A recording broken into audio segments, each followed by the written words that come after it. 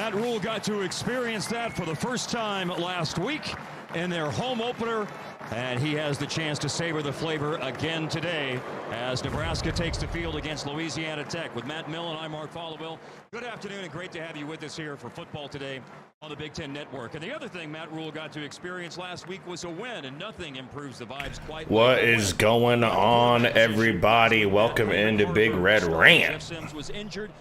Huskers looking to go 2-2.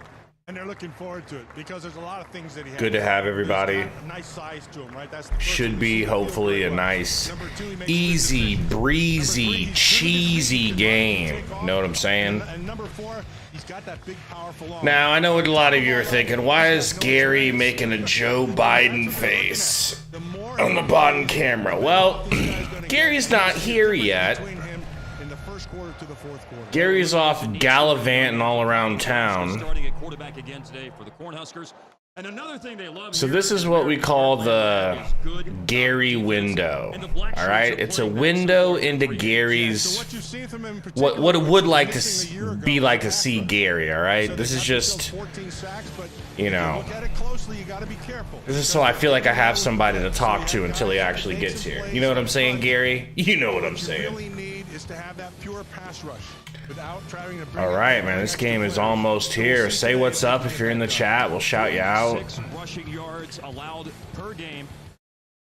Ooh, got a couple of young freshman running backs we're going to get an eye on today. I'm pretty excited about seeing Quentin Ives and, of course, Emmett Johnson. I don't know which one of those guys I should be more excited about. Which one are you more excited about in the chat? What gives you confidence in his ability to run? Here's Matt Rule talking. Well, Heinrich's got a ton of reps with us. You know, I trust all three quarterbacks. You know, Jeff's not quite 100%. Chuba can run the offense, but Heinrich, he plays with passion and energy. This will be some unique challenges today. We're just going to have to adapt. It'll be good for him to get a second win. What does he need to do in order to get off to a fast start? What's going on, Mark Hub? Dan the Corn Man, first in the house. Gary says he's Gary Vanting around town. That's more like it. Try to play good football. Royal Pine, he's this close. He is on thin ice. Former Temple and Baylor head coach Matt Rule now in year 1 at Nebraska. Sonny Cumbie is the head coach for Louisiana Tech. He's at his second excited for this game. From one last easy game before Michigan. At Texas Tech. He's been an assistant coach. Mark says Emmett got some juice. He does. He definitely does. So does Quentin Ives. We got some really talented freshmen all around. In season 1 for the Bulldogs, he was 3-9. Or presumably talented. In the sky, there were some showers earlier in the day, but the rain has stopped now for about 3 hours. All right, the rain's been done. Winds at 11 miles an hour. I was really worried about it raining and having Jeff Sims, but it looks like neither thing is going to happen. People are saying HH is getting the start. That's what I'm talking about. I put him in the thumbnail because, you know, I was just hoping I'd be right. Maybe we see both quarterbacks, though, right? This is the kind of weather that the big guys like. There's no sun to beat them down. You can kind of stay cool. Here comes the kickoff. With Smoke Harris and Cyrus Allen back deep to nice. receive, there will be no about 8 yards deep into the end zone. Touch back. Welcome in, guys. I don't know if you have. I'm sure most of you guys have already, but if you haven't, help us out. Hit that like button real quick. Start growing this stream a little bit. What's going on, Rick Moreno? Round Rock, Texas. Jack Turner, who went 9 for 14 last week, and you see his total season numbers: 136 yards, a touchdown. Yeah, they need to get back to that Husker ID, man. Just embrace being a running team. Obviously, you would think they'd want to run the football, but what they're going to do is spread it out and try to take. All right, here they are. Shotgun, 5 wide. Right over the middle. Nice defense by MJ Sherman. No, it wasn't Sherman. Sorry, it's number 42. Baird. Let's go. I thought that was going to be an interception right off the bat. So they got Jack Turner starting? All right, I got the wrong guy on the thumb, but no one's going to notice because nobody knows anything about Louisiana Tech. That's the guy that they have to get the ball to. Shotgun again, 4 wide, 1 in the backfield. They throw it out. Like a quick screen out to the outside receiver. Hey, is that Kenny Bell? Kenny Bell on the sideline. I got his jersey up here. They can't drop them. You can see this Greatest forever says, show the game. Yeah, that would be great. I would love to, but we would definitely get copywritten. Get struck down real quick. I don't know how that one dude was doing it. They went empty set on first down. This time it's Keldrick Moody. 3rd and 10. Play action. You got to get this tackle, boys. Smoke Harris is playing and gets a first down. Unbelievable. Damn. This is a kid. I was saying in the preview it would be dope if he didn't play because he is real nice. Would have made it an easy win. A little flare to the running back. They stop him after a couple of yards.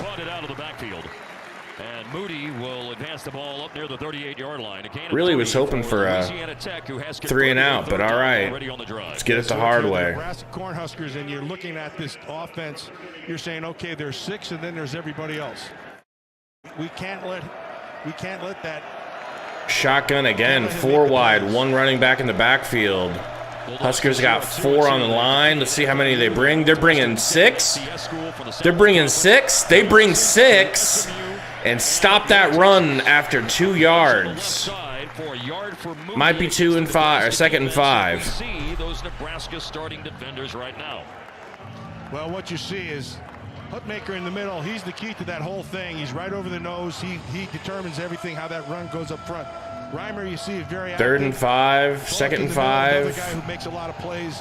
What are they going to do here? On the backside, along with Omar Brown, Singleton, Herzog, and Newsome, they're all active and they're good cover guys. 3rd and 6. 5 wide. No one in the backfield with the quarterback, Jack Turner. Oh, they got a little bit of pressure. He throws it too deep. Way too deep. They're going to have to punt this thing away. Omar Brown with some nice coverage. I mean, the pass was just way over the receiver's head. Take this run game away and turn it into a passing game. And if that's the case, how many commercials do you guys think it's going to take until we get a Dion commercial? First commercial? 2nd, 3rd? Well, it's good to start well on defense, and Nebraska has done that. Here comes the punt. They have not surrendered a point on a drive to open the out of bounds. Second half all year long. That is shanked, by the way. By Oschendorf. There is a marker down. Oh my God! It was shanked. How far? Transfer from we get it at at their our 40. He's helped out though by a flag. Let's go. Now it's a 21 yard that is punt by Oschendorf. Rick says as long as you don't monetize the game, you can show it. Is that true? Because if that was true, it would seemingly be worth it. I promise I will look into that. Because, Rick, I've got a Phoenix Suns channel. My main channel is a Phoenix Suns channel, right? And even showing highlights of the NBA. Oh, boy, Gary's here.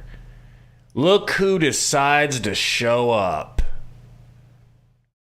Look who it is. Looks like you can't hear me yet. Yeah, I can. Can? You can hear me? You can. All right, well, I guess it's time to take the Gary window down. Nope. You can leave that up. But I know you like the Gary window touch. All right. Well, now how was Gary Vanton? How'd that go? it was good, man. It was good. Driving around in the rain all day. Well, luckily the rain stopped, but I was saying earlier, I was really afraid it was going to rain and we were going to have Jeff Sims, which is like a double dip into disaster. You like that alliteration? I do like that. You've been working on that. Did you have that one saved up for a while? Yeah, I'm tired as hell because I didn't get any sleep. I was up all night thinking about it. Well, Mark says they're going to test pass rush and DBs. Hope we go option right. Did you see the first drive for the defense? No, I saw the last play in the punt. It was looking like a 3-and-out, easy, lemon squeezy. And then Smoke Harris, who I heard he's playing. Yeah, dude, it did not look like he was going to play. Like, that injury he got last week looked bad. But he muscled his way for a first down, so it definitely looks like we got control of this on the defensive side. But, bro, I just hope Haarberg steals the job. Like, I hope he plays so good that it's just undeniable, but I don't think that's possible. Do you? I mean, not that he couldn't do it. I don't think it's possible that Rule will back off of Sims. Completely, yeah. I mean, I don't see that happening. I just really... Do you think he could play good enough to... Is there... Haarberg, is there something he could do to steal the job in this game? What if he looks like a white Mike Vick? I mean, if he keeps not turning the ball over and letting the offense work, especially if he tries to go to Sims at some point and Sims still having those problems, I think that kind of seals it up. You know what I mean? Hang on, I'm going to turn this other light on so it's not flickering with the TV. The first series on offense for Nebraska. With all right, Haarberg in a shotgun. We got 3 wide. Tight end out there. We got a running back and a hand it off. Nope, gonna play action. Oh, he gets crushed. He gets crushed. Jeez, did you see that? You're going to hear a lot of him today because he is active. Who let him through? This is just He's had too many guys. They brought the backers. Too quick, comes right up the middle. The worst place that it can come for a quarterback because he sees him coming. What up, Donald Clark? Randall's very active in this defense. Nebraska backing up after the 21-yard punt. There was a penalty on the punt, then a sack. Very good in the quarterback run game. Haarberg last week ran for 90 yards. Royal Pine asked, have you guys reached out or has Corn Crazed reached out to y'all about doing a collab? I talked to Corn Crazed last season, and we talked about doing a collab. He was talking about having us on, but it didn't ever materialize. But we just figured he's just super busy. I mean, he's getting such bigger guests than us. Like, we don't blame him at all. Like, but we love Corn Crazed. Oh, Haarberg with the nice little juke. Nice little pass, and we're going to be 4th and 1. You want to go for it? I want to go for it. I want to go. Did you see Malachi was in on the last play? No, I didn't notice. I'm not a big football brain like you. No, you're not. That juke was nice. It's weird that Corcoran let a guy through. That he had to do that. Corcoran would never do something like that. I don't believe you. He usually just pancakes everybody on the I don't believe you. Not a particularly big individual. He's a short guy. Transfer from Virginia, where he Haarberg under center. Oh, they gave the first. They do. Oh, they gave him the first. Yeah, it did look like it on the replay. Did it? The replay looked like he passed the actual sticks, not the yellow line. You sound like a homer right now. Wow. I don't think the Huskers are going to lose again this season, if I'm being honest, after that last drive. Didn't play a year ago. And Grant has experience, and then you can see the rest of it. Billy Kemp and Okercher. I think takes Royal Pine for real. Haarberg booting out. A lot like that play last week. This time he just throws it away. Kind of wish he would have thrown that out of bounds, but I'm sure he saw there was nobody there. He would have been able to throw it back underneath, but the coverage was fine. One of the things you're going to see with this Louisiana Tech 3rd and 8. there's 3 guys in Offense just looks really out of rhythm, man. almost always around the football. Yeah. And it's both the linebackers, 6 and 3. So Randall and Boateng. And then they got a safety back there, 0. Miles Hurd. That doesn't have anything to do with our offensive line being Swiss cheese, does it? You just saw number 3. You mean Steele? He does have Swiss Steel Steel. Haarberg throws it deep.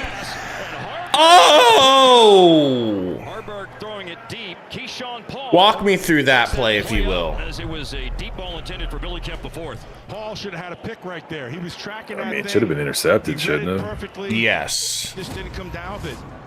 This, you can see him on the see a outside, and now he's replay. going to close on it. Right?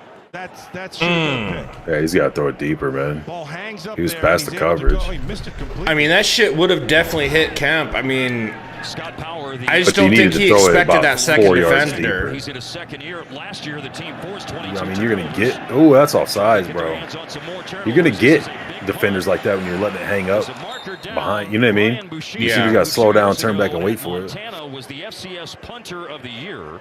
And it's averaging 41 That guy that yards just a threw the kick this year, football but again, there's a back. marker down. Yeah, That was the greatest moment of his life. He was like, everybody's watching. Let me fire this thing off real quick. They're going to clip that, and people are going to be running that all week.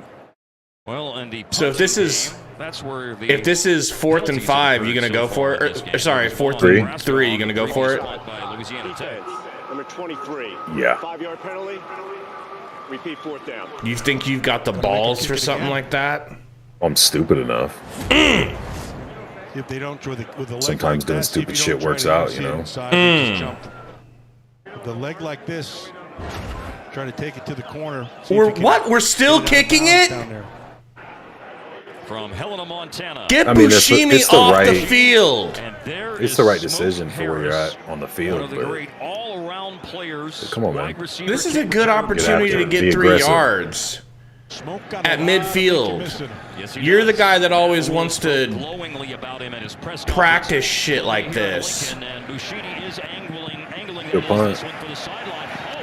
Oh, wow, Harris. Oh, Risky Smoke throw. Harris gives no fucks. no. Bounce to the I 8-yard think they line. should have went for it, bro. Trust your defense. They can stop I him. agree, but I get it.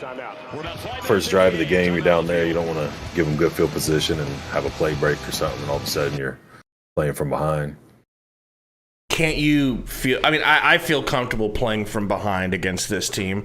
Like, and that's not something I would say against really any other team left on our schedule. But don't you think we're going to be playing from behind next week? Like, I don't know. I would be a little bit more loosey-goosey with the beginning of this game. Just the beginning. Like you just said, we weren't going to lose another game. They're all going to be come from behind victories. Oh, you my think? bad, my bad, my bad. You were saying what I just said. All right, no Dion commercial yet. Was there any to start with? No, I was just asking the chat, like, what do you got? How many commercials until we get Dion on?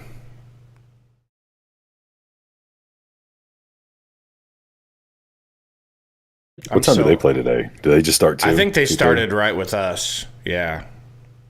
Yeah. Mark says offense need to settle down. I'm okay with a punt. Oregon's already up 7-0. Good. Break their backs, metaphorically. Break their spirits. I need them to get one more win this year. Colorado? Yeah. You put a bet I on bet. that? Yeah, I bet over 3.5 win total. Beginning of the season you did that? Yeah. That was smart.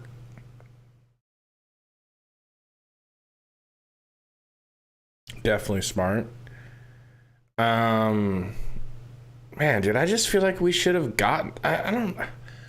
I'm disappointed in that first drive by the Huskers, bro. How do you get blown up like that for a sack first play? They just blitzed, man. They had too many guys coming. I mean, y'all ain't got no contingency plans? No underneath routes? No dump offs? Did Grant get a carry? I don't think so. It's been all HH.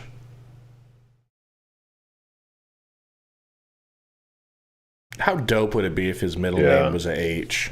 Grant had 1 carry for 2 yards. Haarberg had 2 for -4. They're counting that sack. Why is college football still doing that? I don't know. Today is game number 590 played here at Memorial Stadium. 429 of the previous games have been wins for the Cornhuskers, including last week. Ooh, nice little trickeration to get it to Smoke. Smoke gets hit. Maybe a yard. Brown's been looking nice already, man. One of the things that this offense doesn't really want to do is run on the inside. They don't match up very well. And one of the reasons that they My don't coochie match pink up well booty is hole their nose tackle Brown. at Nebraska. You know. And it's Nash Hutmaker. You can see him right there. Great Got song. here- What up, Steve? got here 3 years ago. Undefeated high school wrestler. He is now playing. He's gotten better every single year. He Shotgun, got 3 wide, 1 in the backfield. all those wrestling skills. From Chamberlain, South Carolina, and he's trying to collapse. He rolls out to the right, looking downfield, gonna run.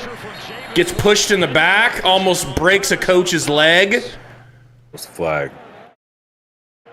Gotta be a hold. While we're waiting for Jerry McGinn to indicate the penalty, a quick note on Nash Hutmaker. You said an undefeated wrestler. How about 166-0 and the last 73 all by pinfall, man? Yeah, that's. He didn't push him out of bounds, did he? I remember when he was coming out.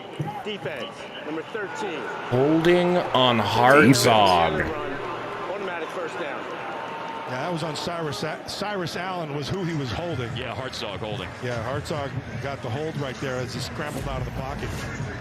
And you can see, you'll see him down the field right there. He's getting held. Why? And can't get away. So Why would Hartzog be holding? What does that mean? Hutmaker, I just think those defensive linemen, any defensive that seemed lineman kinda out there, weak. if you have any chance to wrestle, you should wrestle. If Hartzog's trying to get off of the block to go tackle, why would he be holding, or just holding the Right, receiver I so mean, he I doesn't get it. break free? And Or if get, he's holding him there, but he wasn't like he was pulling away from him, like trying to go somewhere. Nice gang tackle there on Harris. They're using Harris like every other play. I don't blame them. I would say I would too. Auto Owners Insurance, Louisiana Tech offense, Cornhusker defense. Well, when you see him, you're going to see Hutmaker. He takes care of everything on the inside. Luke Reimer is the guy. He's usually all over. I love how Hutmaker has just like come onto the scene as a real stud. You know, like I thought it was only going to be Ty Robinson. Uh-oh. Okay. They get him down, but I feel like Turner had too much time in the pocket there. Essentially right now, what Nebraska's doing, they're coming out and they're just locking up on him. They're saying, go ahead and run away from us. We think we're faster than you. We think we can hold you at the line of scrimmage. If you want to play the pass game, you're going to have nowhere to go unless you can win the one-on-one matchup. Matt, a minute ago, Smoke Harris. Did you watch that video I sent you of Tony White breaking down? He called me. Figured you'd He get a called me boner out of before he that. went on. He wanted to know what was happening. He wanted me to explain it to him. Those 80 have played for the Louisiana Tech Bulldogs. He's down there in the slot. There's a whistle before they have a chance to throw it his way. Timeout. Louisiana Tech. Their first of a half. Sonny Cumbie. All right, and they took a timeout because they didn't like what they saw. Midway through the first quarter here on BTN. That dude got a belly for being as quick as he is. Not only that, like he looks pretty stout, dude. Like he's Yeah. actually pretty muscular, and yeah, he does have a little bit of a belly. Oh man. What are we doing for food, man? I'm starving already. That's because you've been up all day. You know, I'm over here drinking black coffee to trick myself into thinking I'm full. I had so much coffee this morning. I bet. How much sleep did you get? Less than you. Mm. How much did you get? I'd say a good clean 5.5 to 6 hours. Yeah, I got like 5 hours and 10 minutes. That's pretty good for you. That's like a full week's sleep for you, though. I don't know what I got. Probably about 5 hours. What's going on with that Colorado game? I almost want to flip it on. I'm going to flip it on a different window here. Still 7-0. Looks like Oregon's got the ball back.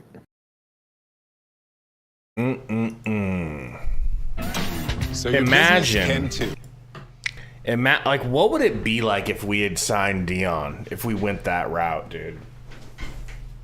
How sustainable is that? I don't know. I mean, I think he won't have any trouble recruiting, but I mean, did you just say you don't think he'll have any Chubba recruiting or trouble? Yeah, he's not getting any guys like Chubb. He ain't that good. Has a unique relationship with the opposing quarterback. But I mean, having his kid for as long, and a lot of these kids, he coached it from like Pop Warner level up. You mean, so what's going to happen when he's recruiting? Maybe they're still good. You know, you get talent, eventually it shows through, but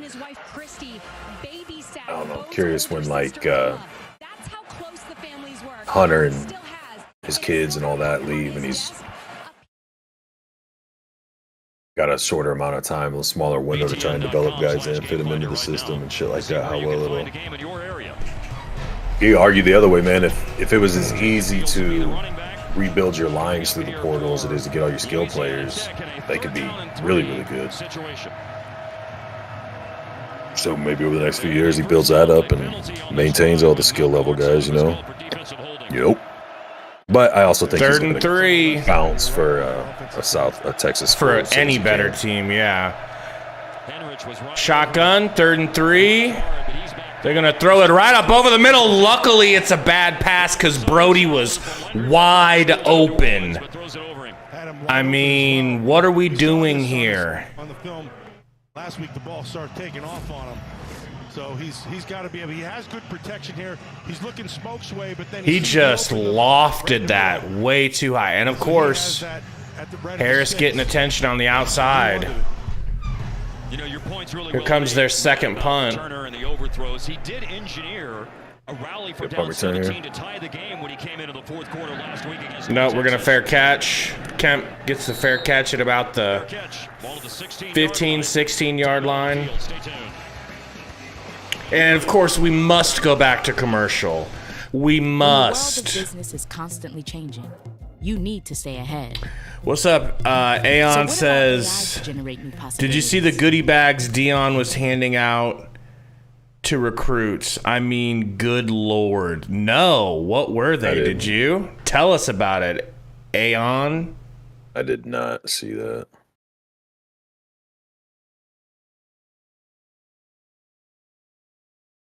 Were they Gucci bags? I don't know, man. I'm tired of talking shit about Dion in Colorado because I don't even dislike Dion. It's like everything else where it gets so much attention. I'm just sick of hearing it. Yeah, he's definitely. He needs to be. Maybe he doesn't need it, but I would like to see him humbled because he's just too arrogant. It's just a little too much, you know? Yeah, I mean, I kind of like that aspect of him, but it's not a characteristic or a personality that I want to be around all the time or have put in my face. You know what I mean? Like it's one of those things where like it's cool to. It's like a wrestler. You know what I mean? Like it's funny when you see clips or whatever, but it's like if you were around somebody that acted like that all the time, like that's just what you got all the time, and then you're constantly around. You know what it is? You know what it's you know what it's not unlike? It's not that far unlike Donald Trump. He's so polarizing. You either love this dude and will go to war for him, or you just want to see him get shut up. But either way, you keep watching. Yeah. You're watching. And the media knows to keep him on camera. Hoping for failure. Yeah. Yeah. Because it boosts views. It gets ratings, yeah. Anthony Grant, you can see he's gonna have to carry the load in that running game. 27 watching. We got a few more people jumping in. Welcome in if you just joined in. Please help us out and hit that like button for us. Really helps this stream grow a little bit. What's going on, Farva? Says if we lose, he's going to drive his truck off a cliff. Hold tight. I think we're going to win. Fake handoff. Haarberg lowers his shoulder as he's falling. He should have taken it outside. I think he was stumbling, but Miles Hurd a tackle after 8 yards. Now Haarberg, it's not like he's a little. Doesn't he guy, look he's like Matt 6'5", Leinart with his helmet on? 6'5", about yeah, he does. 220. You're right. A Has tall some skills. Leinart. Here, you're just reading that end man, and Fedoni does a nice job of taking him out of there, and he takes advantage of it. 2nd and 3. Ooh, under center. Got a fullback out there. They're looking to plug up the line. Baron Liebentritt is the fullback.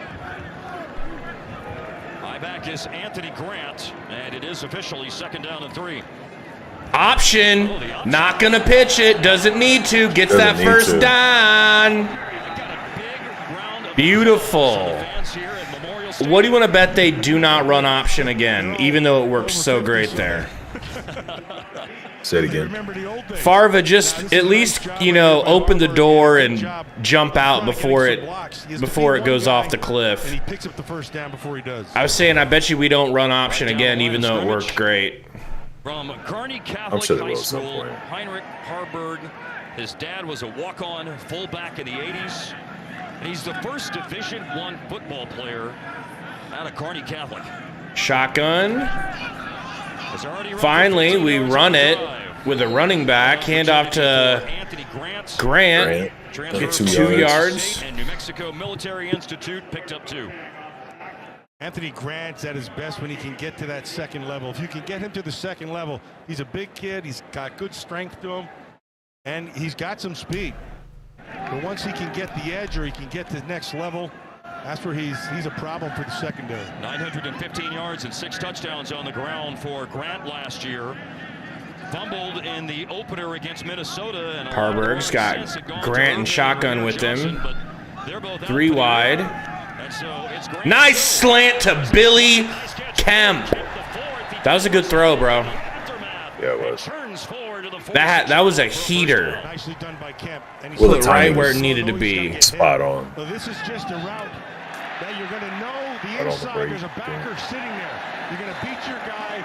You know he's going to be on you quick, so you get this. I really like that he looks like he can throw those passes with ease, man. That went for 13 yards. His deep ball doesn't look bad either. For the Cornhuskers on offense, 14 and then 13 yards. Shotgun, we're at about the 46. 3 wide. Ben Scott to center. Snap back to Haarberg. Quarterback. Designed QB draw for 2 yards. What do you think about that play, Gary? I'm all right with it, man. As long as you keep moving it. Last week against North Texas for Louisiana Tech on that tackle. Well, he Keep wearing on him. Turner Corcoran, their tackle kind of got in his What way. up, We don't have Shithouse? the explosiveness or the line to Or else he'd get have gotten more. crafty with shit. So we just need to embrace the fact that we just have to wear on. Teams like at this level in Michigan just wear on them, wear on them. Oh, And hopefully they break. Preferred target so far in the game. That one, a little too much heat on that pass to Kemp. With Boateng on coverage. Kemp and Smoke Harris are similar builds, and they're similar players. They both are quick guys, quick twitch guys, get in and out of breaks real fast. They're hard on the underneath routes. They both catch the ball well. Good with the ball after the catch. 8 catches, 70 3rd and yards 9. this season for Billy Kemp going into play today. Shotgun. Into those numbers. There's a 3rd down. Louisiana Tech. Decent blocking here. Last week. Nice pass. Oh, I don't think Washington completed it. They can't do that. That's a catch. This level, you got. I can give Shut that, Washington man. a pass. He normally comes through there. He normally comes through, man. You're going to make mistakes every once in a while. He's been Yeah, but that's so... situational, man. 3rd and 9. They already got you off the field on 1 3rd down last time. Back to the ball like he Get a should. chance to keep Dude, it going. what a throw, bro. And the chest- What a with that throw. chest plate, He turns Can't around drop and that. that ball is already on him. Matt, we talked to defensive coordinator Scott Power before the game, and his defense on 3rd down was bad. at 14-0 Oregon, says against the Scott. opponents Let's in the first 3 go. games, but North Texas converted 61%. The last punt week is on 3rd off. downs. A soft punt. That aspect today. Uh-oh. Just as Smoke Harris was back to field that punt, he Cutting back ain't gonna help you none, bro. These Yeah, guys swarm. it's good coverage, man. We're back in 15 seconds. Spankings at a deluxe Oh, man. birthday party. He said Washington doing what he does best. I feel like Washington's Washington fan. I feel like he's been pretty clutch this season so far. Like when we need a third down, it usually goes to him and he comes up with it, like Clifford Franklin. I feel like most of our receivers are afterthoughts with the way our offense is. Ooh, they didn't go to commercial. Let's go. Jack Turner, handoff, up the middle. Just tackle. Rare. DB to running back, and he picks up 3 yards. Blaze Gunnerson the tackle. Hurry up offense. They snap it again already, guys. Over the middle. Nice tackle by Bullock. Fields was a running back in high Redeemed school, himself after that last missed tackle. His high school tape was a running back right now. That's why they made the change. Yeah, absolutely. Once you have those skills, they don't leave. What up, Brady? Especially if as a receiver, we're keeping an eye on your game there, Brady. You have those run skills. Let's see what happens here in this 3rd and short. Keith Willis Jr., Jarvis Thornton, Tyree Shelton, top 3 on the depth chart at running back are all injured. So Fields, Turner, 3rd and 2. Shotgun. Handoff fake. QB run. Nice tackle, but they get the first. Well done by Turner, and that's just a. It's a good read, bro. Not necessarily a read as much as it is. This is a called play. Now he's still reading. No, he read that. He's reading 5. John Bullock. And see if Bullock flows with it, then he pulls it and takes that. The announcer was saying that it wasn't a read, it was a designed run, but it looked like he read it. Safety. Tony White, the defensive coordinator, told us yesterday you'll tell him what. Spring practice and his skill set. Morgan Wallen's in. He's asked to do at that position has really shown out. Oh my goodness! Load up. Newsom with a great tackle in the backfield. They tried to pitch it left. Newsom at corner. And well done by Quentin Newsom, and they know. Look, these corners are ready for the run game. Like they've talked about the run game all week. They practice it. See how fast he's able to. Damn, bro, that looked like it hurt Newsom. He said, going to have to go watch my team ISU and see if it's time to get rid of shithead Campbell. Remember how many people wanted us to get Campbell last year? Yes, I do. Started doing those potential coaching videos. Yes, I do. He just lost yardage. Oh! My heart's Third out. down and long, a loss of 3 on first down, then an incompletion on second. Yeah, he's staying in? One of the things that Jack Turner's 3rd and 13, I'm going to be pissed if they get this. Play like that there ain't no way of getting this. You have to know that receiver has a defender in his back. You got to keep it down. Well, props to their coach for trying to get something going. This is one of the most boring games I've ever watched. Jay Curry, I've never seen a 0 look smaller on a jersey than with Hutmacher. It's like a period. It does. Great tackle by Javin Wright. Why would you run that at that spot? Oh, I thought last play was 3rd down. Nah. Try to pay attention. Try to keep up, all right? I'm new to this whole. What do you call it? Football? You have another 7 in the box. Yeah. And 7 in the box dealing with an inexperienced. Some people call it foosball. Yeah, and so you got your 5 linemen and 1 guy. That's it. So you lose the numbers battle. From Savage, Minnesota, Blake Oschendorf. Nice kick. 6'6", 220. Out of bounds on the punt at about the 20-yard line. What happened to we're not going to fair catch everything? Well, he was going out of bounds anyways. That I know, was but I'm saying, like, bounds. other than the one Ramir Johnson return. If you've ever wished you could take Buffalo, I mean, granted, we're not turning the ball over on special teams, but like nothing. Because Sonic stuffed it in a crispy. What if? Supposed to have all these track stars and athletes and explosive guys, and it's like. What if he just felt really comfortable with Ramir handling everything? But now that he's out, they're like, yeah, let's play it safe. I mean, Kemp. Maybe it's just Kemp in the moment making that decision. We're now on the last minute. Sure he is. I'm not saying it's a bad decision. I'm just saying. Ooh, option again. Get out there, Haarberg. Get out there. That's a good run. Beautiful, bro. Like that dude was just not gonna catch Haarberg. He looked like Vince Young, tall, long ass strides out there. How much wind resistance do you think his play calling wristband was creating there? He'd have been gone if it wasn't for that. If that would have stayed close. It was like a kite. Yeah. Haarberg's jersey is just all kinds of contorted. It looked to me like it was Borkercher who had that who had a nice block there to spring him. 1st and 10 in their territory. Yards. He ran for 98 last week against Northern Illinois and well on his way to a performance like that again today.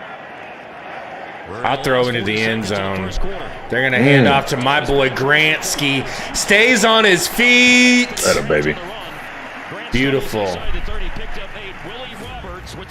Now this is what you like to see from. I'm just thinking throw into the end zone because it's 1st and 10, and I don't think they would be expecting we gotta it. cut What? that. Picked up another 3 yards out. Corcoran grabbed his guy and drove him all the way to the middle of the pile. Kind of doing the same thing there. Division II transfer from Westchester. And we got a hurt lineman. That's Scott. It looks like Scott. No. Last number was 7. Scott's a 66. Piper. Might have been. On season 6 of Fansville by He's up. Yeah. He's On 1st and 10 like that, I like the idea of, shocking them with a deep shot, just trying. Like, I kind of trust Haarberg throwing the ball. Maybe I shouldn't. But I trust him throwing it deep. He throws a deep touchdown in this game, dude, and it's like, how do you go back to Jeff Sims? Especially, how do you go back to Jeff Sims? He don't have as strong an arm as Sims. Sims has a strong arm? Stronger than Haarberg. How do we know that? Because I just told you. Oh, shit! Yeah. It's starting to click now. I want to write that down because I don't want to make that mistake Jot twice. that down in your little notebook. Well, I feel like his deep passes are further along. I mean, you don't really see a lot from Jeff Sims, but Huskers Talk with Romp says he wishes he was half the YouTuber as the guy on the bottom. Yeah. I don't blame you, Romp. That sounds I don't about right. blame you. Who's on bottom? You? No, you are. He's probably got his phone upside down. Oh, okay.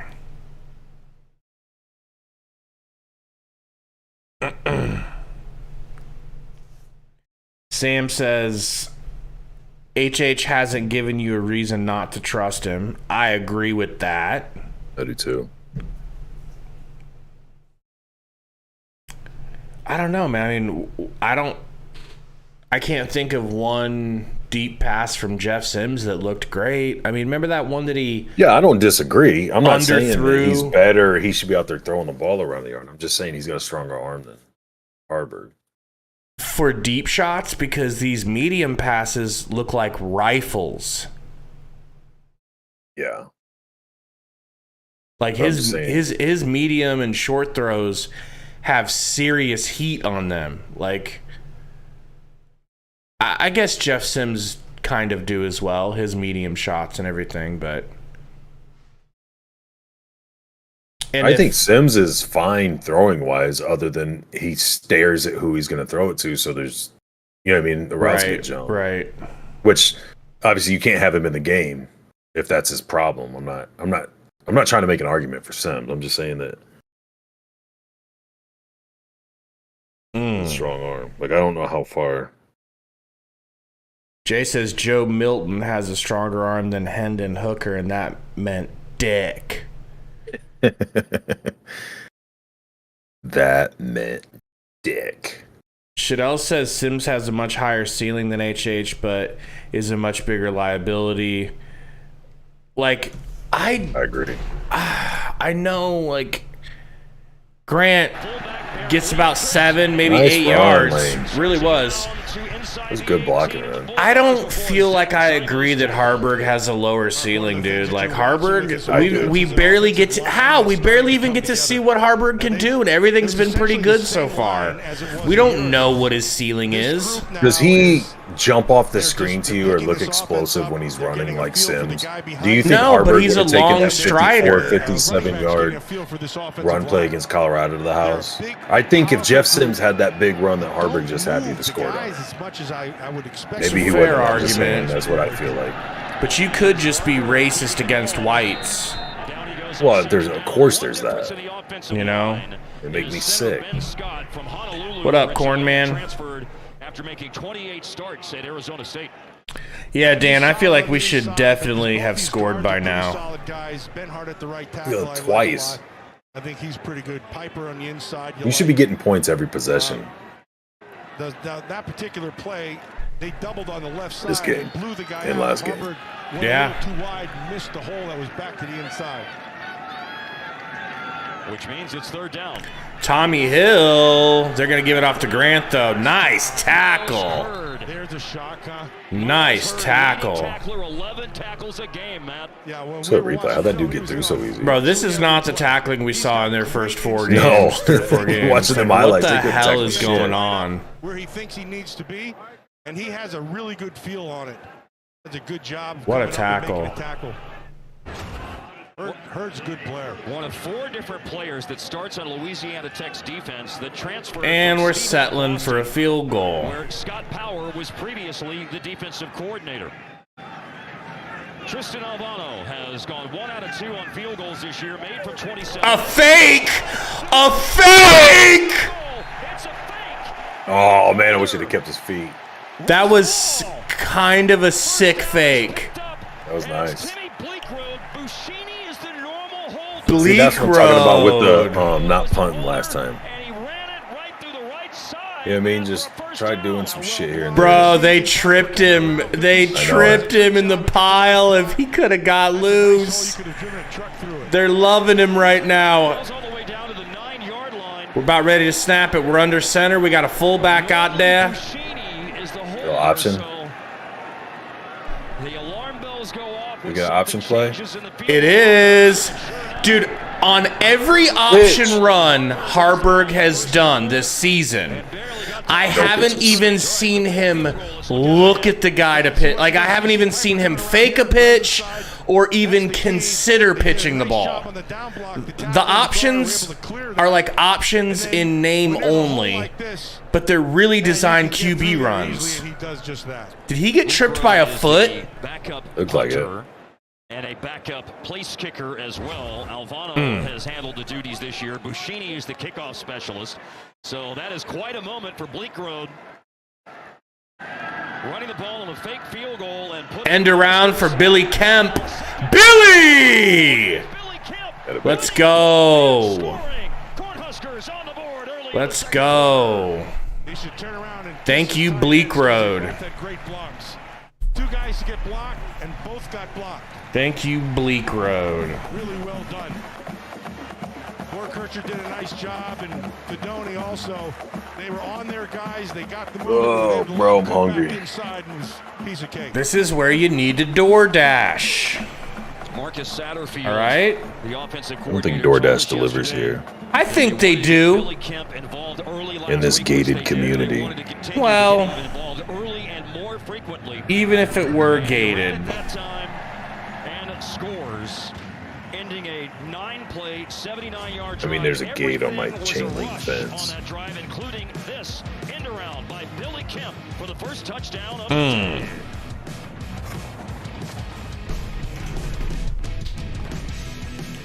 I'll Hopefully take that an fake field goal kind of got shit momentum. You know what I mean? get the definitely know what you mean. Seemed very lethargic for a while there at the start.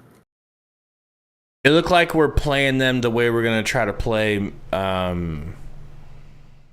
Michigan, just real like careful calls and shit. Just like Which is what they should be try doing, not to then. screw up. Yeah, against Michigan.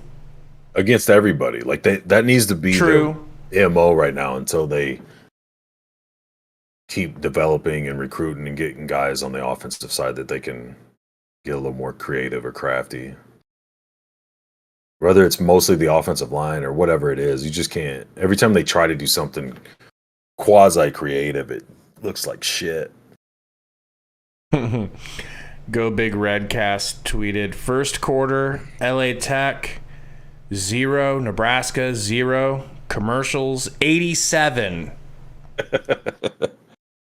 So, can you explain to me, like, because you were saying it last week, you're like, they said they were going to do less, like the time of the game is supposed to be sped up or something. What was that now? They don't stop the game, or they don't stop the clock after first downs, and all the out of bounds doesn't stop the clock until the end of, like, inside the 2 minutes. Yeah. So it's like, oh, cool, the games will go quicker, you know what I mean, because the clock keeps running. But now they just do TV timeouts all the time. Like, they take that where you would think it would take a half hour, 45 minutes off of a game instead of letting these games wrap up halfway decent. Oh, these games are like the exact... Yeah. Yeah, they added a half hour, 45 minutes of commercials. And is that just college football wide that's going on, you think? Or just TV wide? I'm guessing... I'm not smart enough to do what we do, let alone go outside of that. That's true. That is true. Try to add... Romp looks up to you, though. He had one guy to beat, and that's going to be It's just because he's shorter. Really looking up. I think he's just as tall as you. He's probably taller than me. I'm shrinking as I get old. Petey says our left tackle looks like a high school team. Or, sorry, no, saying Louisiana Tech. La Tech looks like a high school team. Yeah, they looked like a high school team last week. And the week before, but they're playing better versus us for some reason. Hopefully they can't hold on to that the whole game. Here they go, returning the kick. Uh-oh! Uh-oh! Flag! Thank God! Thank God there's a flag. Dude, I saw that coming a mile away.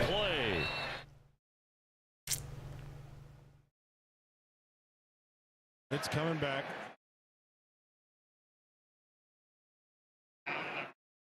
A 93-yard kickoff return for a touchdown. On their own 15. You see this, Jay Curry said Oregon just faked a punt on their own 15 and got it. Wow.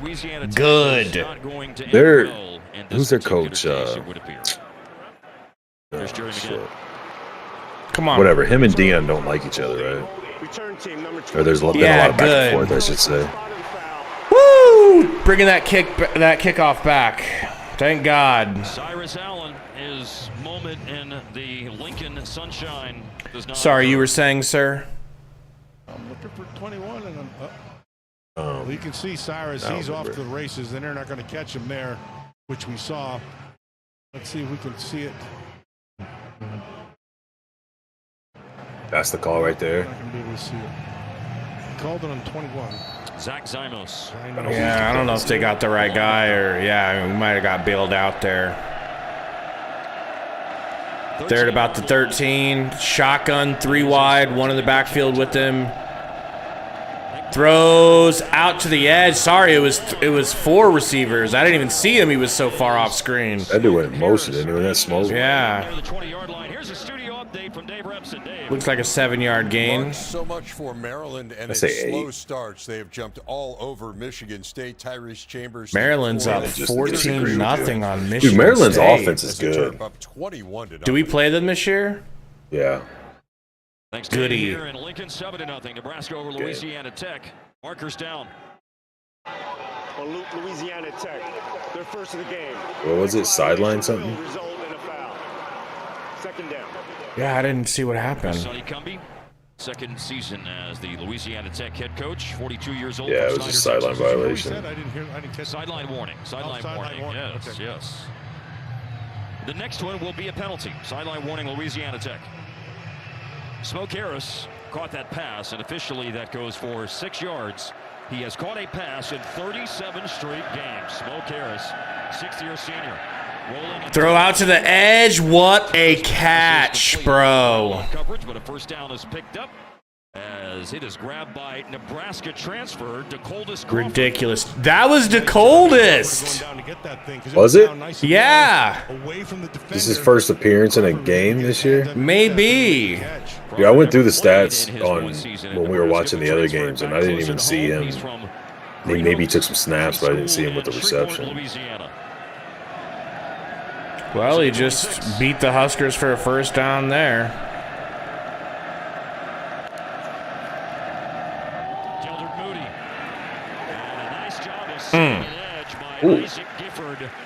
On the Nebraska defense, it forces good tackle. for no gain. And that's really well done. He did a nice job of not getting up the field too far, and then just come to good shit by Henrich. Really well done. Then you saw the tackle made by Omaha's Nick Henrich, who had 99 tackles 2 seasons ago. Dan Lanning, yeah, that's who it is. Three great linebackers: Henrich number 3, Reimer number 4, John Bullock number 5. Shotgun, empty backfield, 2nd and 10. Wide. Oh boy! What's happening, Gary? I mean, I realize we've kept him from scoring, but I feel like they're moving the ball a little easier than they should be. Oh my God, they got the snap off before we were even ready.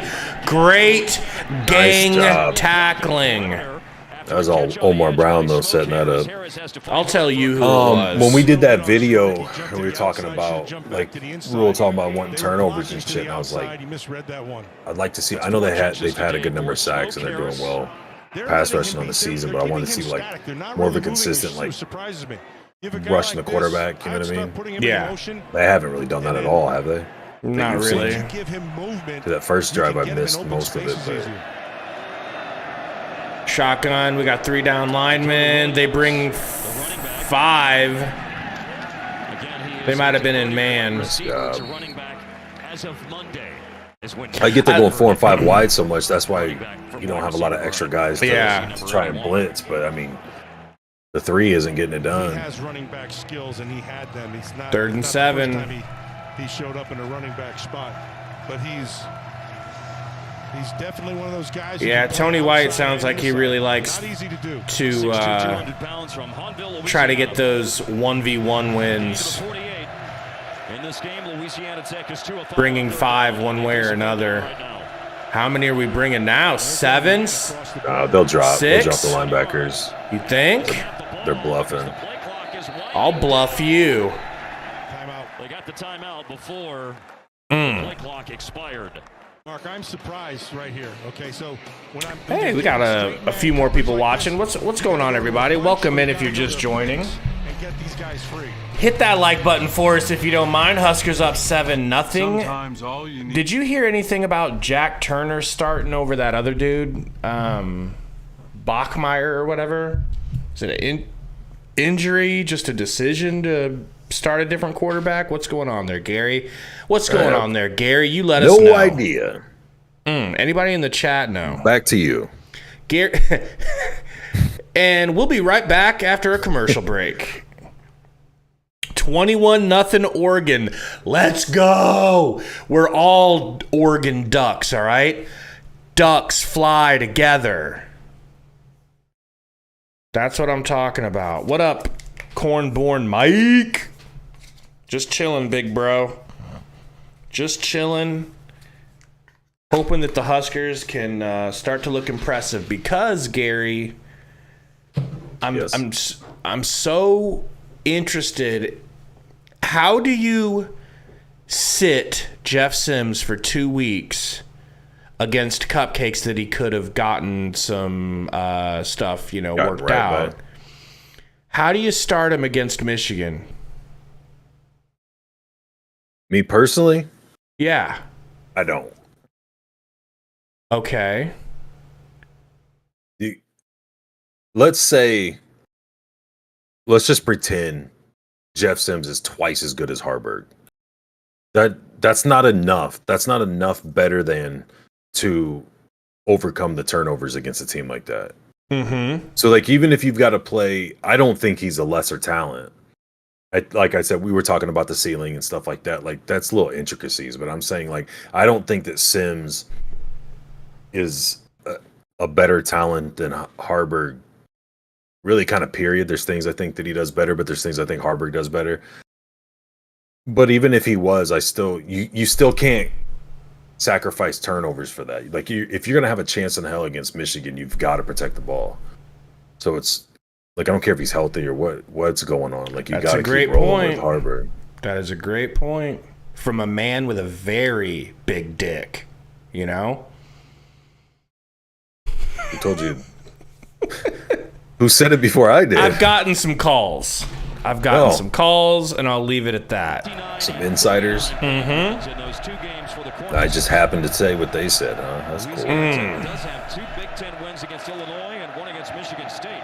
Deep throw from Jack. Oh my God, he's wide. What is happening, bro? Return for touchdown a little bit ago, negated by penalty, but that is a first down catch. Back end ain't looking too good. Neither are the linebackers in coverage. I think somebody said that earlier. That ball was lofted. Talking about ducks. Somebody blew something, man. But he does a nice job of coming down with that catch. Friendly reminder from Romp that the top guy is owned by the bottom guy. We know.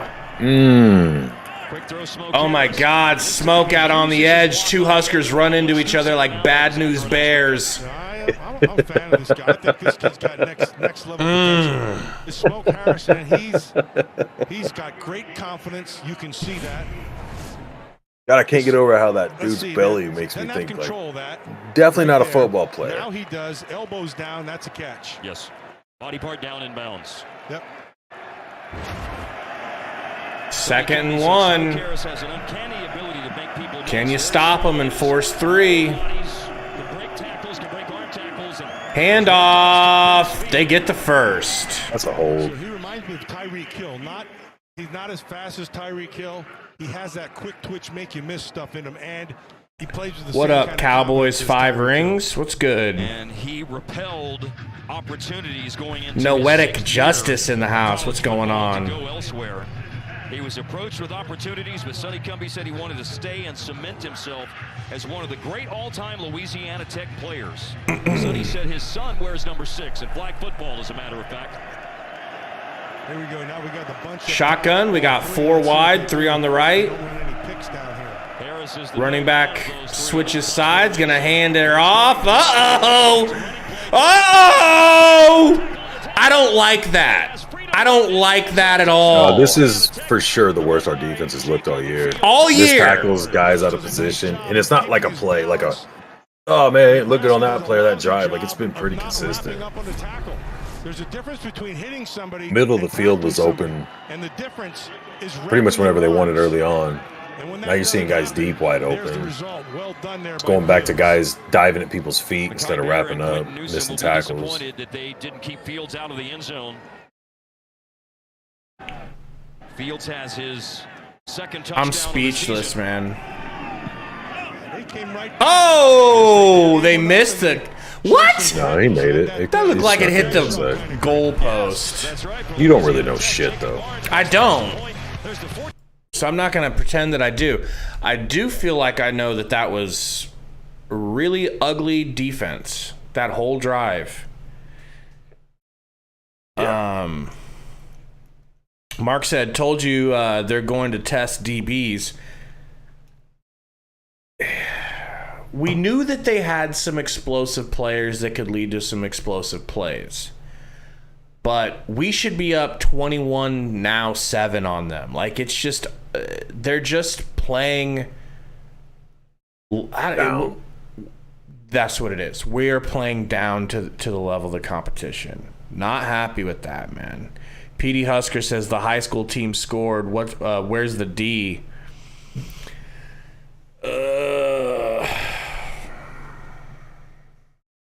I feel extra bad because I thought I was getting a real feel for things, right? I called the Michigan loss. I called the Colorado loss. Minnesota. What did I say? Michigan. Just to act like I said it right from now on, all right? Yes, sir. I apologize, sir. There you go. I think I heard it wrong. I don't think you said That's it wrong. better. Okay. Called the Colorado game. Called the easy win last week. Thought we were getting another easy win this week, but it just makes me look bad. This is all a reflection on me. What do you got? Somebody breaking into your house? What are you listening for? Somebody's walking in. Hopefully they're bringing you a bag of Runza or Don and Millie's. Yeah, they can take whatever they want as long as they drop some food off. Yeah.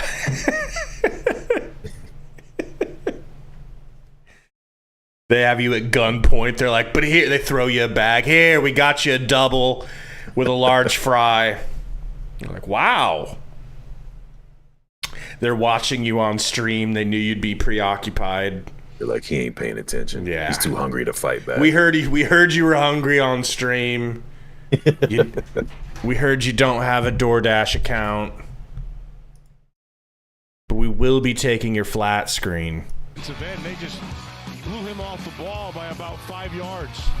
Gave him that lane to be able to get up. So about that fake field goal we did, waking everyone up, that didn't happen. Well, we'll see. Maybe the offense will get going. Wouldn't it be crazy if we have a game where the offense looks better than the defense? Yeah. Oh my shows God. out. A win against Illinois Oh, in man. 2012 and a 1-point win against the Michigan State Spartans in 2003. Kickoff Is the kickoff special is for Louisiana Tech. booted. Buck Buchanan, I know. Yes. What happened? Out of bounds? The best FCS player, Buck Buchanan. Megan McEwen down on the field. Megan. Guys, Nebraska linebacker Luke Reimer came out at about the 8-minute mark in the first quarter and was evaluated by the athletic trainers on the sideline. They were working on his right arm, pushing on his Bro, shoulder, I trying love to stretch him Reimer. out. He then went Yeah. into the injury And I've got a big nose myself. I don't feel like my nose. Don't you dare. My nose Don't doesn't. you dare say what you're about to say. My nose doesn't look terrible straight on, but when I turn to the side, you can see I've got a little bit of a big nose. Bro, Reimer's nose looks like a shark's dorsal fin. That's wild. He should be able to sniff out what the play is going to be. Haarberg with the keeper again on the option. Get it going. Show him those white Now he's legs. fast. Show Gary Now he how looks fast. explosive and high It's because ceiling his- you are. It's because I his am a Henrik wrist was Haarberg closed. stan. See how much faster he was with that wrist playbook? Fuck, closed? there's a flag. Washington is not happy, and he must have said so because there's another flag right after. Fuck. This one's probably going to come back. Louisiana Tech has had a kickoff return for touchdown. Wiped off the board due to a penalty. I never want to see Jeff Sims again. Talking like Haarberg can't fucking break off long runs. Get out of here. Well, there was obviously probably a hold or something else. I would hope when he's untouched he can run. No, maybe. Shadell's, you're right, bro. He doesn't have the explosive acceleration, but I feel like he's got close to the top speed, man. I think he's probably faster top speed, don't you? I just don't feel like he gets. Remember the beginning of the Minnesota game when you were ready to marry Jeff Sims? And we were talking about how he had more like the Taylor Martinez, where he got up to top speed quicker. Yeah. Not quicker than I would, but go on. No, not quicker than you. No. That's what it looked like from here when he got to that second level. They wouldn't even see you. They would just hear you go by. Right down here, right there. Okay, yeah, that's a hold for Scherzies. On who? On Kemp. 100%. Grabbed They didn't his... even circle Kemp. They circled Washington. Yeah, they're wrong. You can see he had. You just need to listen to me. I'll get you right. I don't know why they don't to the officials, cut so this off and just tap in and to our stream and like They should. They really should. I've been texting Rule this whole first half. I didn't want to say anything. I could tell. Grant stopped at the line of scrimmage by Louisiana Tech's steel curtain, apparently. Steel curtain of Louisiana Fuck. Tech. Here's one. That's where I believe it is. Then here's Kemp up here. Could have called it on both of them. It could have called hold on both of them, or you could not call anything because there's an official timeout right now. So Anthony Grant is probably banged up. Oh, great. Running back's healthy. Great, man. Hey, at least we're going to see Emmett. Yep. And we expected to see him today. We might see Quentin Ives, a true freshman from Beverly, New Jersey, as well. Say he's exciting in a lot of different ways. Again, Ramir Johnson and Gabe Irvin Jr. are done for the season with injuries. Anthony Grant has been the man. Haarberg gonna fake the handoff, throw it right over the middle. Woo! Bullock. Behind him. It was behind him. Takes us inside the 35-yard line of the Bulldogs. So the Bulldogs come up and they're going to crowd that line of scrimmage. They're going to go man coverage on the backside. So they fake inside. They draw those backers. And then this I don't know. It wasn't that bad behind him. I've seen worse. Yeah, from the other angle. Automatic defender behind you. You just make the throw and make the catch. Kenny Power says, "Does Tech still have Bobby Boucher?" First catch today for Alex Yeah, I think he ran out of eligibility, you know. Now scholarship player he doesn't. Uh-oh, under pressure. Whoa, they took his helmet off. Comes flying off, which means he'll be coming out. Bro, is that extra pressure or is that Somebody missed somebody up I completely missed it. I didn't look up until I heard you saying God, you're a cuck. Holy shit. It was a stunt move. Latovsky got cooked. Jeff Sims in the game, baby. Here's his chance. He said, well, if we're going to have to punt anyways, we might as well let him heave it 30 yards downfield and get picked off. Watch him take off. Score a I hope he does. Bro, what are we doing exactly? Here's what I do. Offensive line looks Here's what somehow I would do. worse than it has all year.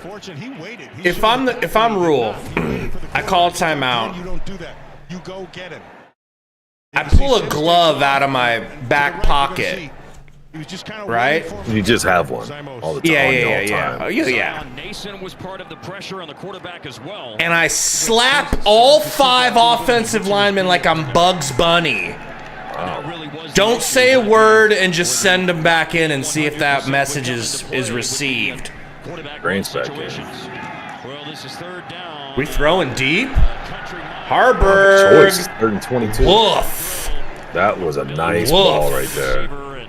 Louisiana Tech got pressure on the 3rd straight play. That time it was Rayshawn Williams.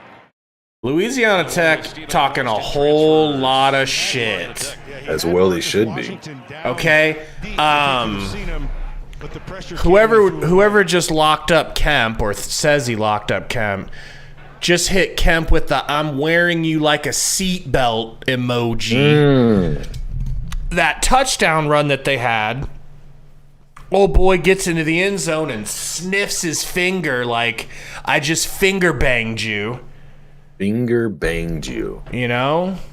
I don't think that's what he's telling them. They're being, they're on us like a seatbelt and they're finger blasting us right now, people. I think he's a next level guy. You gotta hit that like button for us. The thing I like about him most, you got a little bit of a belly going there right there. You gotta love that. That flag came out early. He just brought up his belly, bro. Really good vision. That's crazy. And it looks like he's a leader on this football team. And, of course, the coaching staff, they couldn't say enough. Alan, I know, man. Like, how's Bullock a starter and never gets targeted? I was shocked when he caught that pass. They never go to him. Well, there's an official without a hat on. Isn't he like our leading receiver? Yeah. Or he's really hot. Not really. One of those two things. I mean, the sun. I don't think yards-wise, no. no. It was a cloudy, drizzly day earlier. The sun I don't think we have anybody that's caught more than 4 or 5 catches. True. More than 4 players in the backfield. That 5-yard penalty would be enforced from the end. Ugh, bro. Dude, this looks like our first game of the season. Last year. You're right. Hence the no hat. Like the dumb penalties, the horrible line play, missed tackles, guys out of position on defense, not even getting lined up before some of the snaps.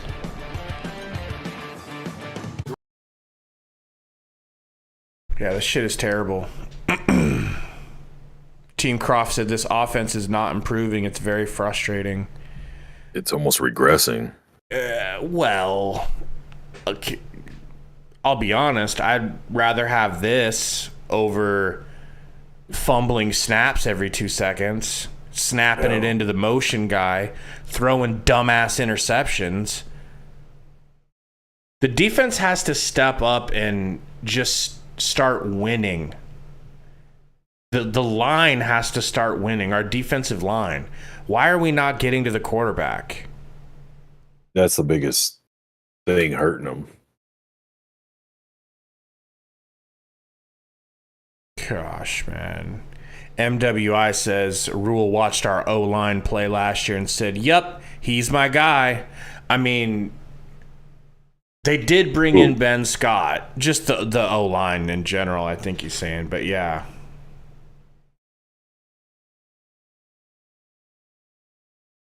Hashman says Huskers should be up at least a touchdown. LMAO. Oh, dude. Should be 21 or 17-7. This is just gross, dude. I thought for sure Nebraska would get right around the game total by themselves. Scott says worst offensive line since I started following the program in 1980. Do you think it's that bad, Gary? Yeah. Really? Yep. Ugh. I mean, but comparison-wise, if you're looking at the 80s, those 80s teams should have won titles. Obviously, they didn't until the 90s, but you're talking about elite, like all-time great lines. So, I mean, that's that wipes out a whole huge era where, you know, even if they were good, they're not going to be decent. But they're worse than they've been the last. I'm thinking back to last season. We were so bad on the line. How are we worse now? This game, like, as far as this game goes? Yeah. Because a lot of times when one guy misses a block or gets beat or whatever, it looks bad on the whole line. But this is like 2 and 3 guys getting through at the same on each play or per play when they get through on them. It's just, and it's embarrassing. It's like, who was that? Latovsky that just wasn't even coming up off his stance yet. Yeah, it looked like he didn't know his assignment. Yeah. And they're like, "Oh, that was cool." Next play, 3 guys go through the A gap and are right in his face.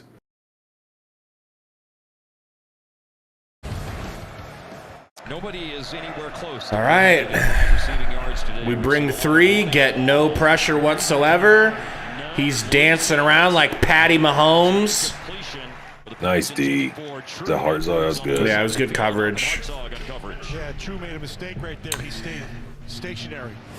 Guys, help us out if you haven't hit that like button. Please smack that thing for us. We need your help. 7-7 game. Teams traded touchdowns on drives, and then Nebraska had a drive that looked promising before the Louisiana Tech pass rush woke up and had what a game. They put the running back in motion. 5 wide. Shotgun. Oh! Is that an interception? Might be. Who wants it? Who wants it more? It's a tie, bro. They both have it. Who wants it more? If they're both clinging to it, it's the offense's ball. Newsom came out with it. Cyrus Allen is there. It's a one-man cold. Newsom. And he's saying it's going the other way. To Cyrus Allen. Right. No, if it's... That's wild. Don't you have to let them fight? They both go down at the same time with it? In football, if you both have it, it's the offense's ball. Whoa. Play goes for 4 yards. Yeah, I think the wide receiver held on to it long enough. More when they first went down. Empty backfield. There's Matt Rule, former Baylor, Temple, Carolina Panthers head coach. Shotgun again, 3rd and 6. Are they going to call another timeout? They might have to.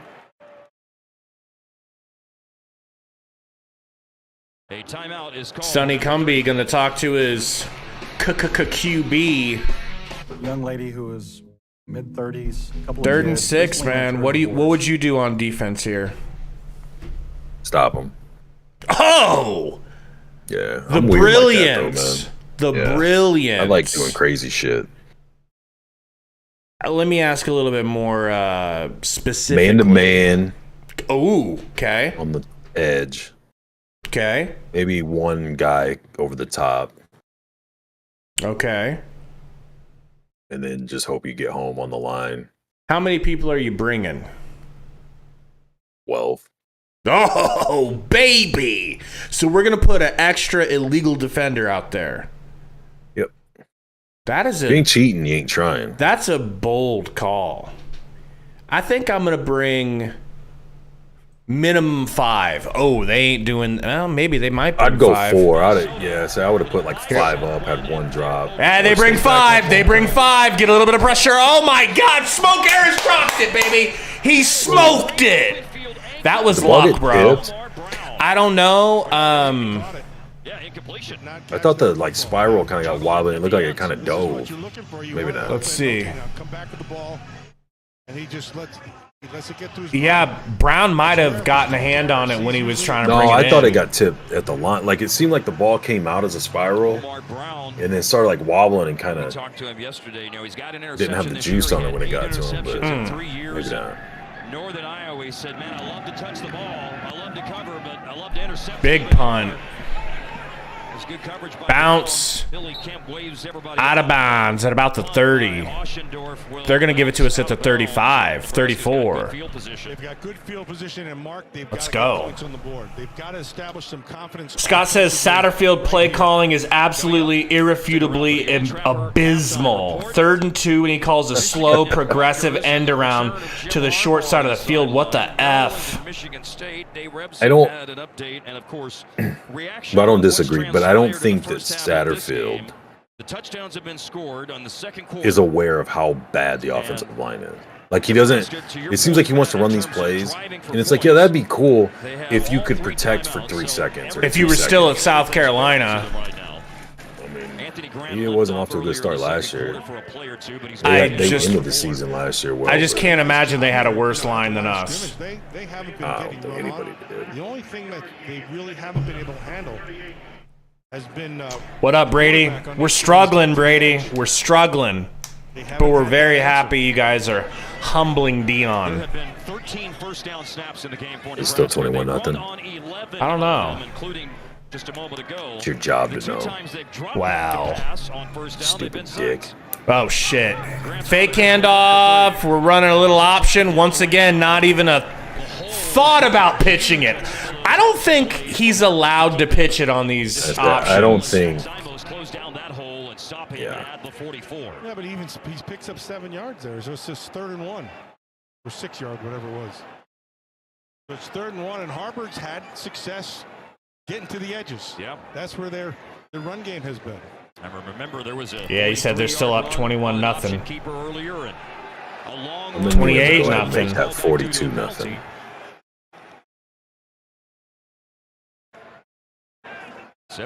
Man in motion. Gonna keep it again with the QB. Uh-oh. He got stopped short, brudda. You gotta go. He did.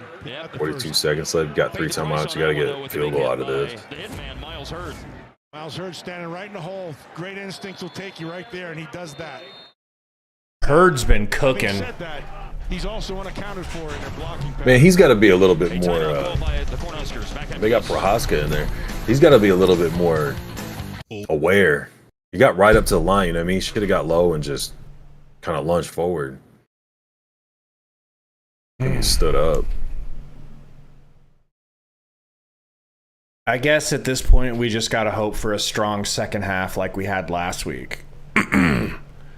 Like, they looked so good last week in the second half. And they're going to have to do that shit again. Jay said the piss from Ole Miss is up 7-6 over Bama before half. Imagine. Shadell says he won't lose us the game, but he's clearly... Read the comment before that. Sims needs the 3rd quarter. Ooh, that's not a bad idea. I'm normally against Sims playing, but I would like to see him in case you're going to play him against Michigan. He definitely needs some reps. Well, plus you need a spark. If you have a chance of a guy that could kind of get shit going a little bit, Yeah. he's something somewhere, man. Both sides of the ball just pretty flat. It seemed like there was maybe a chance of a little bit of life after that fake field goal, but I'll do the same thing. Now, right now, you see Kemp is to the top nothing. side in the middle of those three, and he's off the line, which gives you some right up in here. So he's off the ball. Emmett so Johnson they can't in, get their hands on 4 it. wide. Anyway. Once again, Emmett Johnson.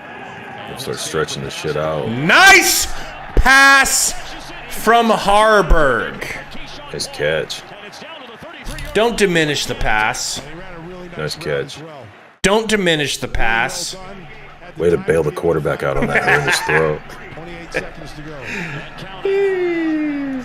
Haarberg, looking end zone, throws it short. Gets Johnson blown up. I'm not saying they should, but why do we get ejected on that in like the Kemp plays every game? But when it happens to us, it's like, no, there's no such thing as defenseless, or there's no such thing as targeting.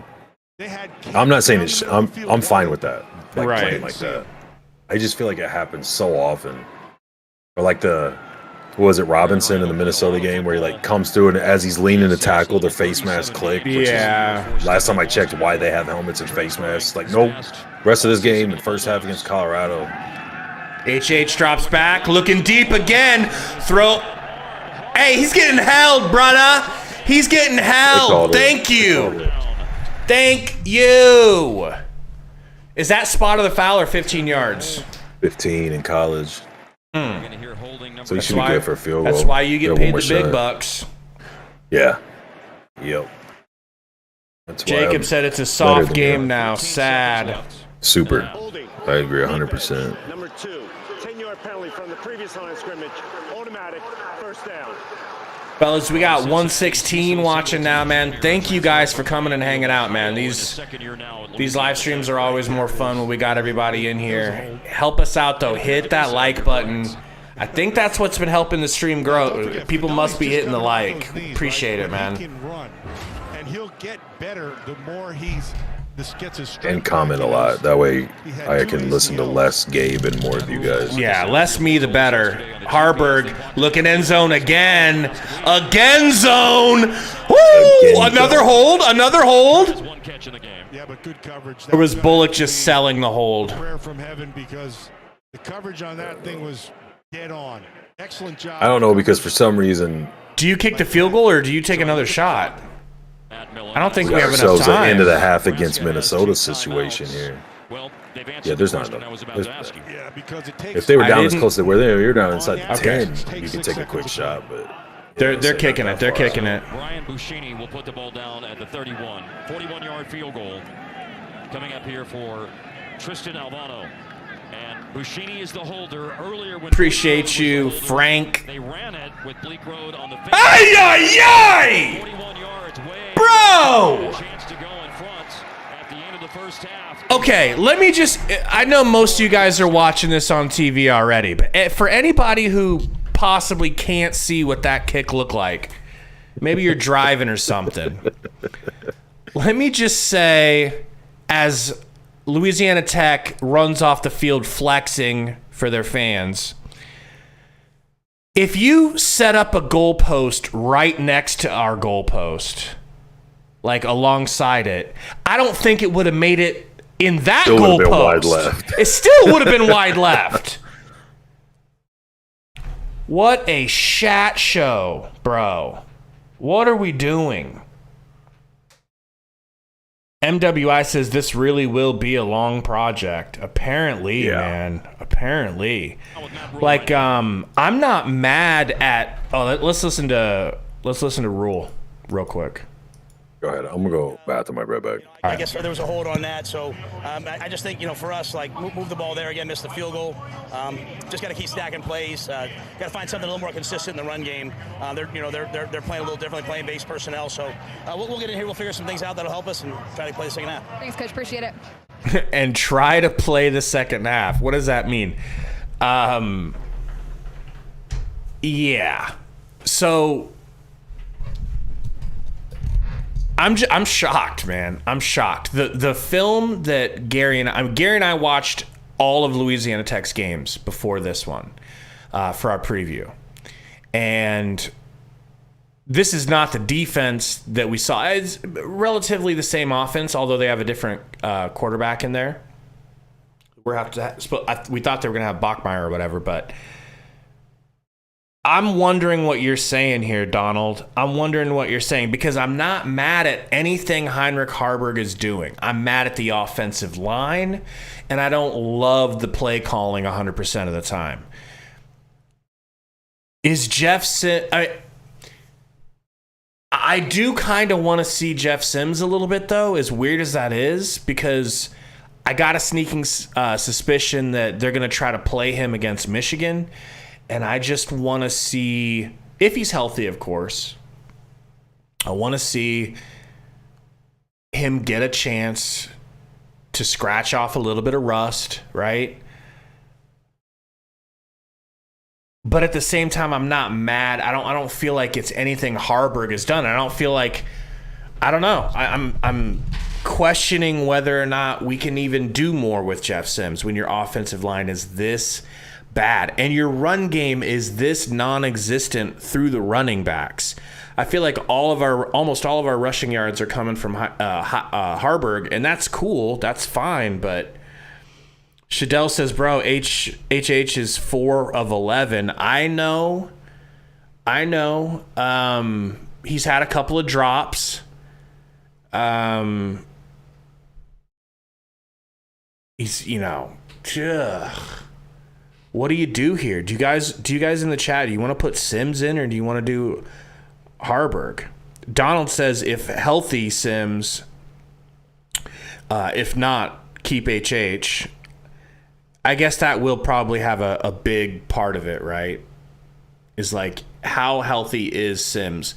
Did Sims not play because his injury is still slightly there and he's slightly gimped and can't exactly be his full self? Or did coach make the decision, even though you're 100%, Haarberg played really good last week, we need to give him another chance to see if we're going to go with him against Michigan? That's, I think we're going to figure out in this second half, man. But it won't really surprise me if you see Sims starting. Donald Sunderland says this is painful. It is painful. It actually legitimately is painful. This is an embarrassing. It's embarrassing. I'm sick and tired, Gary, of being embarrassed as a Husker fan. Like, I still think we'll win and we can still pull out of the embarrassment. But I'm just tired of halftime other fans checking the scores around the nation and seeing that we're struggling against Louisiana Tech, man. Like, I just hope for a better second half. What would you do, Sims, in the second half? Sorry, what were you saying? Can you repeat all that? Would you do Sims? No, I'm just kidding. Second half. Could you repeat that back to me, please? Could you read that back for me, please? I wouldn't. I definitely wouldn't panic. I'm gonna grab coffee. I'll be right back. Hurry up! Don't piss me off. I don't think they need to panic or whatever. I think this would be a good test to see how much or whatever the influence or however you want to word that, control of the team or whatever Rule has. This is like an ideal situation where you're not down, let alone it's not like you're getting blown out at half. If he can get them to make adjustments, settle down. I mean, the defense just looks real lazy and lethargic. The offensive line obviously looks horrible. I don't think it's a Haarberg issue, but if you think you can get a couple plays with Sims to kind of spark the offense or, a little change of pace type deal, fine. I'm definitely not saying, they got to go to Sims, but I mean, if you want to try something, whatever, that's fine. I don't know, man. I don't think it's panic mode. I don't care what anybody else is looking at or seeing. This is like a big rebuild job, so whatever. We've been judged and looked like shit for years, so I'm not worried about this game as far as that. But I just want to see if they come out and look better. If it looks like, whether it's adjustments to make or just getting guys motivated or a little bit more tightened up, especially on the defensive side. Because you could argue, man, if the defense was looking like it did the first 3 games, we'd have more time of possession. Their defense would be that much more wore down. Like, that's what we're going to have to do, man. We don't have an offense that's going to carry or shoot out, whatever you want to call it, with anybody. Like, it has to be synonymous. Our defense has to keep putting our offense and their defense back on the field so that we can wear on teams. It's just, if our defense is going to have bad games, I don't think we're beating anybody. Eric, son of Paul, says Sims was limping a bit when he came out after his one play. Okay. Who was? Sims was. Well, I noticed as soon as I know he had to do the play because Heinrich's helmet came off. But, like, as soon as he was done, he went over and hung his helmet up and then walked back with everybody. So it's not like, he stood there with his helmet on or holding it like, shit, I might need to go back in. I don't think we'll see him, but man, it was strictly for that play. I feel like Haarberg is doing a good job. Doesn't have a lot of yards. We're in this situation because of Haarberg. His passing been a little shaky, but shaky like throwing picks. No, a little shaky. Like at one point I looked, I think he was like 3 of. Yeah, but he's also had a couple of drops. He's not being asked to throw that much. Let's see what he has. He's maybe like 4 for 11 or something like that. I just don't think that any of this is his fault. The offensive line is pure garbage.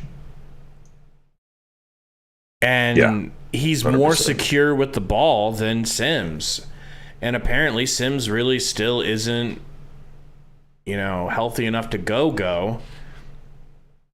I just, at what point do you say we're going with younger offensive linemen? They may be 4 for 12 passing. Okay. That's not good. I mean, when you're only asked to throw 12 times, you're obviously carrying. He's got 12 carries, so he has as many carries as passes, and that's not counting the running backs or the end around play. So, I mean, you got to be better than that. Yes, of course, it's not interceptions or fumbles, but you're also not in junior high ball anymore, right? Like, that should be a given. And now you're like, you need your quarterback to be at least in that 50% range. Dan, the corn man, says Haarberg is doing decent. A lot of those incompletions are due to the O-line giving up right away and having to throw it away. And there's been some drops as well. That's how I feel, man. Like, if he had time, like, it's not like Jeff Sims is going to have more time, than what the O-line is giving him. It's just, like Emmett says here, it's just another building year. It definitely is. But, like, this is one of those games that even in a building year, you should be dominating these teams. But like you said, Gary, they're not playing. The defense is not playing the way it played in the first three weeks. You said it feels like, I can't remember what you said when I was going to get coffee, but to me, it looks like they looked past this game. Like, someone in the chat had said it looks like they've been reading the newspaper articles about how great they are. It looks like they know how good they are now, and they're like, oh, we're going to eat this team alive. Don't worry. We need to, we can already 100%. Think about Michigan. It's like a trap game. And that's why I agree with that 100%. And that's kind of where my stance comes from on how much influence or control does Matt Rule actually have at this team right now. You know what I mean? Because that's something you should be able to, like, a good coach should be able to go in and there's not like there's this guy that they can't contain that's eating them up. You know what I mean? Or these exotic things they haven't seen or they don't recognize. They just look lackadaisical. Like, they're just like, no, whatever, we'll win this. It's like, can you get them? And I hate when people say, like, people say during the Pelini era, like, he needs to go in at halftime and rip their ass. I'm not saying like that, like some, like Rudy or you know what I mean, a movie where a coach gives this speech and everybody's ready to go kill it. But I mean, like, what adjustments can they make? What kind of, whether it's rotating guys at spots or holding guys to that standard or whatever that they're always talking about, like, where's that at? How legit is that? You know what I mean? Like, I think we'll get to see that, or this will be a good show or a good sign of that. Michigan, meanwhile, just dicked down Rutgers, a 3-0 Rutgers team. I'm not sure how many, tough opponents they've had, but they were 3-0. Got dicked down 31-7. That combined with, this first half, I think that's going to stop and shut down and reverse a lot of the Husker fans who have been thinking, oh no, we're gonna beat. I mean, you've been telling me that you hear some Husker fans saying that that we're gonna beat Michigan. I don't think anyone's gonna have that. Coach G said, "Why is the defense catching heat? The opponent has 7 points."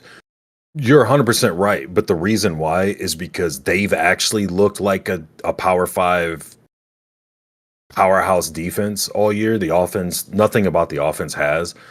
And the only way we can win games, whether it's Louisiana Tech or it's Michigan, is if the defense keeps playing like that and actually maybe even takes another step as far as getting more turnovers per game. Because we don't have the offense that is going to be like, okay, defense doesn't have it today, guys.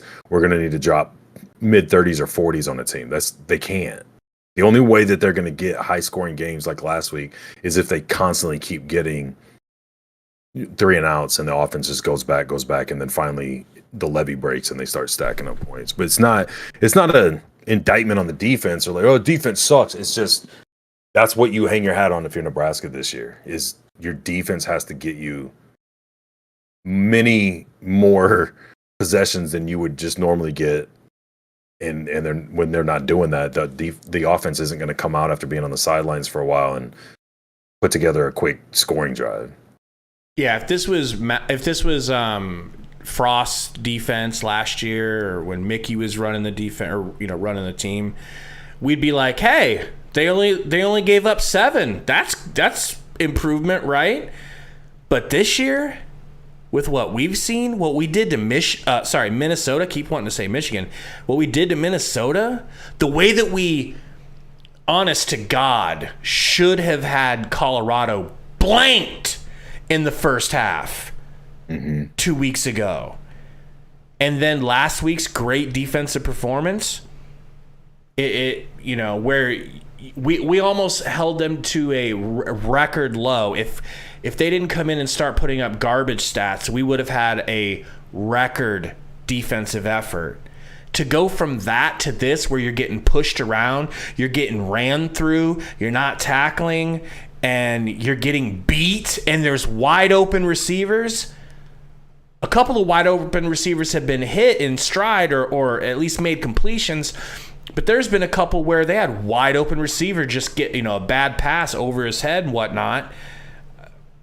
This is not the defense that we saw in the first 3 weeks. It's not even close. And so, yeah, it's nice that they've only given up 7 points, but when you're trying to build a team up and you're trying to improve and your mantra is 1% better each day and all that, you don't want the strongest unit of your team regressing at any point, regardless of why or how or whatever. Like, it's just Nebraska's dropped so low that you're trying to get to a standard that seems like common sense or like a baseline for a lot of teams, and Nebraska's below that. You can't have levels of starting to go up and then they drop and then go. Like, you got to, every time you get to a new level, you got to maintain. It's like, to your point where you're saying we haven't seen that all year. It's like, okay, I don't feel like the offense is really improving other than the quarterback doesn't turn the ball over all the time.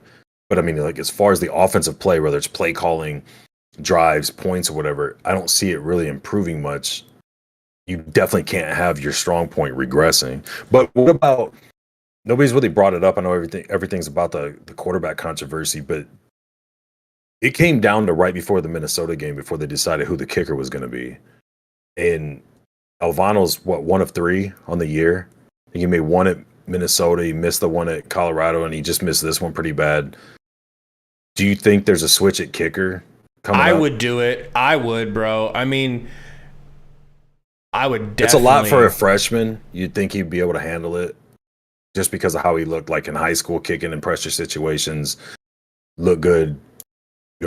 Like that Minnesota game when they needed him. But I mean, his longest is like a 27 or 20 some yard field goal. So it's like trash. Anything past that, it seems like, I don't know. And he's only attempted 3, but that last one was. It's not like he's kicking Hail Mary field goals to try and win a game from 50, 55 yard field goals. Bro, you know how sometimes on Madden when you go to kick a field goal, it doesn't give you any arrow or anything, and you literally just have to guess, and then you end up shanking it across the field. That's what that last field goal looked like. Yeah. Like that was his first kick ever, and he was just lucky that he connected with it at all. I mean, that's alarming, Shadell's was saying we miss Irvin and Johnson. Ramir and Gabe. And I think that's very true. But at the same time, we're not really running with the running backs that much at all anyways. Like I think that's why. I think that's kind of what he's getting at. Like, we missed them because when we knew we had 3 solid guys before we ever even had to think about putting in a red shirt or true freshman and the quarterback run, it's like you can run it all kinds of different ways. Doesn't matter. We'll just switch them out. And I think now they're making a conscious effort to split the carries with the quarterback, one running back, so you don't have to get too deep into that. And then I think you're seeing more passing because of it than you normally would or have. I think they just trust it's in Satterfield's nature to call pass plays. He wants to call pass plays, it seems like. But I've seen them call way more options than I thought they would. Remember, they ran that first option, and I was like, watch, we probably won't see another option the rest of the game. Well, they're calling option plays.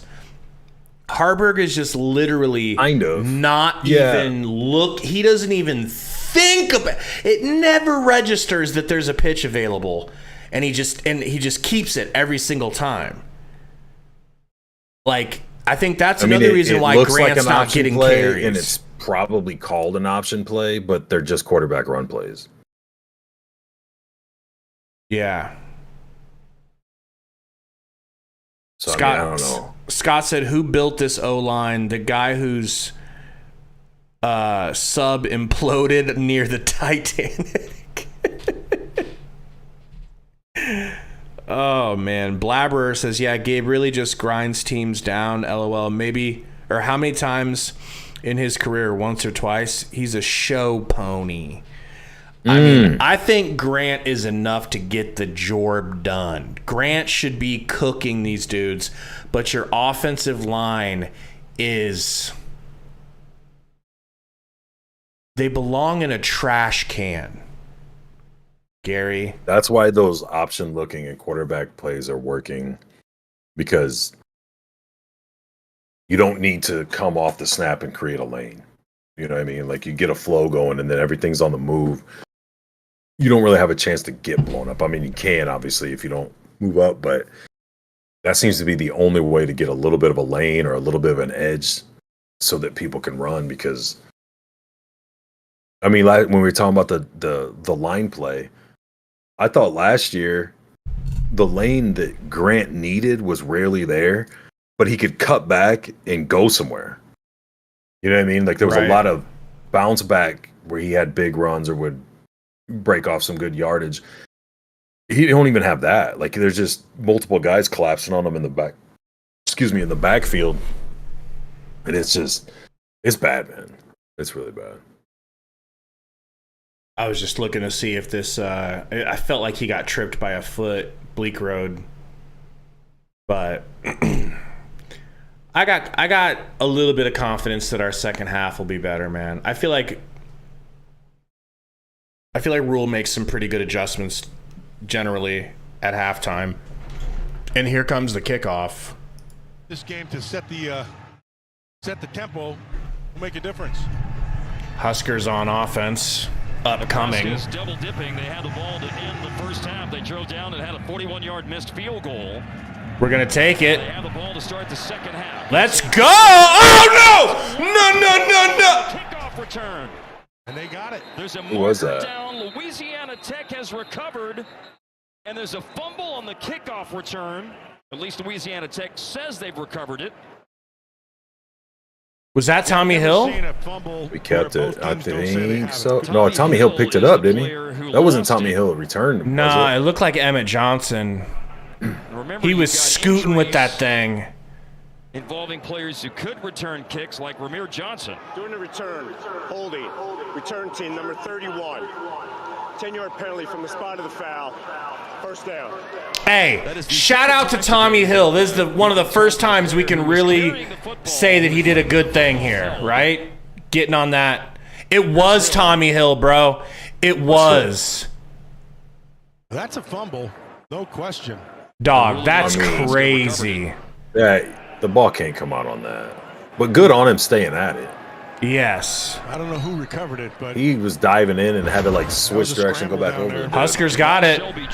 They're not going to challenge. A pitch to Grant. Grant gets through. First down. There we go. Let's go. Let's go. Jacob says Colorado getting smoked.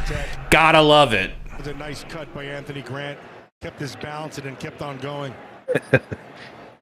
He said Georgia Tech couldn't get Sims out fast enough. South Carolina couldn't get Satterfield out fast enough. Carolina couldn't get Matt Rule out fast enough. See a pattern?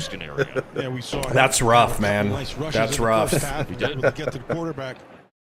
We got an injured Bulldog on the field. Sonny Cumbie coming onto the field to check it out. Rayson Williams is down. Let's go down to the field to Megan McEwen. Megan. Hey guys, I spoke to Louisiana Tech head coach. Jacob said Albano went to his school. He went to your school, Gabe. I went to Westside. Jacob? How long were you there? Like 2 years? 1 year. I only got to go there for 1 year. This is going to be a before we moved. I took my ACT there, if that counts for anything. It certainly was a knockdown. You were basically an alum. Whichever one it was, one of them. Yeah. Yeah, I've got a plaque in there. Williams needing assistance from lowest ACT score ever taken at that school. He's one of the pillars up front in that defensive front. That's a good football player. That dude doesn't look like he's coming game back. and in the pass game. No. He can generate a pass rush. Those guys are hard to find. Coach G said Sims still looking hurt. Yeah. It seems like it. Grant with a little over 4 yards a carry now. Let's just feed him. We got a fullback in there, people. Fullback alert. This could be an option. They run the option. He doesn't even think about pitching it. I told you, bro. That would have been a good pitch. Don't you think? Yeah, I mean, they had guys on the outside. I think either way would have been close. Give Grant an opportunity to beat one guy. Or run him over. Yes, run him over, whatever. So quarterbacks, they like to be protected. So when they're running the ball and they... Yeah, Luke, I would kill for the replacements kicker right now, cigarette and all. Be physical. He's wiry. That will deter them a little bit. Haarberg and shotgun. Oh, my God! Anybody that can't see that, it's like the running back was on the wrong side or Haarberg didn't know which side he was going to be on. Looked for a handoff and there's no one there, and then he just gets crunched. Stupid! Stupid! You see that hole there? Yes. That was, you could have driven a truck through that thing. 3rd and 3 now. Well blocked. Missed an opportunity and set up this 3rd and 3. From Camden, Mississippi, Zion Nason with that TFL. Haarberg under center. Handoff on 3rd and 3, and Grant gets loose! Grant Daddy! What do you know? What do you know? Big Dick Grant, as you call him. I've tried to get you to stop, but I ain't doing it. Hey, what a block here from Piper. Yeah. Piper laid a little bit of pipe there. Cleared his ass out. I love it. Ethan Piper pulling. Yep, Piper did a really nice job on the force. MWI, stop pouring cold water on me. Says Grant, good run, but no breakaway speed. Hey, he's running for 7.4 yards a carry. And he breaks another one for 7-8 yards. This is what they should have been doing. I agree. This is what I'm talking about. They got to keep pounding it. And I feel like they've done it multiple games. Like they start off the game half-assed doing this, and then the defense wears down later. Like I feel like if you get out early doing this and just stick with it, you can start wearing them down in the first half. Or not surprisingly, is where he got I hurt. agree. He's out. Shadell's, I just been drinking black coffee and water, baby boy. Me too. That's all I drink. Uh-oh! Fumbled snap, but Haarberg gets right back on it. Gets back to the line of scrimmage. Yep. It's the second time. Well, one time it went the wrong way. Somebody did. And this time they fumbled the ball. Crazy, man. See Hurd again. Yeah, that's a poor snap. Picked up on the bobble, though. Good job of Haarberg getting on it. And so they avert a catastrophe. They didn't have one. Aeon says, keep up the I formation. I agree. They're going back in a shotgun, though. Looks like maybe a little ace. They're down in 3. Keeps it. Gets to the outside. Almost gets the first. Are you going for the field goal here? No. I'm not either. I'm not putting him out there to shank another one into Iowa. They don't have anything to do with him. You're down inside the 25. You're at the 20 essentially. I'm just loading up, going power. Louisiana Tech. I'm doing a Philadelphia Eagles push-style sneak. Fourth down conversion for Nebraska in this game when the holder, Timmy Bleekrode, ran it on a fake field. He's definitely sneaking it. You can tell. Fourth down and they might have just changed the play, though. Louisiana Tech, 21-yard line. No, he's not sneaking it. Hand off. Grant bounces it outside. Truck him. Did he get it? Did he get it? No, he's going to be down a little short. Out of bounds. I'm so happy for Anthony Grant, bro. Yeah. This is the first time in as long as I've ever known you that you and me have agreed on a running back that we both like and want to be the starter. That's good job with his eyes. He's just running with his eyes. Run where no one is. Give it to Grant again, man. I say you got to reward him, man. This whole drive is here. He gets it. He gets in there. Touchdown. Anthony Big Dick Grant. That's what Nebraska football. Gabe's daddy Grant. We might have to change the name temporarily to Big Red Grant. Just slip a G in the logo. Yeah, we'll be fine. 2 R's. We'll be fine. For the second time Let's go. Year, Anthony Grant with a rushing touchdown from 1 yard out. Team Crawford said, we need Bo Pelini to come and scream at the entire team. Bro, I love screaming coaches. I've always been a fan of screaming coaches. Oh! Okay, pull him, right? New kicker. Bleak Road, you're in. Bushimi, you're in.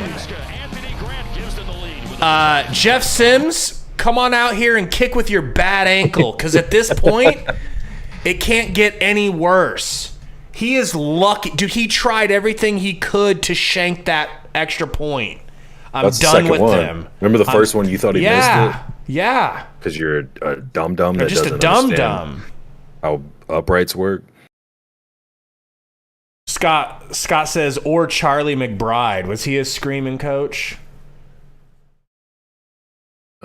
I don't know. I don't remember.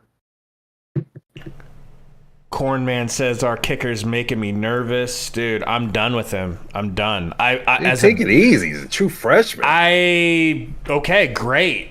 This is your 4th game. Cool that you got to play 4 games. And now you're saying you're done with him, redshirted. like you want him off the team? No, just redshirt. Okay, I'll see you next year, sir. I agree with that. I'll see you next year as a freshman, sir.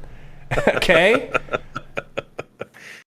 See you next year, sir. As a Bears fan, with the double doink history and difficulty finding, I've got flashbacks, man. I don't like kickers that are in their own head, and he's clearly got the yips. We're lucky he made that. Cornborn Mike says, what's with our luck with kickers, man? I know. I mean, it's like just something we have not been able to figure out ever since what? Alex Henry? Or we've had some good, decent kickers, right? Since Alex Henry? Since Alex Henry? Yeah, I mean, not pro level kickers, but there's a handful of pros. But not since then, I don't think. I don't know. Yeah, Corn, man, it's rough. It's rough being a Bears fan. However, I had very, very realistic expectations for this year for the Bears. I felt like I don't even care about Bears wins. I just want to see Justin Fields not look like the dog shit that he looks like. And, I know where I stand as a Bears fan. I know where the Bears stand. We have terrible ownership, terrible front office. It's a shit show. And you're relying on people to fire themselves to make things better, which isn't going to happen. Yeah, and what it did is it put them over the 100-yard mark, and this is exactly what they said they wanted to do. It's got to be the pressure, Team Croft. I'm sure they don't kick this poorly in practice because there's no pressure. Way less pressure, I should say. Grant we need to go back to where Grant was the whole identity of the offense. Everything runs around him. Grant now has over 100, he's at 102. And the quarterback gets to play off of that. Touchback. Last time that Nebraska scored a touchdown, the ensuing drive was an answer by Louisiana Tech. Yeah, Cowboys 5 rings. That was crazy. I felt so bad for Maher. Let's see exactly what they do with this. What they need. Drew Brown was good. Exactly the strength of this group. Right now, it's been the passing game. Who's definitely nice. Well, if Louisiana Tech is able to get back on terms, it will be something that Nebraska has not done this year, and that's concede. It's crazy, man. Grant's old enough; he could damn near be on his second contract in the NFL. First time they've been on defense, and the previous 7 halves this year. There's a lot of them right now. The COVID year and the new red shirt. Yeah. They throw out to the edge and get really close to a first down. Maybe a yard short. Bayer should have jumped up with two-handed to pick that off. Smoke Harris was not on the field to open this drive, but he's coming out now. So really, Smoke Harris, he's had 5 catches in the first half. Agreed. Didn't get a lot of big yards. They tackled him right away. But he's That's what I would have done. You would have just one-handed. I would have went up like a Madden linebacker. Yeah. First down Fields. Remember that Louisiana Tech is without Jarvis Thornton, Keith Willis Jr., and Tyree Shelton. Their first 3 running backs on their depth chart. Gifford makes the tackle. Jacob Fields doing most of the running today. Nice job by Nick Heinrich right there. That's a good job of getting off blocks. And Peter McDougal said Grant showing up today. Good. About time. Fields has been the primary ball carrier, but Louisiana Tech has also turned to Keldon shotgun, 5 wide, running back out as a wide receiver. But now has split out wide right. They're going to throw it over the middle. He just beat Bayer. He just beat Bayer, did Allen. First down. You heard me say it's first down. They're eating up the linebackers. They just crossed midfield. Yes, they are. Quick pass again. Suplexed by Omar Brown. But why is he waiting? See how he pulls up and waits for him to catch it and grabs him? Like, jump that. They haven't been able to run the football very well, so in lieu of that, what they're doing right. is I hope they show a replay. Passing game to Smoke Harris out there just to pick up, 4 or 5 the first down. I'm still surprised they haven't gone to any picks in a pick game or bunch when they get 3 groups together, and that forces your defense to back off. Man in motion, shotgun. We got a little bit of pressure, but they get it to a wide open underneath route, and we get lucky. Smoke runs into Crawford. DeColdis Crawford gets a tackle for the Huskers. Go ahead. Crawford made the best tackle on him all day. Hubmaker's not getting It's a shame though because the this one-on-one play wins has a chance with his speed. That he had been, yeah. This dude. He has a chance to get that edge. Crawford with a big-time tackle. Had a 36-yard touchdown run where he made 3 or 4 different North Texas defenders miss last week to tie the game. One running back in shotgun with him. Gonna hand her off. Gonna get, ooh. Hutmacher got in there. Hutmacher stopped that. That play up was Nash Hutmaker, a Chamberlain, South Dakota defensive lineman. 35-0 for the Ducks. Let's go. Their coach said they ain't satisfied with it. They're not done. But what he does inside, Oregon's coach did? Yeah. He plays a really tough game inside. He's really gotten a lot You know how better Colorado's these last couple years. taken What like he does exceptionally well. He plays somebody with good leverage, spitting and in the parking lot when they get out of the car. Yeah, as personal. Yeah. So they went out before the game and all stood on Oregon's logo or whatever. Like, I saw some of that. it's like, what are we doing here? Children, bro. They're acting like children. Like everything's a movie or something. Yeah. Yeah, it would have been just a gain of about 2 yards, except it's going to be 3rd and 11 right here. So they've got to get 3rd and 11, baby. Winning time. Get them off of the frickin' field. Anticipating it's going to be a zone, and if you're a Nebraska guy right here, you have to tighten those zones up, almost like a zone, a man read within your zone. If you're thinking Shotgun, of course. Gonna boot out to the right. There's some pressure. There's lots of pressure. DeColdis Crawford comes up big for the first down. You can't make this shit up, Gary. They need to go past I the blame 27 for a first down, and it's I should have made a sack. Hey, that's a hold! Big fat ass 75. What the fuck? You see that? Yeah. Holding the shit out of him. That's a heck of a job right there. Oh my God. Well, on the last drive, Nebraska converted to 4th and 1. Louisiana Tech. Shotgun, 4 wide, 2 on each side. Gonna get a timeout here probably from Louisiana Tech. Yeah, I wasn't quite 4th and 1. He definitely got the first down, dog. He definitely got the first down. What are we doing? 6:03 left in the third quarter. Under further review, the ruling on the field with the runner was short on the line to gain. Bro, I swear to God, if DeColdis Crawford wins this game for them, I'm going to rip all my pubes out at the same time. When he catches the ball, he'll have a forward motion, and then the tackle will On take him stream, or so you you gonna have do a to separate right video? from there, right? On stream, off camera. You won't see it, you'll just hear it. Oh. How's that not a first down? I don't think it is. It is. You're an idiot. Look where the ball's at when he's going out. Look where the idiot. marker is on that dude's right leg. I don't think you're going to really be able to ascertain anything from They this they angle. should be closer to it than they are, but I don't know. I felt like a first down to me. He's. I mean, if that marker's in the right spot, it's not. I mean, he goes out and slides up to it to get the ball there.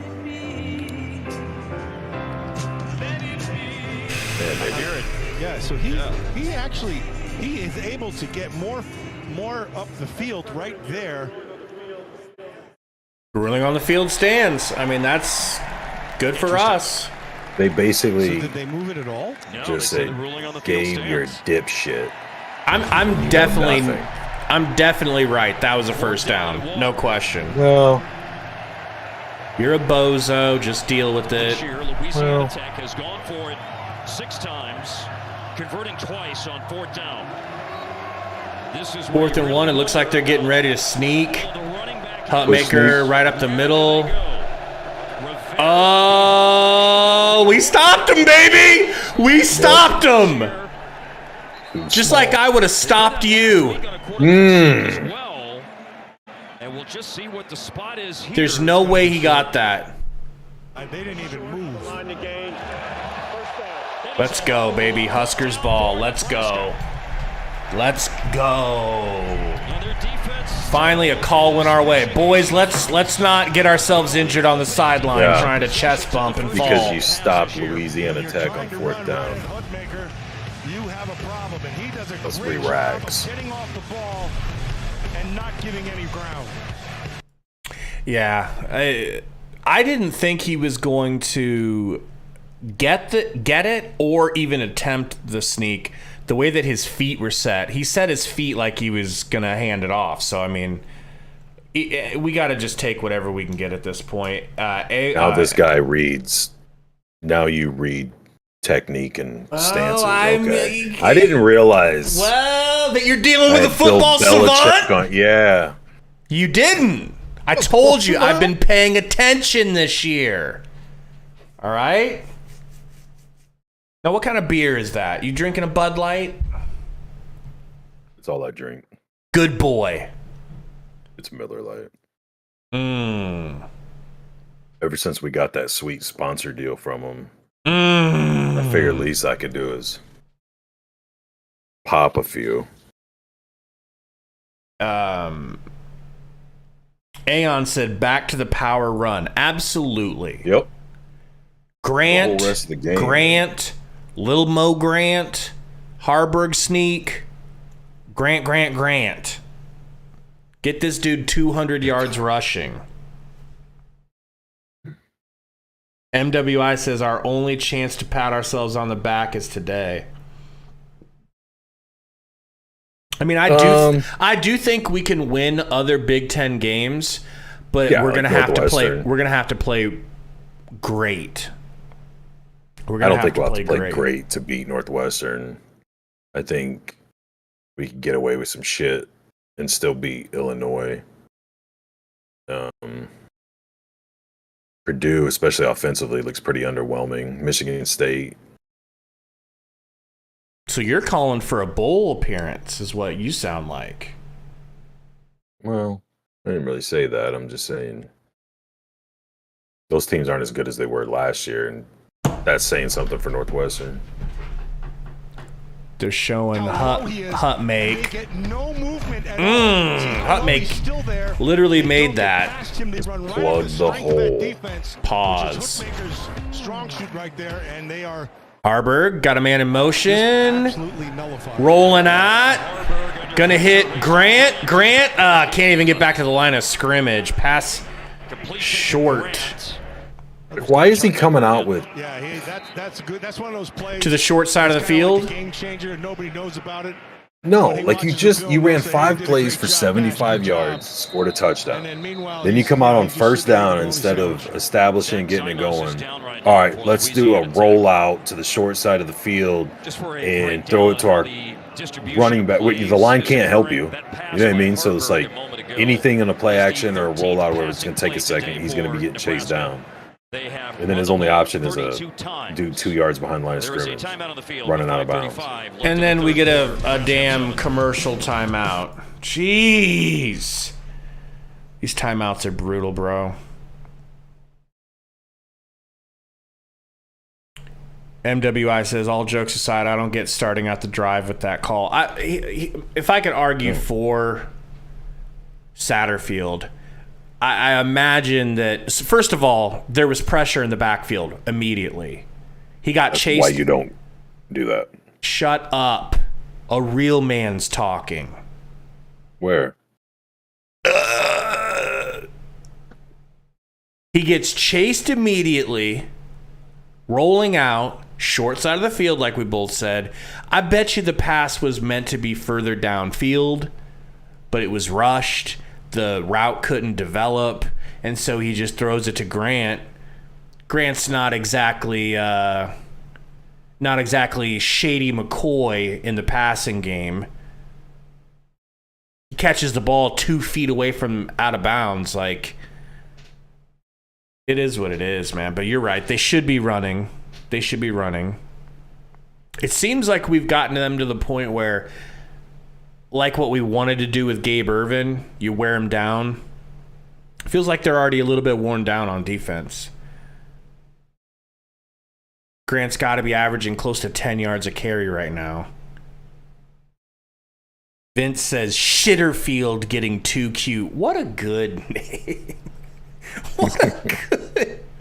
What a good name. Like my Bears coach, when we hired Matt Eberflus, they were immediately like, yeah, well, if this dude sucks, we're calling him Matt Everlose.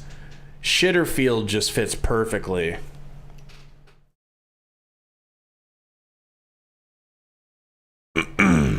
Team Crofts at Oregon about to make it 42-0.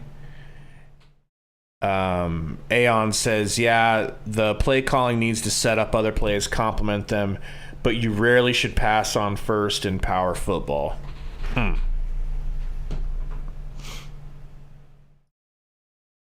So the numbers are the same. Here's a run from Granddaddy. Another 50. He might get caught. Oh, let's go. Flag. Fuck you, Gary. Of course there is. Third touchdown today, called back due to penalty. This will be an interesting call, though, because the receiver was getting his face mask pushed all the way, almost off his head. And I didn't see what was going on underneath. Probably, in their estimation, a hold. But I could easily see this going against the defense. Louisiana Tech. Are they saying it might be on them? He's just trying to get Husker fans excited. Offense, number 84. Fuck! 10-yard penalty from the spot of the foul. What number?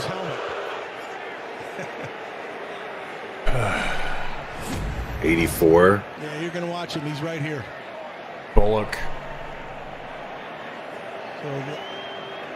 I mean, he's holding the shit out of him. They're going to call a hold on that, but that could have been a face He's also mask getting as face well. masked. But he really had his... Dude, you can grab jersey up into his dudes face. and push them and drive them. The other one is holding. I mean, it's happening on Malachi. It happens all the time. You just have to let go once the play is lateral or the guy's trying to turn. What a cut by Grant, dude. That makes me sick that we don't get to count that. That was such a good play, bro. And you ruined it.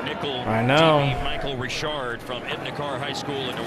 Emmett gets a couple yards, maybe one. Well, Emmett Johnson is in the game right now. Johnson has spelled Anthony Grant. Oh, man, that's rough, dude. That's a second one for Grant called back. That's a shitty call, man. Haarberg had You don't think it was a hold? He didn't keep him from turning. He didn't keep him from switching direction. The dude was grabbing him as much. They were like at kind of a standoff, a stalemate. And then even when he let go as the play was coming to his side, oh, shit!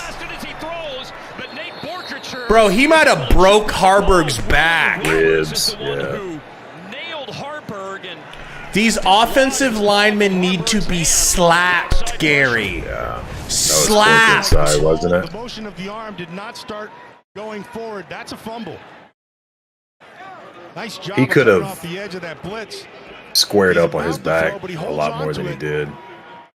And that would be a Corcoran didn't know who to try to go after, so he just said, I won't get it. He's lucky that wasn't a lineman. Wow, Haarberg is tough as nails, bro. Second that dude would 9. have put his shoulder down, he'd still be laying. Blitz off the edge, a huge hit. Spinal. Portraiture, though. Haarberg throws it deepish to a ghost. Over Fedoni. Fedoni stopped his route. I don't know why he stopped.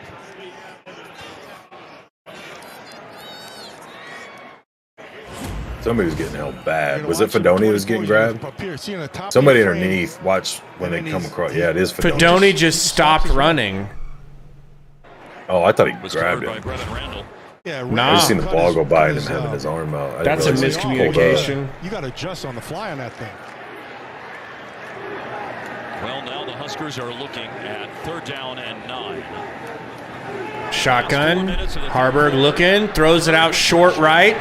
Billy Kemp grabbed. What do you do? 2 yards short at the 50. Gotta go. You punt it? I'd go for it. Yeah, if I was I would Nebraska right now because their defense. I think I would punt it. I think I would. I don't think I'd have punters or kickers on my team, to be honest. Here comes the punting unit. Yeah, just punt this away. Got a very good 4th and 3. Matt Rule and Thomas Fedoni are talking there, Matt, for a little bit. Dan the Corn Man wants to go for it. Marcus Satterfield and Team Croft wants to go for it. Well. Buccini sounds like a good Italian dish you'd order. I'll have some buccini. He's from Montana. What a kick! What a fooky. Grab it! Oh, maybe not. Down at the inside the 2. Trying to fan it. Trying to waft it closer to the 1. 2 for 3 is so good. The crew is giving every combination code names. Trying to lay the grass flat where it's rolling so it picks up speed. Lay the grass flat. Like the curlers. This thing's about to come off. Not gonna lie. Wendy's, I never eat Wendy's. It's been forever. But these commercials every Saturday, they're wearing me down, Gary. Again, not much of a fast food person these days. But you're in Nebraska. You don't have to worry about where you're going to get a burger. You just go Don and Millie's or Runza. It's so simple when you're there. You ever go to that place Charred on Pacific? You like that place? That was me and my wife's favorite burger spot, man. Really? Dude, we used to go there quite a bit. They got Wagyu. They got Wagyu burgers, and their cheese curds. I mean, how do you say no? Dan the Corn Man says Wendy's is boss. I just feel like ever since Wendy's changed their burger, it's just not. That might be the last time I had fast food. What? Wendy's. Really? What'd you get? Was that the last time we had fast food? Yeah. Welcome into Big Red Rant, brought to you by Wendy's. Make sure you stop in for a Baconator combo. You were saying?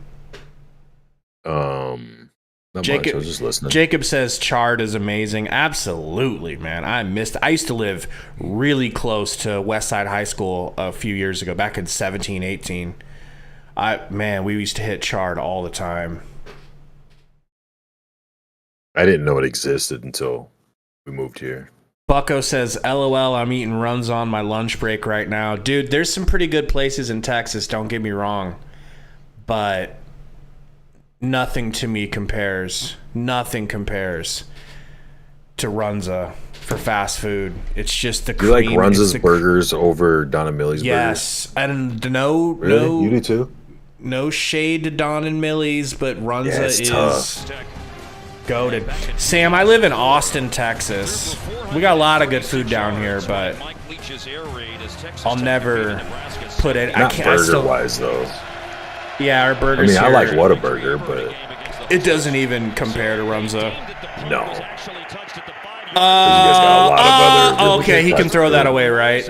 Because yeah, he's outside the tackle box. Yeah, I thought that was a good call by the officials because Gavin, I played basketball at Westside, and then I played at Blair.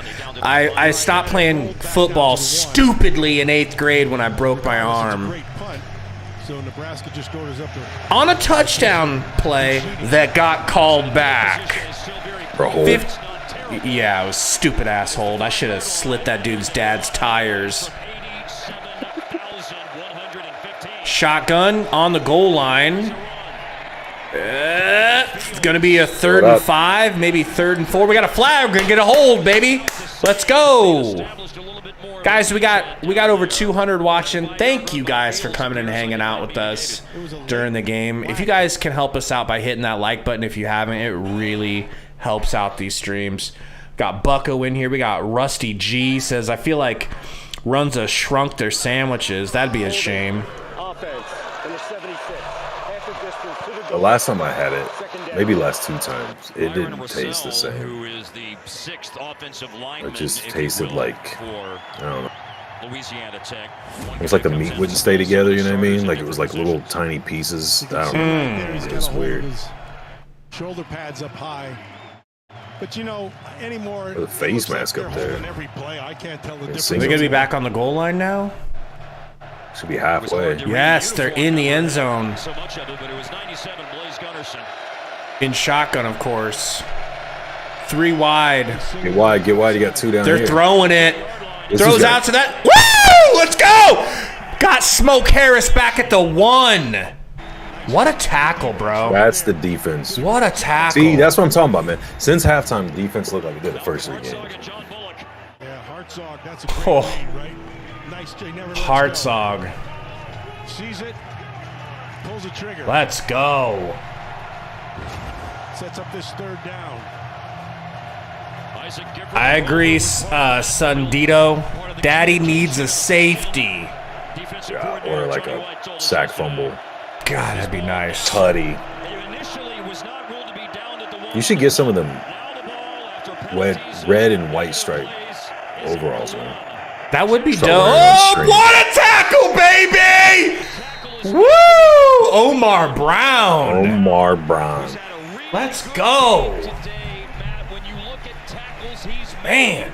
At the safety position. More importantly, tackles he's had the opportunity, he makes every See, dingers or Stellas. You've never had either one of those. I've never had either. What's that? They're ridiculously good. Yes, because as we discussed, I'm not, you know how I don't get excited like on a lot of, no, this is, you know what I mean? I'm just like, yeah, I like this or whatever, but people will like battle over which one of those places is better. You think it's better than Chard? Both of them? I mean, Chard's not fast food. I wouldn't even think of Chard. Like I like the food, but until you said that, I would have never even thought of them thinking of like best burgers. Billy Kemp did a lot of dancing, not a lot of yards being gained though. Got a lot of yards, just not forward. Yeah, it was about a 76-yard return that netted 5 yards. For a gain of 2. What's going on, Peter McDougal? Eddie Thorne said Nebraska's defense is very good so far this year. It is. It did not look good in the first half, though. I gotta be honest. But to that point, of course, it's Louisiana Tech. I'm not trying to. They were overlooking them. Overdo it. Yeah, but I mean, just like I did. For not looking that good and giving up 1 touchdown. Like, it's true. You're in pretty good shape. It's true. A serious injury for Ches Malusi. It's nice if that's our floor.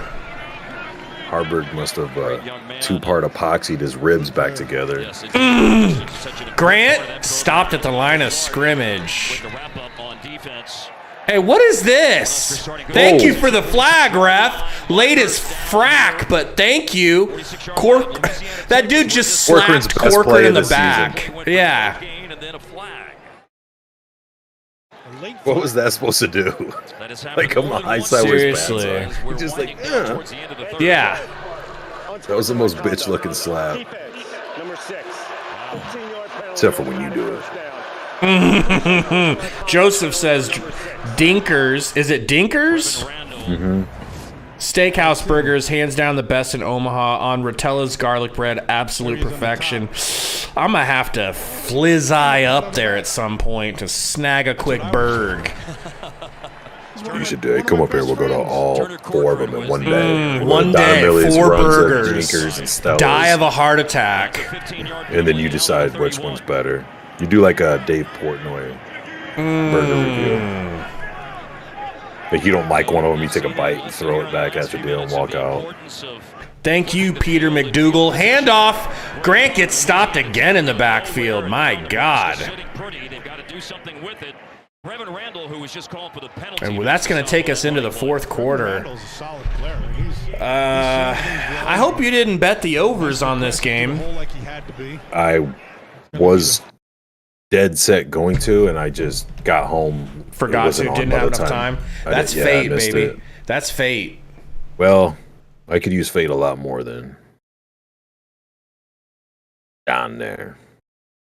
So, next week, Jeff Sims is 100% healthy, hypothetically. Do you want to take him into starting? Considering Jeff Sims, do you want him to start? Considering Haarberg has, and I'm the biggest Haarberg stan, right? Even I can admit Haarberg's been a little underwhelming. Do you risk it? But you got to go back. Go ahead. You got to be careful of the whole.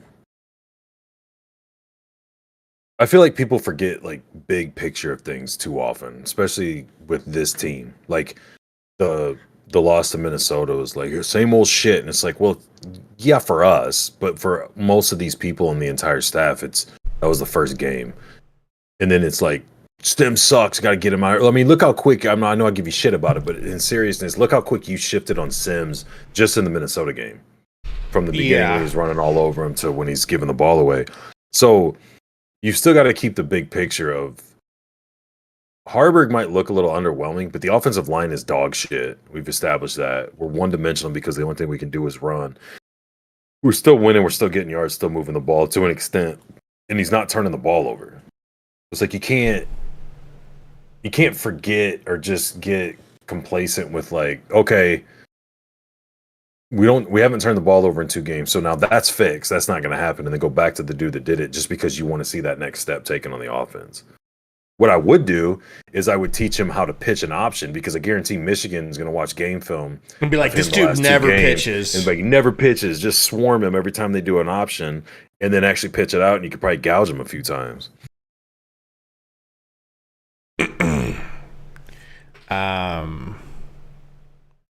Peter McDougal said, enjoying the stream, guys. Thanks, man. Thank you guys for being in here. We appreciate it, man. What's going on living in Omaha? Appreciate you showing up. Mark Hubb says, no Carl's Jr. love. Quick story, okay? Hold on, read the next one real quick and then tell your story. The one after that? Yeah. Where he says he would suggest a Broncos double cheese. Did you ever eat Broncos? I think I've had Broncos, but I feel like there's one Broncos in the state of Nebraska. Is that right? I think there's 2. If there's still one on Leavenworth, there's 2, because there's one down here off 132nd. But you remember the one next to Metro down off 30th? You guys never ate that one? Yeah. Not really. No. They used to be spot, man. But like get a whole bag full of burgers. Anyways, let's go. No, we're back. If I remember, I'll bring it up. Don't forget your Carl's Jr. story. Bottom line, tastes great, but I noticed it makes my body feel like, let's go, Fedoni! Let's go! Way to go get it. That's when you pass, when they're just sitting on the run and stacking the box. Carl's Jr. just makes me feel like I ate a bag of garbage. It tastes delicious. Feels like garbage inside my body. Go ahead. What were you saying? I don't like them all Hardee's. My dad used to love Hardee's when I was a kid, and I'd be like, give him plenty of time. You'd be like, pass. Little kid in the backseat, pass. No, it was fast food, so I ate it. But Thanks. I was just like, he hands you your food. Thanks. Throw it out the window. Yeah. Trash. I'll be going to Dinkers later with my friends. Is this a different kicker? It is? That's Alvano. No, that's Alvano. Okay. Maybe he's getting it together. With 8 seconds off the clock here in the 4th quarter. From 30 yards, Haarberg, great catch. Team Croft said, yeah, for real, Raiola should have been out last year. Yeah, remember when I was telling you that the only reason Raiola got kept around was because of his slight possibility of getting Dylan? Yeah. To which you said, I think he's pretty good. Well, I said that's a ridiculous reason to keep a coach. Right. Especially when... Whatever. You think your offensive line coach is going to pull in the number 1 recruit, but the fact that don't his dad just minimize it and say offensive coach. He's the uncle, bro. That's what I said, because his uncle's offensive line coach. Like that's a position that, granted, he worked with a little bit, but it's like I don't know. I know I'm in the minority. I know most people think that. I just think in the real world of big boy football, which is what that's supposed to be, that's an insane. I'm going to jeopardize my job and my credibility by keeping a guy that is impacting the most important position of a team that happens to be the worst position of a team, just so that I can possibly grab his nephew that may live up to the hype, may not, may come here, may not, but he's not coming because his dad was here, because he loves the school that much or whatever on his own. Being his uncle on the team somewhere is going to put him over the top. It's just stupid to me, man. Argument, counterpoint here. I think you squash any ability to get Dylan Raiola if you fire his uncle and then say, hey, but we'd like you. That's fair. It's got to hurt your chances a little bit. If you fire him, you're fired. Hey, I know we just kicked your uncle's ass to the fucking curb. But they let everybody go. They let the whole staff go. Yeah, I know. That's what happens when a new coach comes in. Like, it's not like it'll be a personal thing or like they did him dirty. I think they had to do it. They had to keep him just for the chance, man. Nepotism is strong, man. It's a real thing. That family connection is real. I mean, Mickey Joseph with Trey Palmer. Trey Palmer felt like Mickey was like a surrogate father. Not even blood related, but was willing to come to Nebraska just because he had a connection with that guy from LSU. I would have fired Raiola while Dylan was on an official visit so he could see him, and then gave him an offer. Yeah. Good tackling. Thank God they don't break another one. I'm happy for Fedoni, bro. That was a hell of a catch, man. It was. So what you're trying to do with blitzes, we got a flag on the play. Hopefully it's a hold on them. To beat another guy. And they had it set up pretty well, but Bryce Benhart did a nice job of at least getting his hands on the blitzer and gave him enough time to be able to get the throw. It is on them. It is. Let's go. Scott says, cannot wait to hear Prime on another 60-minute segment giving excuses.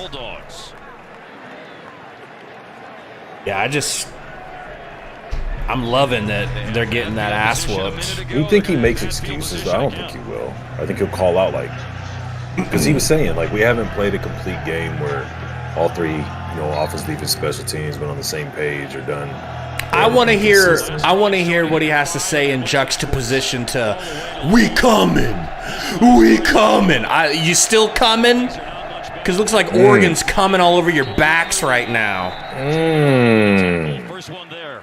But that's me. I'm a Nebraska fan. You're a Colorado fan. It is what it is. Linebackers to run and make tackles freely. My team beat yours. Getting to the second level. That's a credit to the down guys of this Nebraska defense. Tony White, the defensive coordinator, told us yesterday Matt Rule really put emphasis on playing a lot of guys on defense. You see Ruquan Buckley and Elijah Judy on the defensive empty backfield. Along with the starter and Blaze short throw to Smoke Show. He really is fat, isn't he? That's the fastest fat little guy I've ever seen. That's crazy. Is that what Josh Fleeks came into training camp looking like? Change of direction. You can't find that very often. This guy's, and he's got great balance. He's got good strength as he's running. He looks like what they said. He probably has to work on his. Like Haley watches Cops all the time, and every time they arrest those, like, no. Every time they arrest. That was my God, that was the best tackle of the season for the Huskers. Settle down. Too much? I think what you meant to say was that was the best tackle I saw in the last play, and that's the only thing registering in my head right now of this drive. So I'm gonna call it the greatest ever. Bro, that was beautiful. That's what I would do to you. Pretty poor job right there by Cyrus Allen. You got to stick your face in there. Worse though. I wouldn't have got up. You got to smack him, but he just let him run. Dan said the fattest little guy. Don't you remember Divine Ozigbo?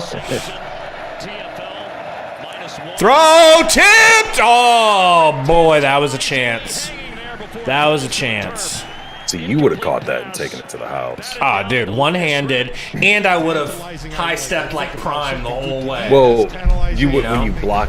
I'm saying, as the person who tipped it, you would have just grabbed it. Oh yeah, I would have just one-hand snagged it.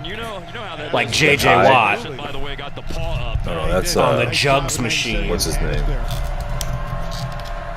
Was that Gunnarsson that blocked it? I think it was. You're right. Happy to have him back, dude. They send 4, they throw deep. Oh, come on! What happened to Cam Leonard? Great question. He's not even Did he suited lose his up. start to Blaze? You know, I think he's hurt. Like, he's in regular clothes on the sideline. I saw him like twice. He had coverage. I don't know if they were. Let's see. I'll teach you about Please Nebraska do. players. Please do. Apparently, you're too stupid to figure things out on your own. That's been common knowledge. This was 3rd and 11 in Louisiana Tech at their own 47. No foul on the play, Gary. That's a good call. Shut up, Sonny. I didn't think that was defensive. Shut the hell up. They were both jostling Who's Sonny? each other. Like, here's the push, right? Cumby. He's just staying on him. There's a little bit of a hold there, though. Could have called it on the offense. Yeah, you could have called something there. Hand inside of his pads. Camera angle does give a new perspective on the play. What do you think? I don't know. I'm cool with it. Of course, Dude, you're cool with officiating it. is so shitty both ways in every game that it's like when things go your way, it's like, all right, whatever. The first half came to a conclusion at 7-7. Ooh, the punt is off. Is there a flag? Fair catch from Billy.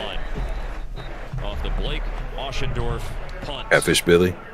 Catfish Billy. That's a good name for him. Marker down. It was thrown right at the snap. Billy been cooking up something. There are a lot of flags today. This looks like the first game of the season instead of Huskers talk with Romp. Shut up. What he said. Golly. Can I get thumbnail advice? Media. Timeout. Nah. A timeout. Nebraska ball up by 14. Do the Huskers need to score again for you to feel comfortable and feel like this was a good win? Because that's how I kind of feel. I feel like it needs to be at least 28-7. Yeah, they need to score every possession, but it's going to be hard for me to come off of the like this was a game of like two very different halves, but also like put an emphasis on how important the defense is to the overall team's success. Like when the defense plays bad, the team's going to play bad or lethargic or whatever. But however the defense is looking, it'll probably be more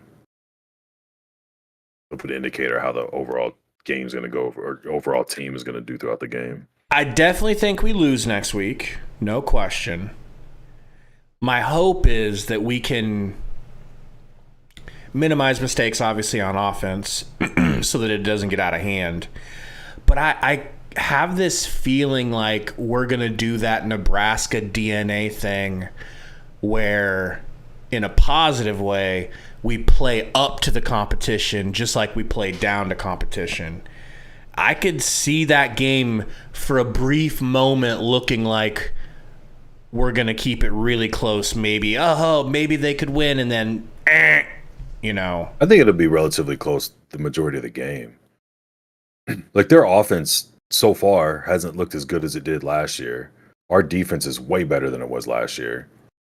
And if you can stick to and maintain that ground and pound deal, you keep their offense off the field. They have really good defense, but our defense is ranked higher than theirs in a ton of categories. And we started off with 2 Power 5 schools. They started off with Benson and North High. You know what I mean? So it's like they had a better chance to pad stats earlier than we did, and we still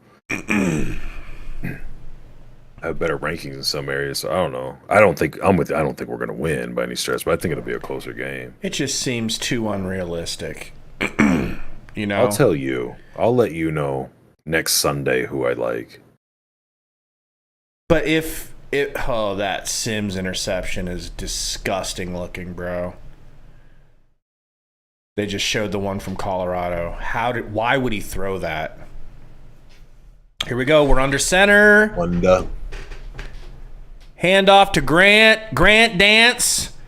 To the outside. Grant. Able to elude a couple of tackles as Anthony Grant. He's a good 7-8 yard gain. He's smooth, man. Yeah. He really is. He's getting his confidence back. First down run for 7. Yeah, you just got Barrett Liebentritten there, the fullback, number 34. I like the way he blocks. He reminds me of an old Nebraska guy, Corey Schlesinger. Same type of toughness. Under center, Haarberg. We got a fullback out here looking like an option. Nope, gonna hand it off. Grant, patient, spins to his back and gets the first down, Gary. Yeah, leaving Tripp does a nice job. You can watch the fullback right here. Now he knows where he has to go. He goes inside, secures. Good block by the fullback, man. Oh my gosh. That's just, he's just a solid blocker all the way around. When you see him, you don't see a lot of fullbacks. Grant's got 18 rushes for 131 yards. If they would have counted the ones that he broke, he'd be over 200. Got a good toughness about him. He is the identity of this offense, and they just don't know it yet.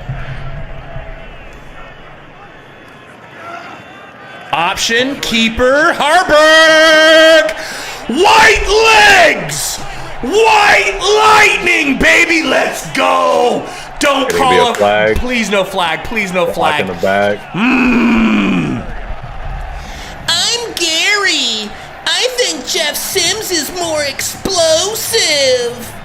He is. He would have hit. Do you think Haarberg would have broken those runs? Yes, because I'm not racist against whites like you. Go ahead and defend yourself. I can't wait to hear this. I can't wait. Let's hear it. Wanting to hear more. I want to hear more about what I supposedly said. I'll fucking misrepresent you all day.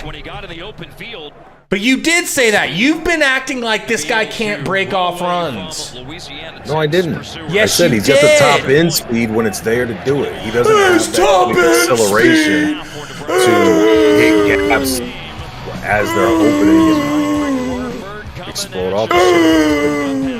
One dude look more explosive. You take it as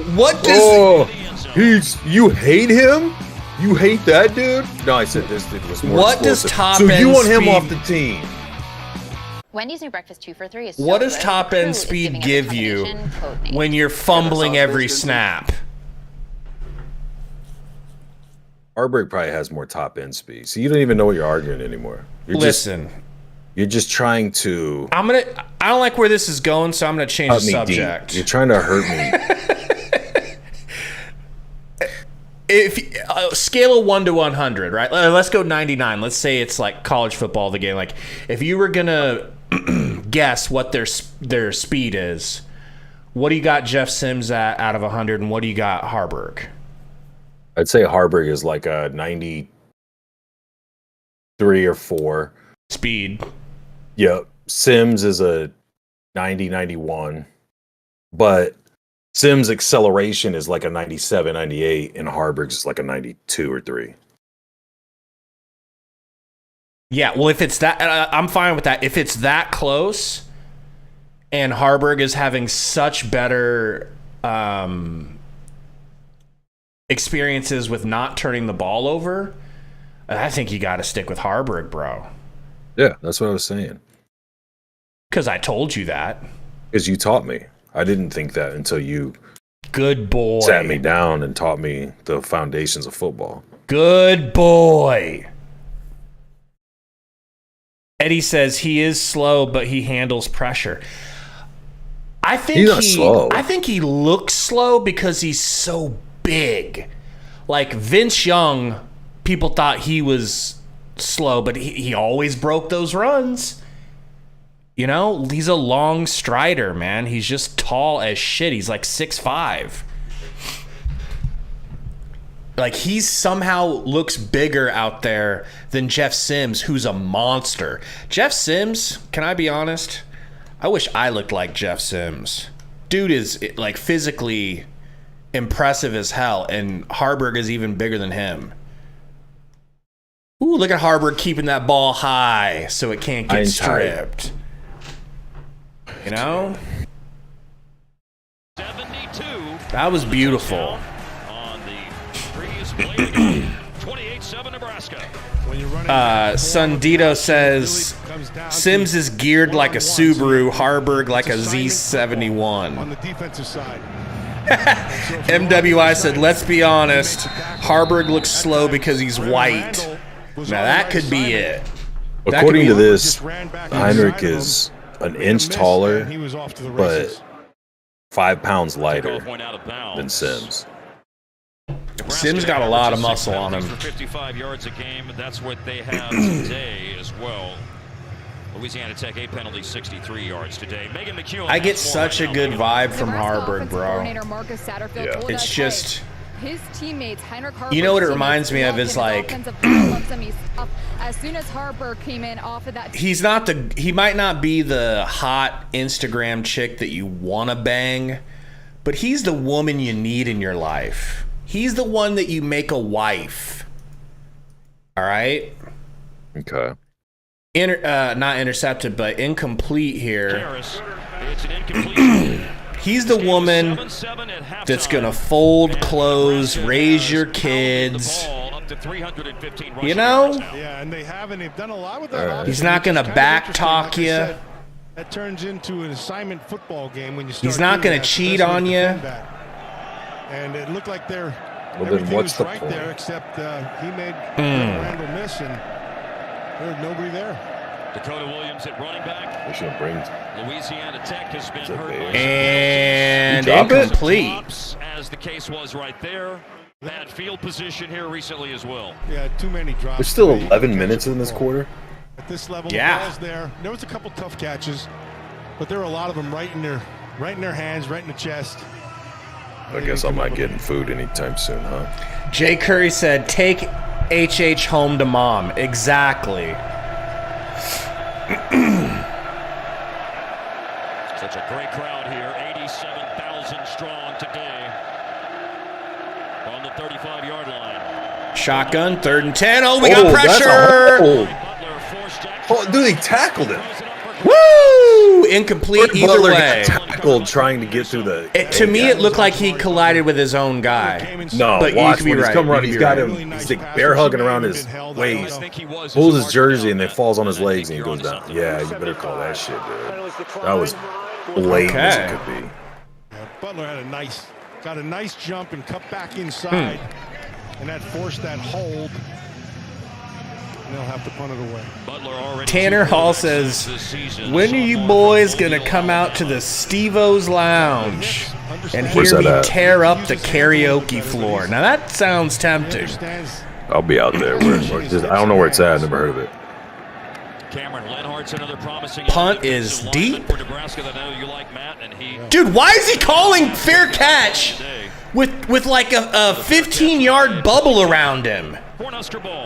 He's got to be coached up to fair catch everything, right? Let me give you a little analogy. Okay. Right? I'm all for analogies. He's not the Instagram model that you want to bang. Okay. He's a safe bet. You take home to mom, raise your kids, cook you dinner, rub your shoulders after a hard day's work, and tell you she's proud of you. You're really selling Billy Kemp as a returner. Gavin says, how many sacks we got? It feels like 0. Goose egg. Right? Is I it? think it is 0. Okay. Oh, man. I feel a lot more comfortable after this second half. Yeah, 0 sacks. We've been sacked 3 times. They've been sacked none. So there's that. Yeah.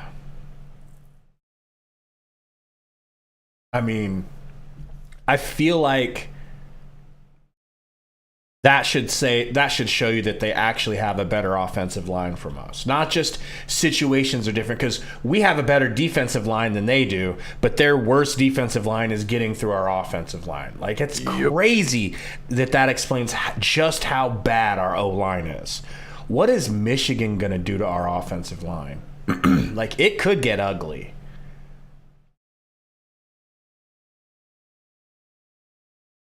Now, did you put any bets in on this game at any point? Say it again. Did you put any bets down on this game? No. I haven't done anything today. I don't think maybe I did. I don't remember. I don't think so. I was running around most of the morning into the afternoon. Shadell says, remember when Coach Rule said we were going to land body shots and lean on opponents? Great point. And that's what we're doing. It's hard to trust it sometimes, though, when you're going through the muck.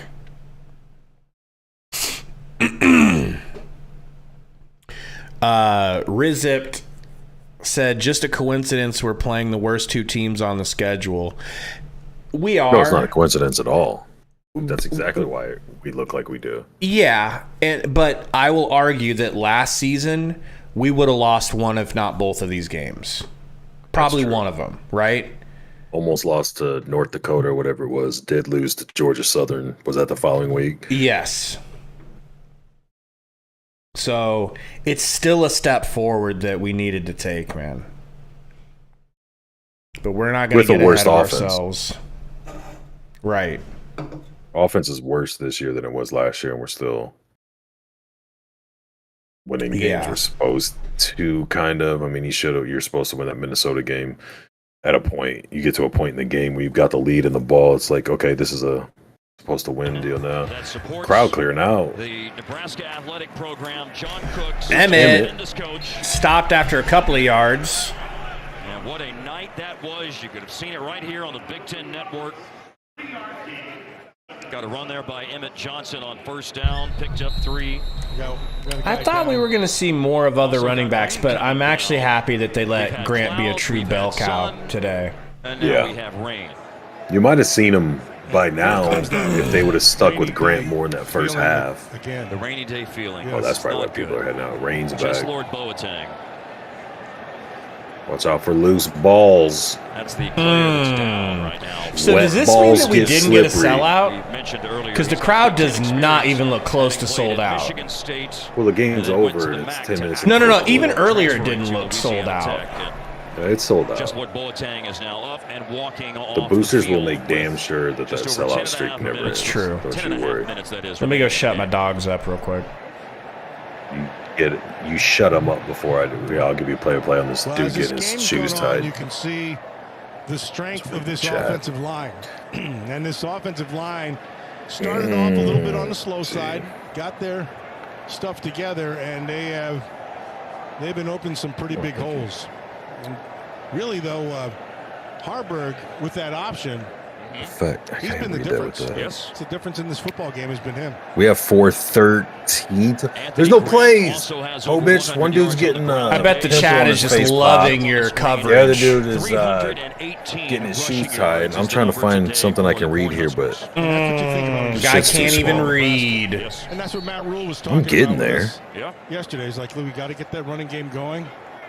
And they got it going. Marcus Satterfield, the offensive coordinator, said we would be just fine. Joe just sent me a thing of it. It looks like a call. It's got the Colorado Buffalo logo. And it says potential fraud. Starting with the Colorado meme. Send that to me and I'll tweet it. Two backs. He said, the announcer's drunk for calling our O-line strong. Did he really say that? We have seen that. They don't know what they're talking about if he said that. Yeah. Haarberg and shotgun. Takes a snap. Ooh, looking to throw deep. Has to rush. Has to get out of here. Oh, my God, what a tackle.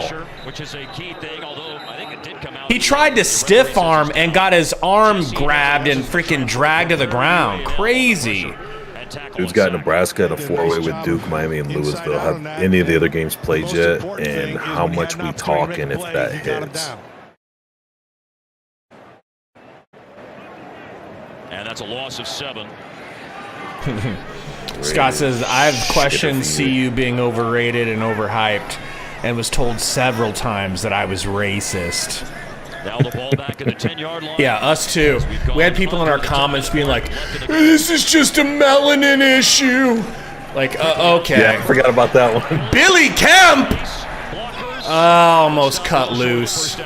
Especially Gonna have to punt it away. I like when people say that to you. I told him I was bald and biracial.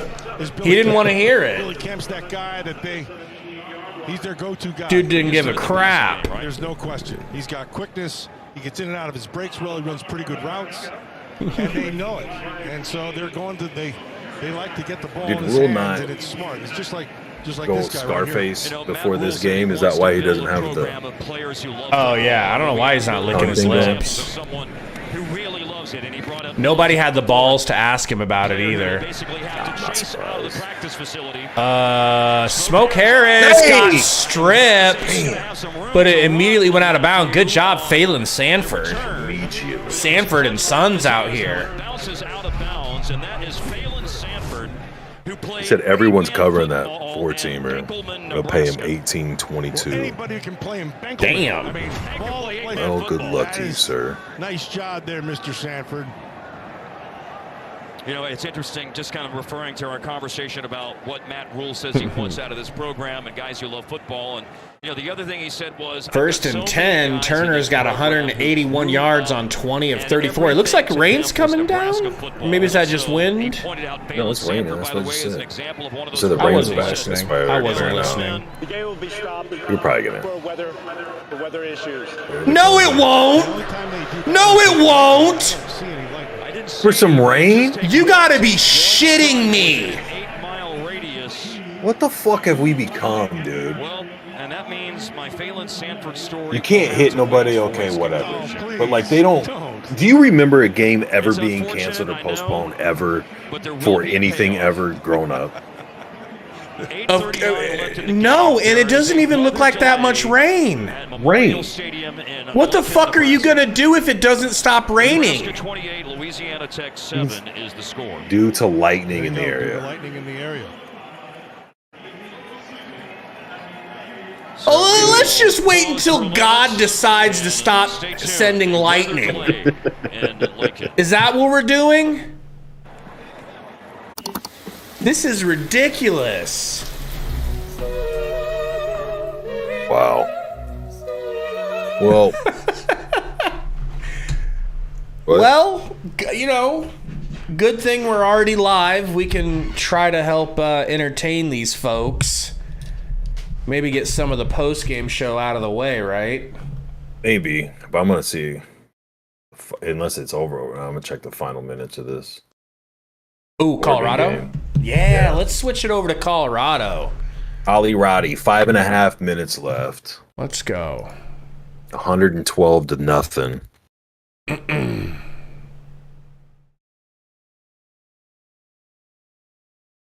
Yeah, here. Like what do they consider the area? Like state? Like seriously, there's lightning in the panhandle, so they got to shut her down until it's. Tanner said the world has become soft, boys. The world been soft. Super soft. Been soft. Do you think there'll be a few NFL scouts at that game? Bill Black says we're going to need Haarberg and Sims to play well before the year's out. I would take this version of Haarberg all year and be happy if this is what we get from him all year. Shadur, hands off. He gets tackled after a first down. This game's a wrap. Oh my God, 42-0, hilarious. I don't even want to watch it, John. They're both teams just gonna run the fuck out. I'd be surprised, or I wouldn't be surprised to say if Oregon gets the ball back and tries to run it up on them one more. Terrence Thompson says Nebraska talent level is horrendous. No talent whatsoever on offense.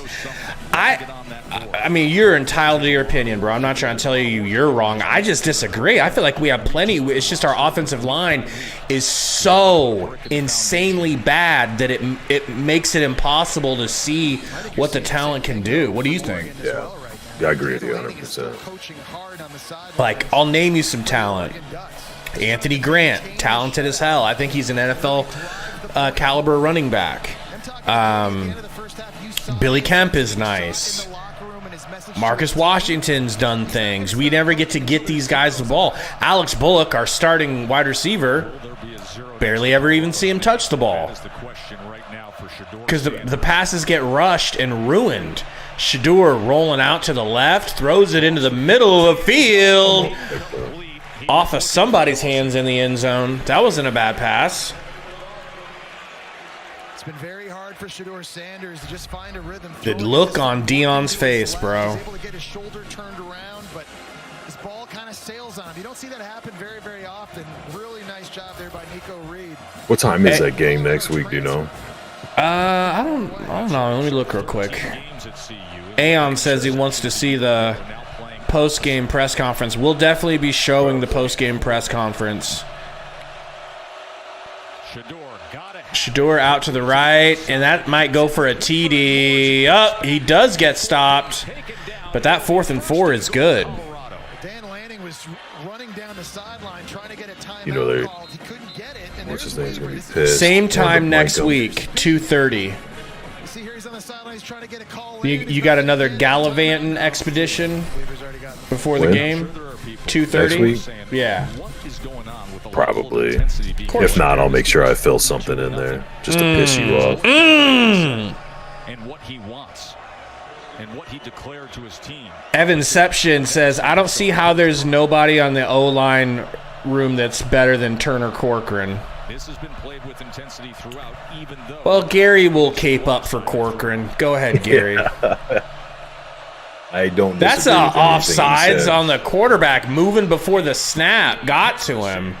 Touchdown, Colorado. You sound Did real you see it? Racist right now.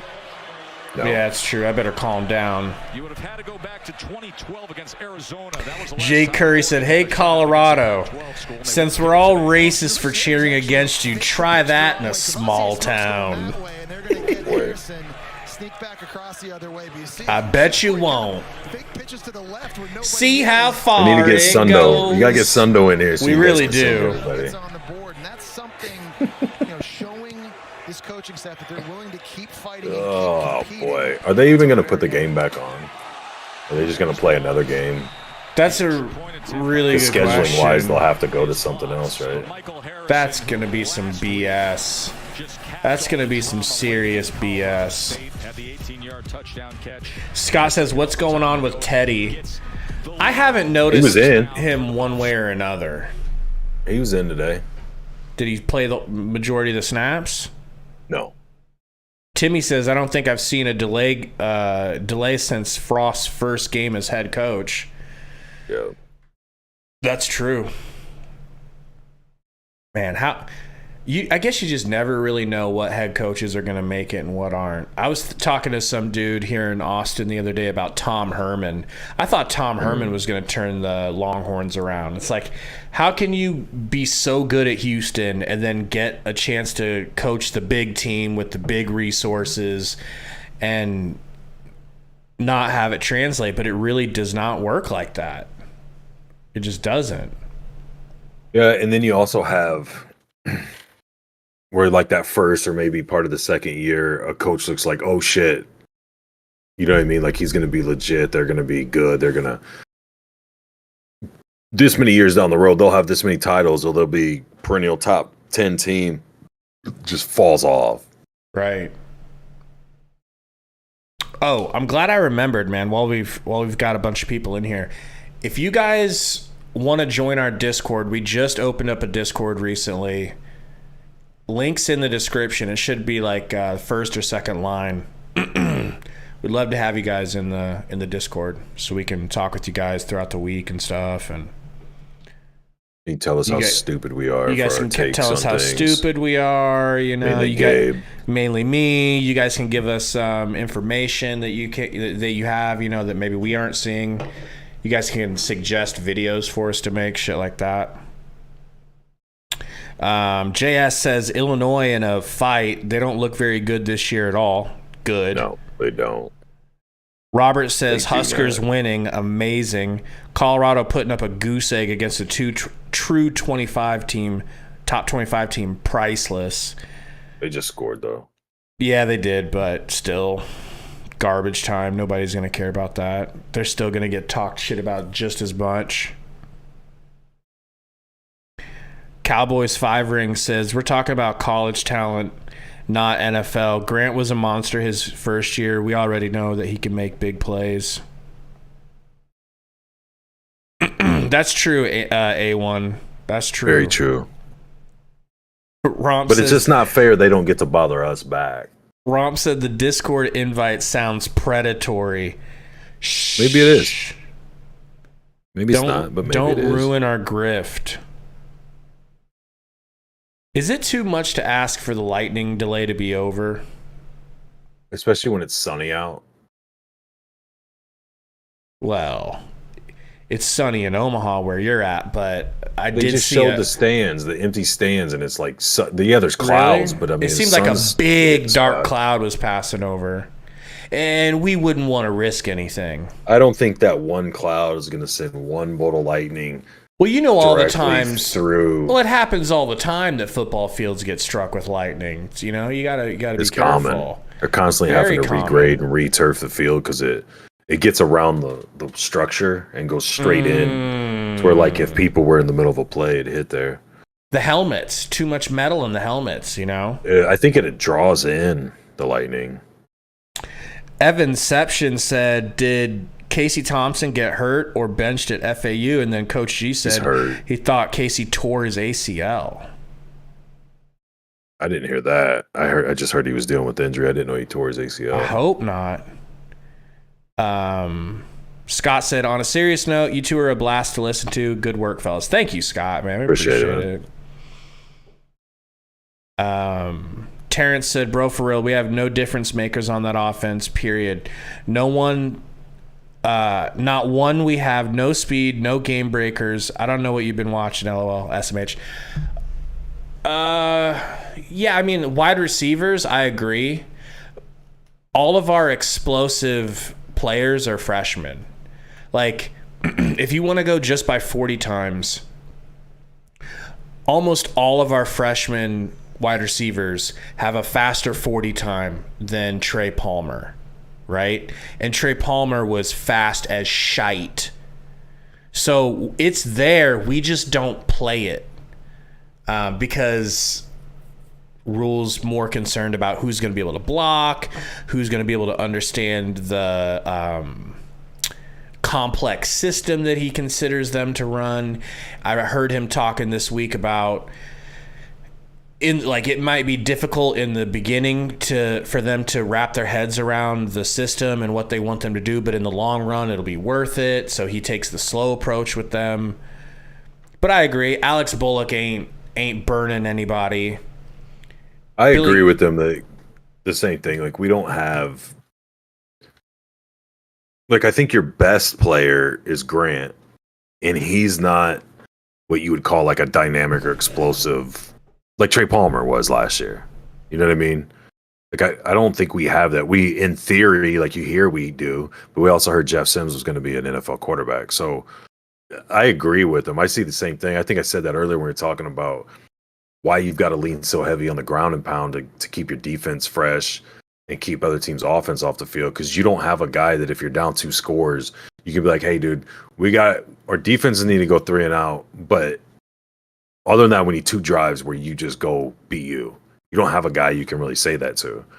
Grant being Grant is going to be, maybe some 15, 20-yard breaks, but that's behind a shitty offensive line. And then you don't have a blow-the-top-off receiver that you've seen that's proven.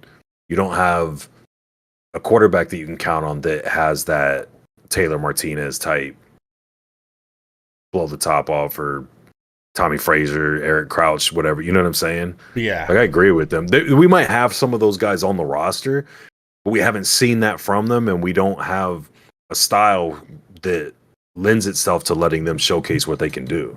So, I mean, you just got a lot of what-ifs. Somebody was saying it's going to be a 30-minute delay regardless. Yeah, and then if they see lightning again in there, I think it's like another 30 minutes. Oh my gosh, man. So you better get a hold of somebody down there, because if I get pissed off, I'm taking it out on you. Oh, shit. Yeah. Let me text Rule real quick. Yeah, I said, did you guys quit texting, or are you guys still doing that? Well, once he got the lead, I felt like I could, let him handle it from there. I want him to feel Take the training wheels off. I want him to feel like he's accomplishing things himself. It's part of building him up. Yeah, that makes sense. Scott says, is Malachi Coleman really not ready to play? He's been in quite a bit this game. Yeah, but they're not going to him. No. But at least they're putting him in there. It means he must be doing okay as far as blocking goes. brothers, Billy and Christian. Oregon with the ball with 2 minutes. Do you think that they try to score again? It was controlled chaos. I don't know. It was like I flipped over to this Utah game. There's Will Stein, who replaced I don't remember authorizing that. Well, it would just happen to be on because when you were talking, I was taking notes. Writing down. Today, Katie. Tessa, I've known Will Stein. It's like they're just going to run the clock down. Nice. Yeah. So fun to see Colorado get smacked. Because they're acting like Dion's the best coach on the planet.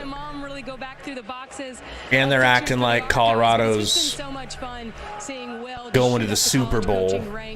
He's certainly a great fit here in Eugene. Dan Lanning said he wanted somebody who was going to come in and be able to stick to Oregon's offensive identity. So Gavin says, can't wait for Michigan to come to town. I thought it was in Michigan. I like the photo of Katie grabbing the No. Oh, yeah. Good. Good. Right in front of the camera. Let's just keep the focus. I'm actually going to that game, so I'm not going to be able to. Sorry about that. I'm going to have to go ahead and revoke your tickets. Sorry about it. We're going to send your tickets to Scott. Frost? I don't think he needs tickets. Everybody's hoarding their pizza, expecting Katie. I was going to say something, Jay Curry. I was going to ask Gary if he was a fan of Katie George, but he was watching a different game, so I didn't bother. I'm on it now. I just saw they were showing pictures of kids and it sideline announcer. Sorry to upset you. I'm not a big kid person. Well, looking at some lady's picture when she was 6 and well, she's fully grown now, and she's the sideline. Yeah, but that's not what you like. Moving on. Before I get, I don't think I saw it. Found out. Get exposed. Donita says, we live in Millard, which is 20 miles west of Lincoln. The sun is out and no rain. Yeah. Jordan says, how long's the delay? We're thinking the delay is like 30 minutes minimum. Hopefully just 30 minutes.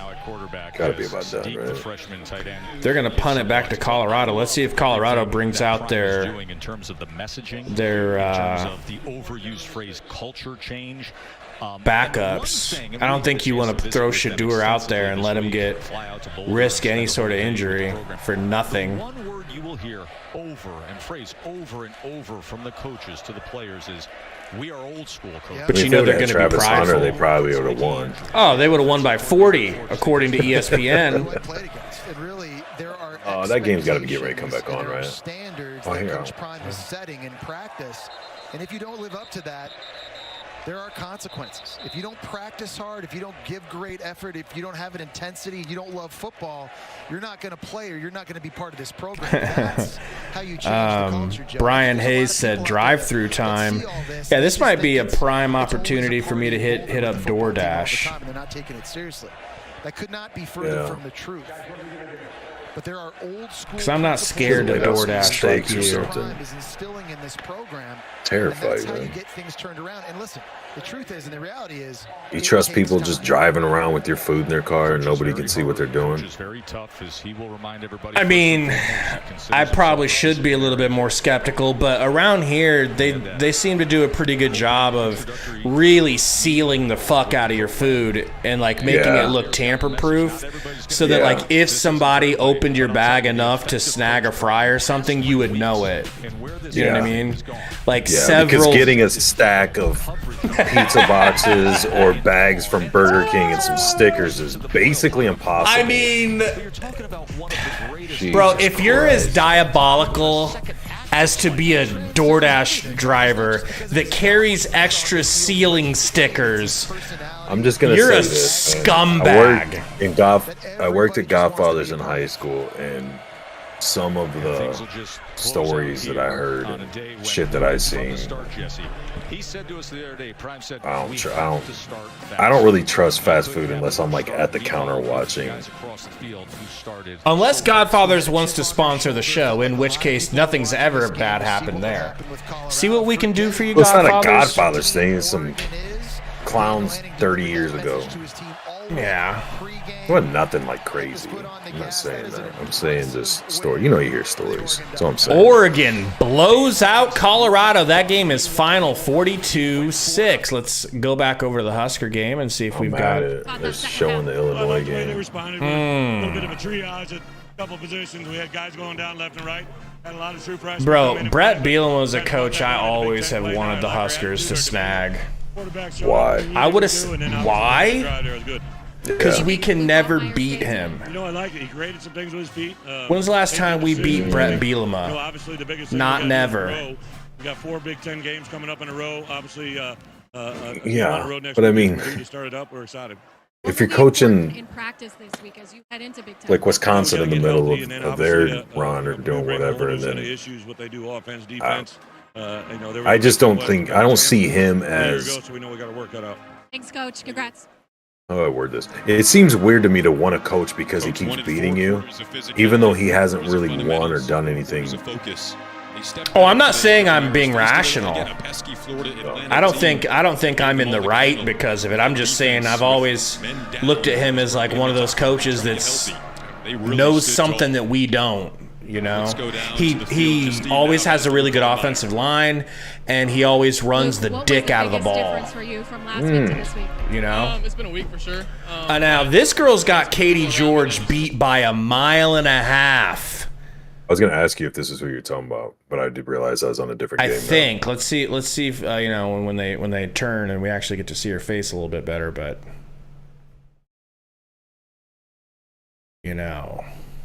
I ain't complaining with the profile.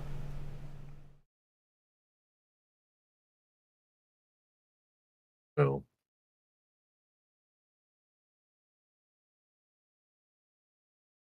God, man, just bring this game back on.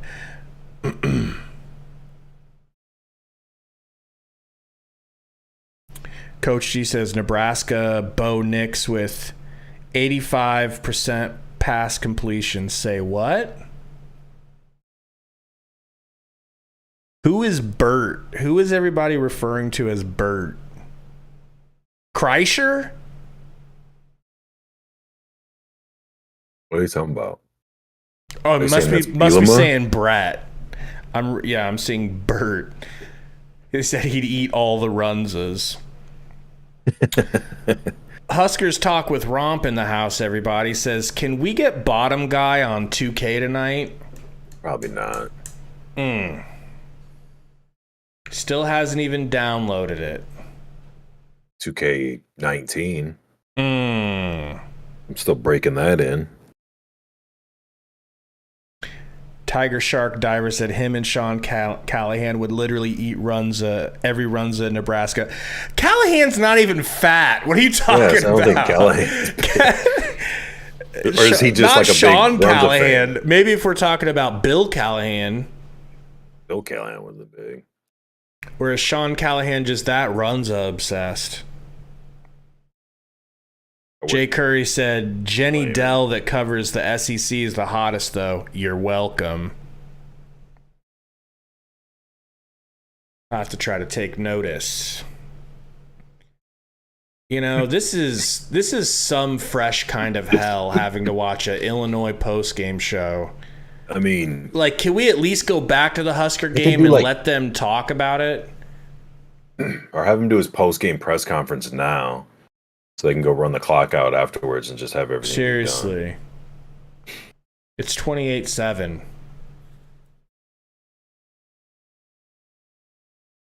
This is brutal.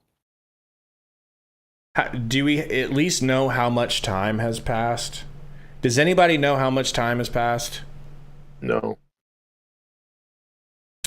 Nathan McCallie in the chat, what's going on? Said, go Big Red, all the way from Hawkeye Country. Ugh.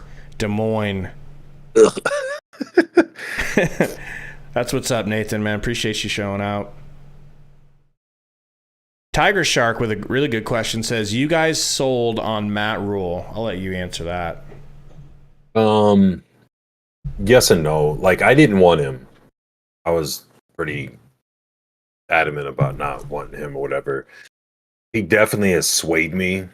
But like you and I have talked and I've said, it's very possible it could be he's a good salesman and smooth talker or whatever. But once it was set up, he's going to be the coach. Like, okay, then let's see what he can do. And it's hard to take a 3-game, 2-game, whatever sample size and be like, oh, no, he's not going to be good for the long haul. Or, yeah, he's going to be great. Like, again, back to what I was saying before. I remember we were talking about, when you said, do you bring Sims in? Like, having a completely different opinion or doing the roller coaster up and down from a week to week or series to series, game to game deal is, I don't know, not really my thing. So I mean, like not to see your over bag this year for sure. Not my bag. Like to see what he does this year, and obviously going forward with a couple seasons to recruit and develop and do all that shit before. But I'm not either way. I'm not sold like, oh yeah, this is it. He's a guy that is going to turn it all around. But I'm definitely not like, get him out of here. I really like Rule. I do agree. I feel like he has the gene of used car salesman, like a really talented one. The dude is a great salesman. I think that's really good to help you in recruiting, though, right? It could work out to our benefit. Mm-hmm. I was going to give him a year of suckage regardless. Like, we could have been good this year. That would have been great. But we can suck this season and only get 2 wins, and I will still feel the same, more than likely, about him. Because that's his record. His record speaks for itself in college.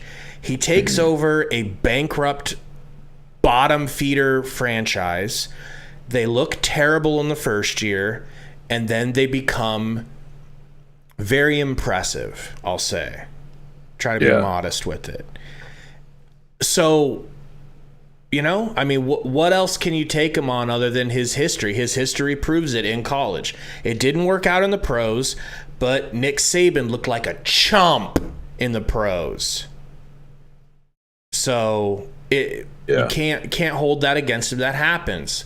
He does seem more like a college coach. The way he talks is like, it's easier to be the type of coach he is when it's kids, college kids that aren't making more money than you. Yeah. And I'm willing to give him 1 full year of sucking if it comes down to it.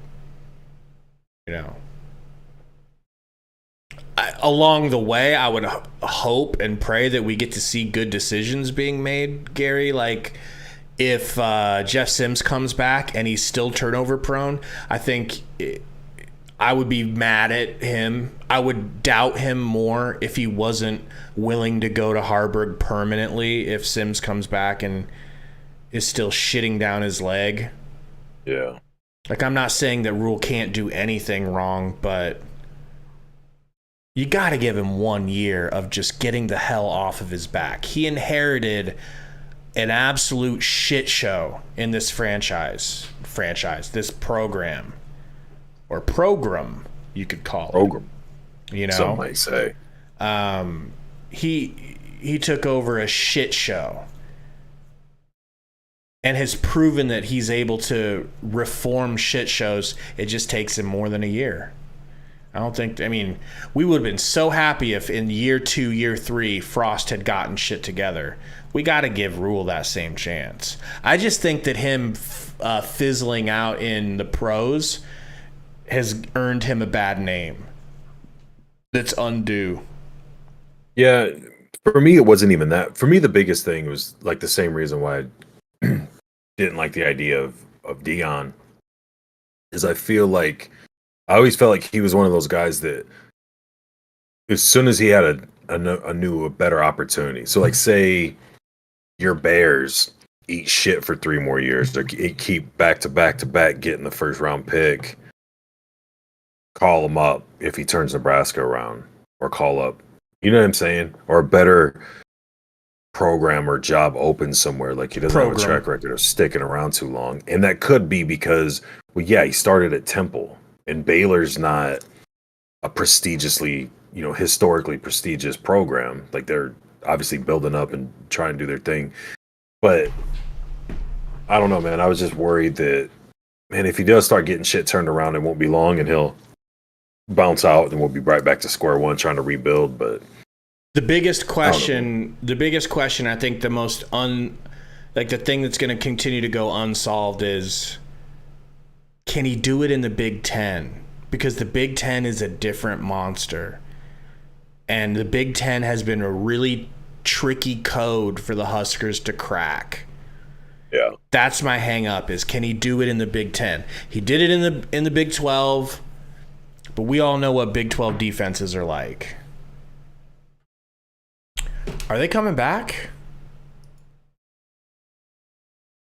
Asked to leave the I don't know, man. It says stands coming at up. Memorial Stadium. They are in that weather delay with Minnesota Northwestern, so I don't know if they'll cut this out. It looks like they're going back to the field. Final score seems somewhat academic at this point. You see a live look at what's going on Play right in front now of the tens and Lincoln. tens that Huskers stuck appear around. to be on their way to getting to 2-2. That on is the so year. weird to And see as you were talking about, Jay, I mean, it has been the stadium run looking game. like they that. largely abandoned the pass. Certainly in the third quarter, they barely threw the ball at all. They just said, we're going to run it over these guys. And Haarberg and Graham did exactly that. Well, we heard Jerry talk about in the pregame over 60% of snaps on first down. Yeah, that's what they should be doing. The Huskers should be abandoning the pass and just running it down their throats. No question. That should be their game plan every week. 10 to 15 times a game. It seems to me like you watch this. T Street or State says radar only showed 4 strikes and all South Lincoln. It's sunny in Lincoln, a few blocks from the stadium. It's pretty crazy to see. I wonder if this is going to work when they really get in the Big Ten play. They're fully committed to the running game. I love what I saw. Jared says, who did you want for Nebraska? Not that it matters anyways. Saban. Yeah, Gary was, he really thought we were going to be able to I was really lure set on it. Saban I thought it was all but done deal. Originally, I wanted Urban Meyer,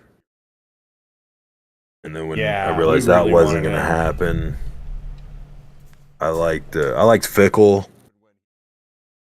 Fickle would have been nice. What's his name? He's an assistant with Texas now. TCU's old Patterson. I liked Gary Patterson. Yeah. Aranda. How'd you feel about Aranda? I didn't want Aranda. Because you're racist? That's some stupid shit you'd want. Tiger, yeah. I watched Urban Meyer's breakdown of our 3-3-5, and it was so nice to see him saying positive things about Nebraska. I just couldn't help feeling like Fresh Prince of Bel-Air talking to Uncle Phil about why his dad didn't want him, and just feeling like, why don't Urban want me? Like, why doesn't he want us? I just want him to want us, man. But he might be done coaching, period, dude. He's got a lot of pussies to grab, you know? Don't you think? There's plenty of finger blasting to be done. How do you think he got out of that with his wife? Because I didn't hear about a divorce. Oh, dude, that's another world.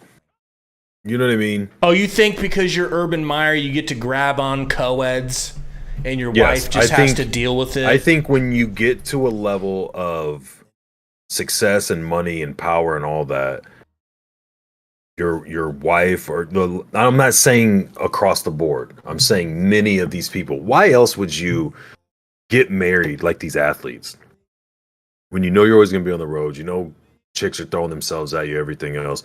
You get to a point where she knows what she's getting. You know what I mean? Like there's this. That's wild. It's super, but it's like there would just be divorce nonstop. You know what I'm saying? Like, because when you hear all the stories about how much stuff happens and what goes on with professional athletes, you know, all sports, different levels, actors, singers, going on tour, all that stuff. It's like, come on, man. The vast majority have this lifestyle they're going through, but they're not consistently going through divorce. Like, I guess with some women, you know,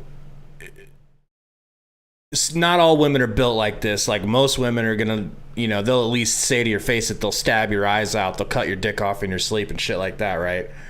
Yeah. But some women, I guess, could look at it and be like, yeah, he's a little promiscuous, but that's just hard for me to believe. I haven't met very many women in my life that take that approach to getting cheated on, especially when she can take that. Lady Meyer can take that to the court and say, yeah, my millionaire husband is cheating on me. I want half. Bye. And then Yeah. It's the system being built for them to just, yeah.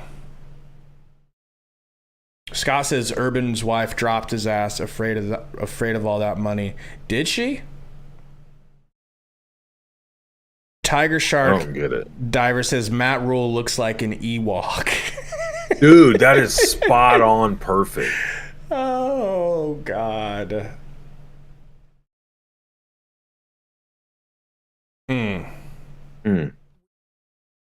So are we just going to do like baseball and like we're far enough along, the game ends there?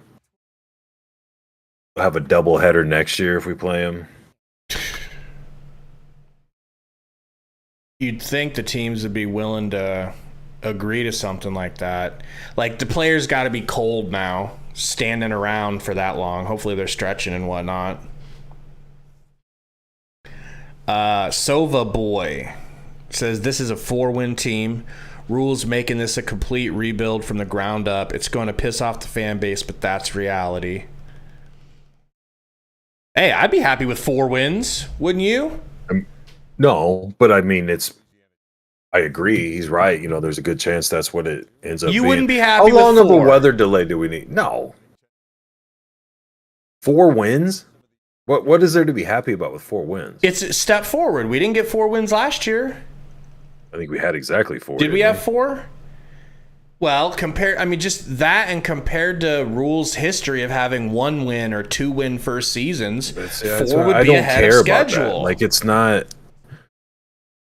That's just so lazy thinking to me. Like, well, he did this at these places. Well, what was the situation?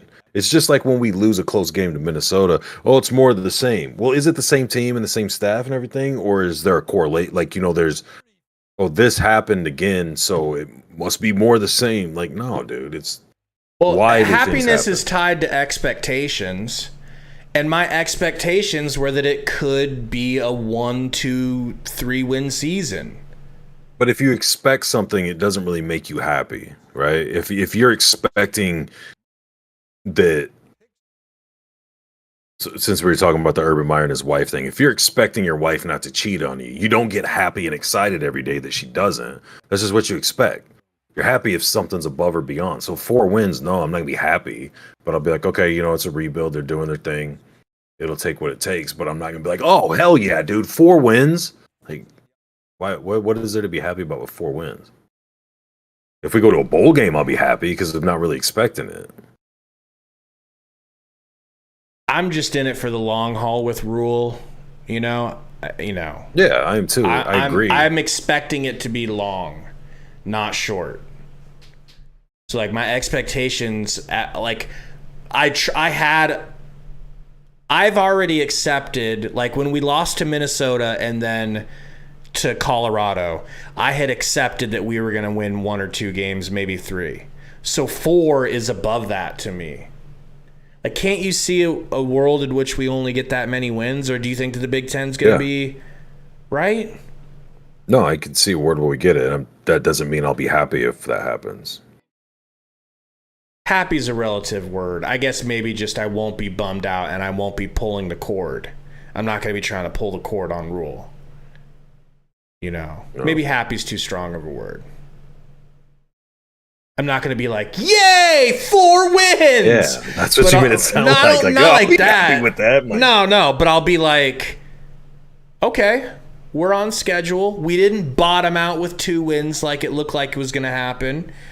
And his second year is always better than the first. So, hey, we're on the right path.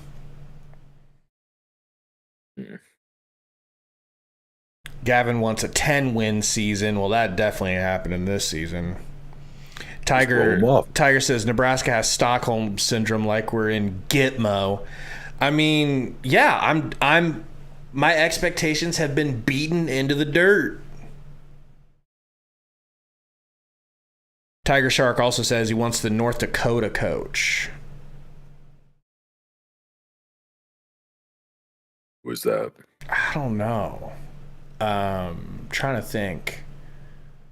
Is that what he said? I want the North Dakota coach. That's what he called him. Yeah. Not sure of his name, but I mean, that's a program that seems like they overachieve, right?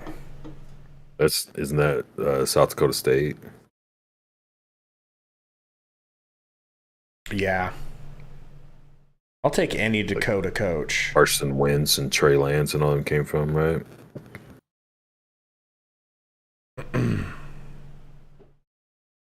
Tyler says chat rips our O-line 1 minute, then says we can win 6 games. That's what I don't get. I mean, that's where I am, dude. Like I have lowest of low expectations because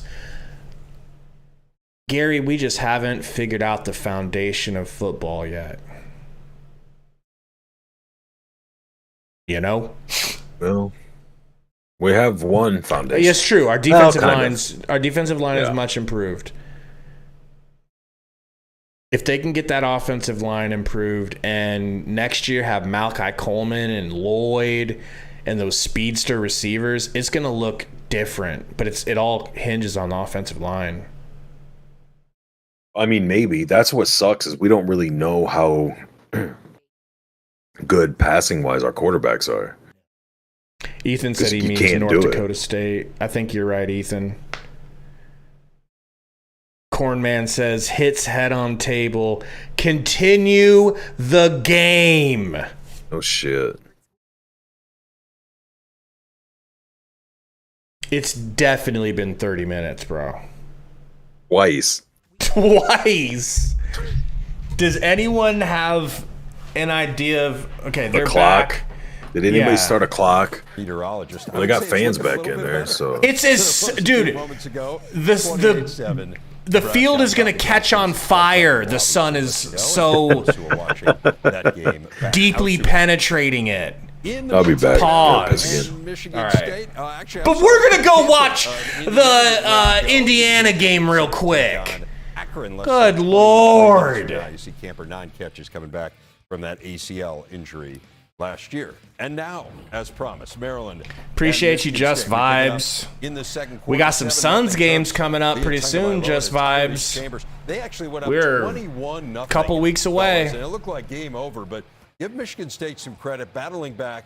Noah Kim here hitting Tyrell. Whoa, Michigan State went down big, 21-3. Chambers on right from the number 3 receiver corner out to the pylon. Never think of them as being a bad team in the Big Ten. Get it. And then Noah Kim under pressure here gets taken Shadell down. says, like I said, we can beat Illinois. That will be telling.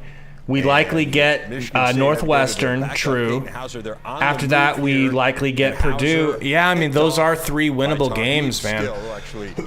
I guess I should be probably setting my sights on 5 games, 5 wins. Didn't really factor in, but the bottom line is Maryland won 31-9. Got a little awkward for Tarheeb at the end. Just a bit, yeah. MWI said, we ain't beating Maryland. Maryland looking good, says Dan the Cornman. I agree. Maryland might be out of reach for us, but never know if we play a crazy defensive game and have some things go our way offensively, maybe some turnovers, but... Half. 1 and 2. Ugh.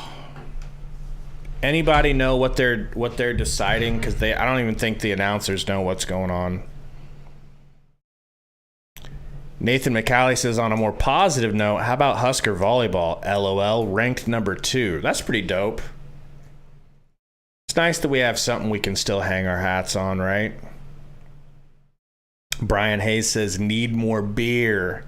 That's probably what Gary's going to get too. He's been drinking a brewski.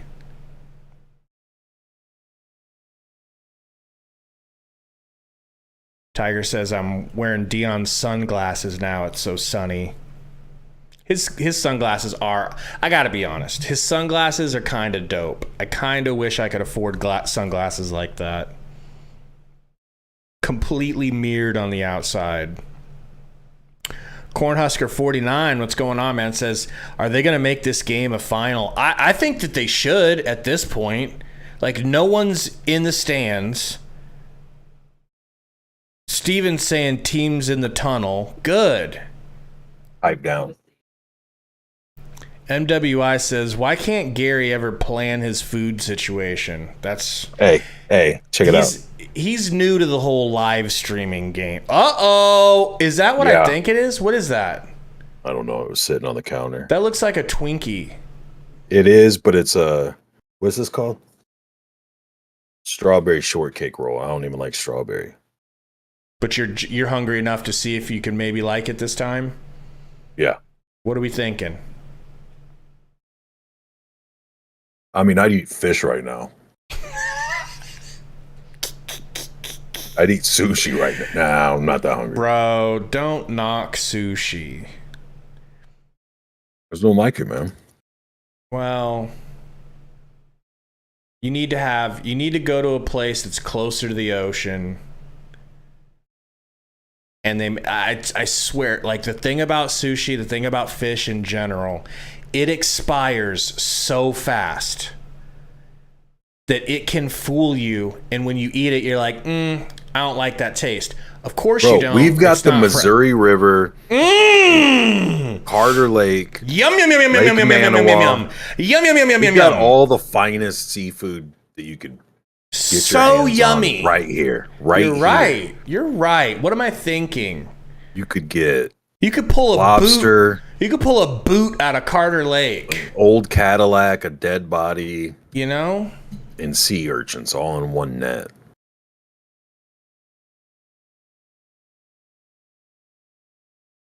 You know, I mean... What are we doing with this game here? Somebody said that the teams are in the tunnel, so they might be coming back out. Like, for what? Like, get them out. Josh says, speaking about Coach Rule, does it concern you as a fan that he's 2-16 versus ranked opponents, considering the likes of Oregon, USC, Washington, Penn State, they're coming back out for the game, Michigan and Iowa State or Ohio State all being ranked? That's a great point. Yes, it does concern me, and I think it should. What do you think, Gary?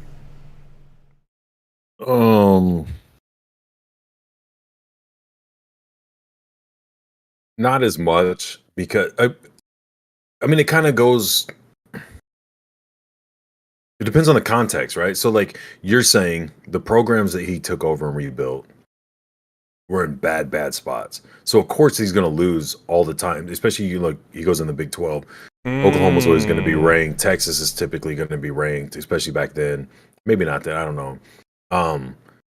Depending on the year some of the other schools are having, you're going to lose the beginning of your seasons. You get the team rebuilt, then maybe you beat a team here or there. You're probably not playing a lot of ranked teams at Temple, except for like they beat Penn State. I don't know if they were ranked when they did it. They were. But it's like if you get them built up to where now you're built to go on a run and compete with these ranked teams or perennial ranked teams, and then you leave for another job.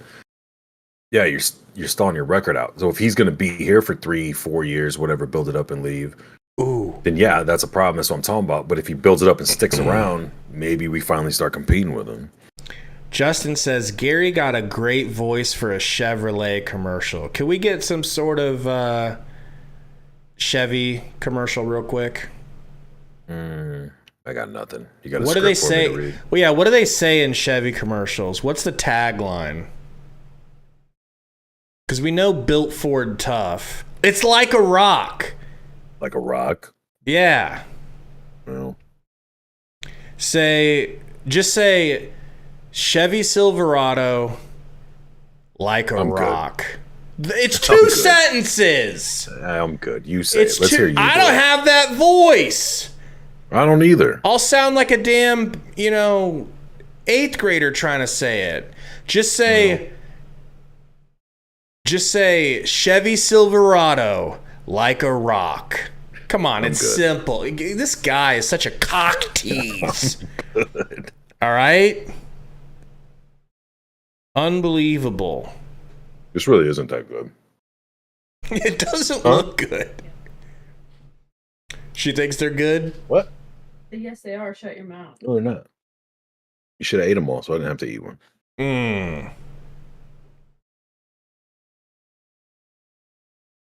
For the love of all that is holy, start the game. Somebody said in the chat that they said it's a 6:40 start time. How does that grab you? What? How does that grab you? Because they want him to come back out and stretch and do another warm-up.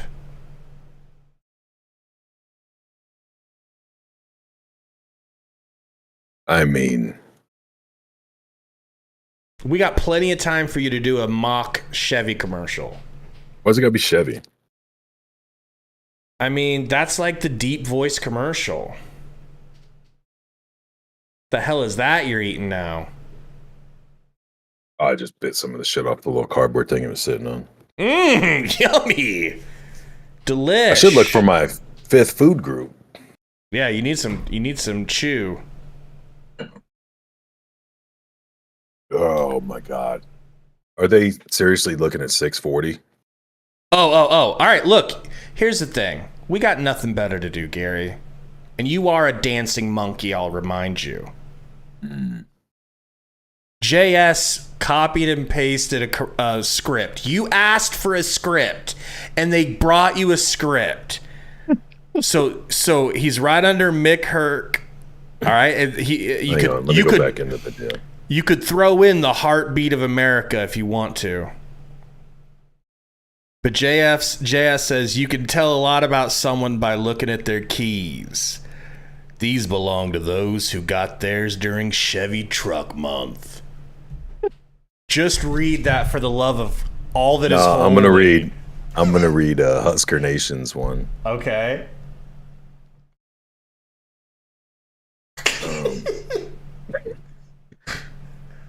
Hold on.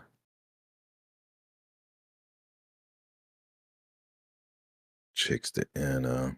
Trying to look for a good one. Yeah, that's the first thing I thought of when you were talking about commercials was the beef one. Read Romp's comment real quick. I'm curious about your thoughts on that. Romp has a weird obsession with thinking that Matt Rule is hooking up with co-eds at Nebraska. But he doesn't know that he's built like a gremlin. No, Ewok. Ewok. I don't think he is, Rob. That's such a good... It is such a good comparison. All right, so your choice of beef, it's what's for dinner, Husker Nation, Silverado, if you want to haul big loads, Ford if you want to take big loads. I'm not a big fan. We address the rumors. Jeff Barker said, you most definitely remind me of Rodney Ruxin from the league. Which one of us reminds you of Ruxin? Because my little sister tells me that she thinks that I look like him. So if you're saying it's me, that's got to be... There must what be do you some think truth about to it. the people talking about putting Purdy in just to let Heinrich be done? How healthy is he? I don't know. Do you buy all the shit that when Rule talks about injuries? Because like it made it seem like it was questionable if Sims was going to play last week. Like, oh, we're not sure. Think he can go. He's looking okay or whatever. And then he doesn't play. And then all the way up until today, like you didn't know. And I understand like the gamesmanship that the coach does, but seeing Sims on that one play, he didn't look. You know when he's kind of skipping off. Yeah. So do you think he's just? Think Chuba's still bouncing back, or you think he just using that? No, I think that what it sounded like to me was that Rule said after the injury to Chuba, it was clear that it was like I think Haarberg just took another step forward in practice, and it was like now that Purdy was probably getting more reps. And then once they gave Haarberg the reps, they realized, oh, yeah, actually he kind of is clear-cut better than Chuba. And this version of Haarberg versus last year's Chuba, oh, it's obvious Haarberg is better. So you think when this game comes back, I mean, pretty much it's gonna be handing the ball off, right? Do you bring Purdy in and let Haarberg be done, or do you keep Haarberg in? I would keep Haarberg in. That's just me. That might be selfish and stupid. You know? Yeah. What would you do? I like the idea of going with Purdy. Why?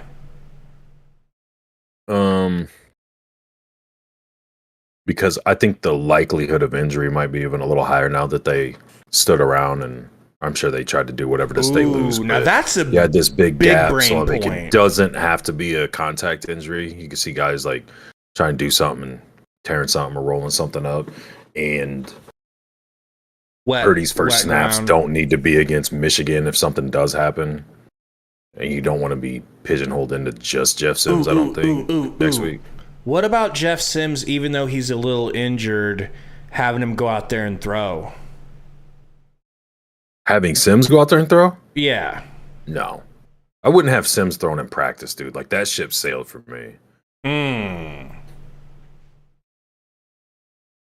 I'm just thinking having him not run because his ankle might still be a little gimpy, but giving him a chance to get warmed up because it's still possible that they go to him versus Michigan. Say it again. They're probably going to go to him versus Michigan, right? Or there's a 50-50 shot you're going to play Sims versus Michigan. I think if he's fully healthy, he's going to get the start at Michigan. I don't see how you at give home him a versus start. Michigan. So you think Haarberg's locked it up? I would think for the next start. week.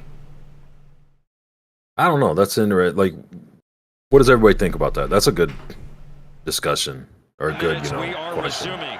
Here we go. The snap. Gunnarsson chasing him down. Gunnarsson just missed. Man, the quarterback had no idea that he was behind him. Turner had a good look at the coverage, and he had a Richard said Sims is garbage. I think we put in some to help out La Tech. There's a personal foul. Tripping. Offense.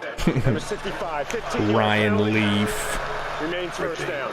Redshirt sophomore right tackle Carson Bruno. Appreciate you, JS. Playing with a cast on his right. Try to do the best we can on actually calling the game itself. Right there. Oh, that's. Bro. That wasn't like an intentional trip. That was for sure tripped the hell out of him. Ran over his leg.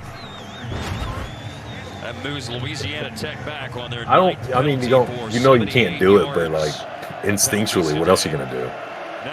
Dude, put you on your ass about to run by, like you're gonna.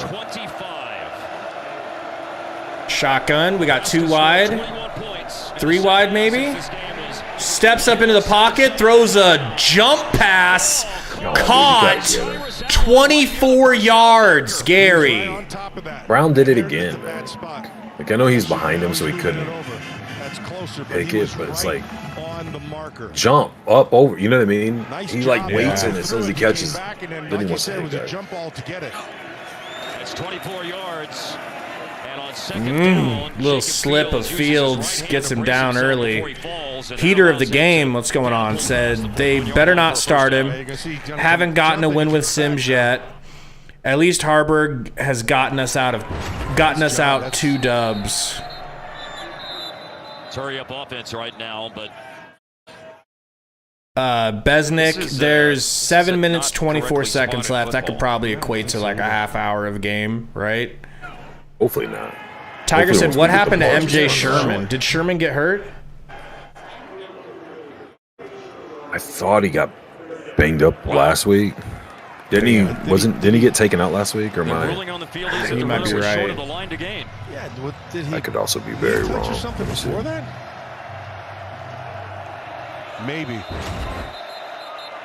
Might be a review now. That's it.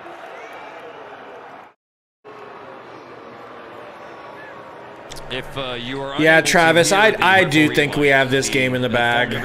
Our defense has been good enough to keep them from getting too many opportunities. Go down or something. Let's see. Right. He's still up. Dude, he's still up. He might have got that. So his quad hit. I think he got that first down.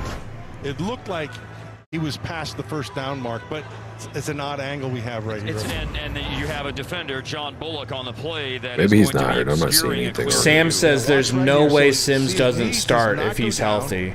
Another leg knocked down, so there's still nothing. He has his hand feel down, like that's what they would do. Nothing's still down. Now he's reaching forward. What we can't see. If you let a dude who's coming off an injury, hasn't played, will be going on 3 weeks. It'll be right at 3 weeks. Last time he played, the best team. Thank you. More than likely that you're going to play all year, even though the reason why you lost games was because of him and his habits. And this other dude, you've won 2 games while he's been out that hasn't done that. And granted, the opponents are drastically different, so is the environment, but refereeing and that just doesn't make sense to me, man.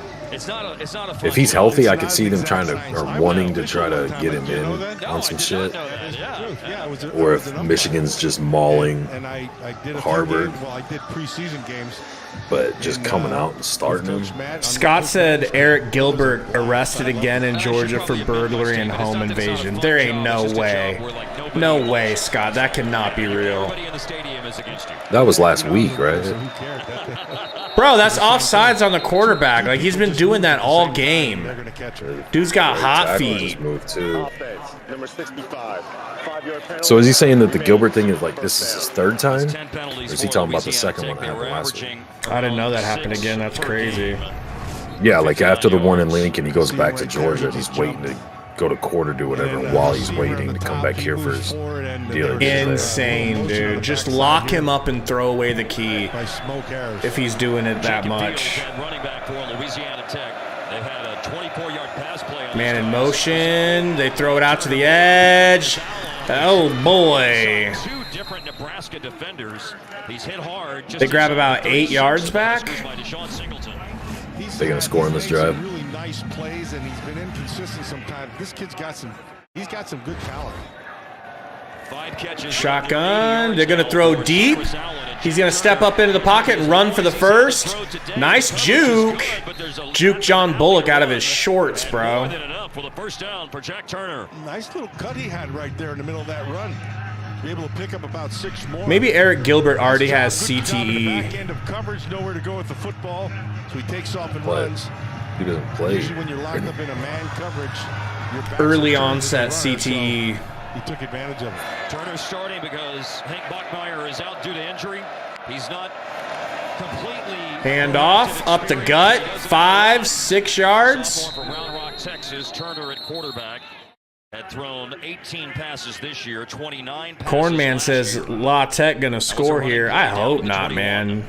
I'm thinking they're in field goal range though, right? Second and about 4. Yeah. Well, maybe for their kicker.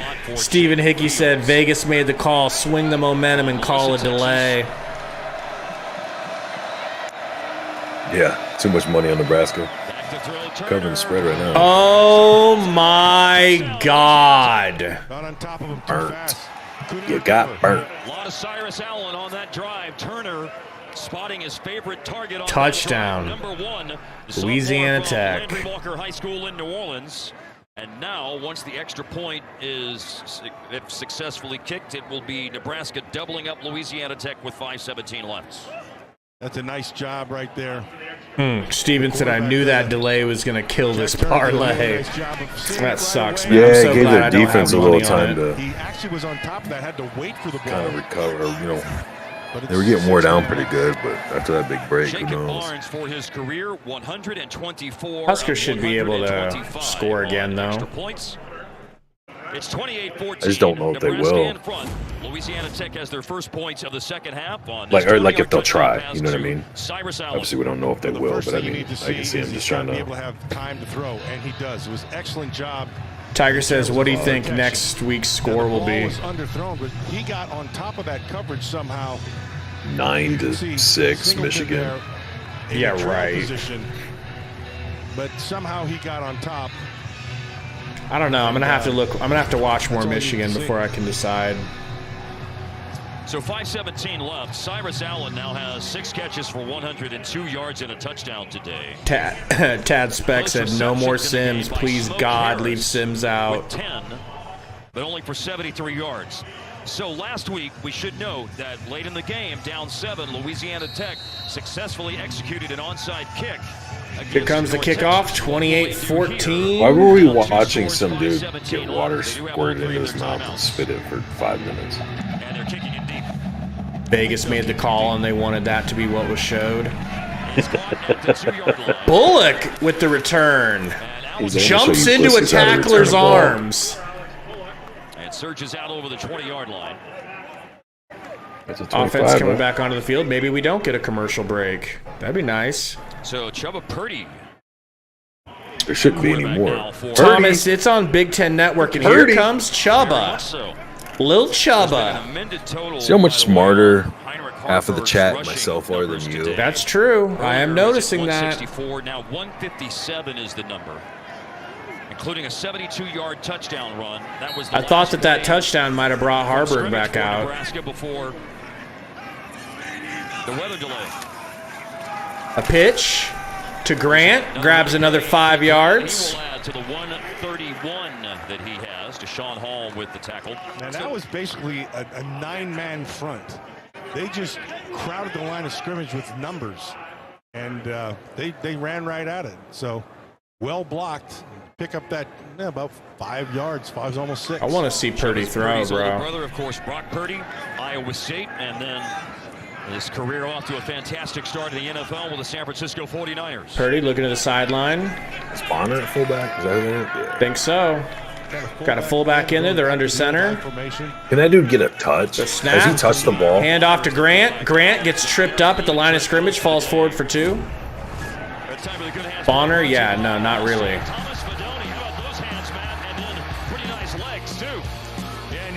Great catch by Fedoni. Holy cow, bro. I'm just realizing how nuts that catch was. Appreciate you, Travis. Scott, it's definitely a nickname. I don't think his real name is Chubba. 2 ACL injuries since being the top tight end in the country, ranked at least that way by some recruiting services in the class of 2021. And so they got to keep him involved because he is Chubba and shotgun. He gonna throw. What the, bruv? We got a flag though. We get a flag here. 250 watching. What's going on, everybody? If you're just joining, welcome in to Big Red Rant. We've been here all game, delay and all. Help us out, anybody in the chat that hasn't hit that like button. Please slap that thing one time. The ball be placed at the spot of the infraction. Automatic first down. Husker Nation said, "Are we gonna blow this game?" You may not be able to see. Yeah, there it is. It's the hook right there. I can't imagine we're gonna blow the game. The top hip, but usually I don't know that even. Usually that's what Nebraska do that. Did he throw that off his own lineman's helmet? I don't think so. You don't teach the grab. Back under center, Grant in the backfield, 1st and 10.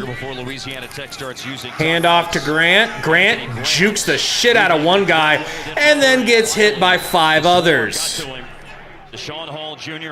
Damn. Max says real name is Preston Purdy. That's a pretty dope name. We could be calling him PP. He just took an hour off. Right. And then you HH and PP. Chubba PP. Appreciate you, JS. It's all good. You know, Haarberg, the quarterback, has not come back in. It's been Purdy ever since.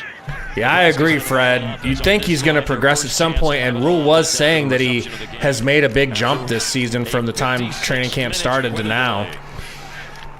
There was lightning and a small Purdy, handoff to Grant. Grant, man, this offensive line sucks!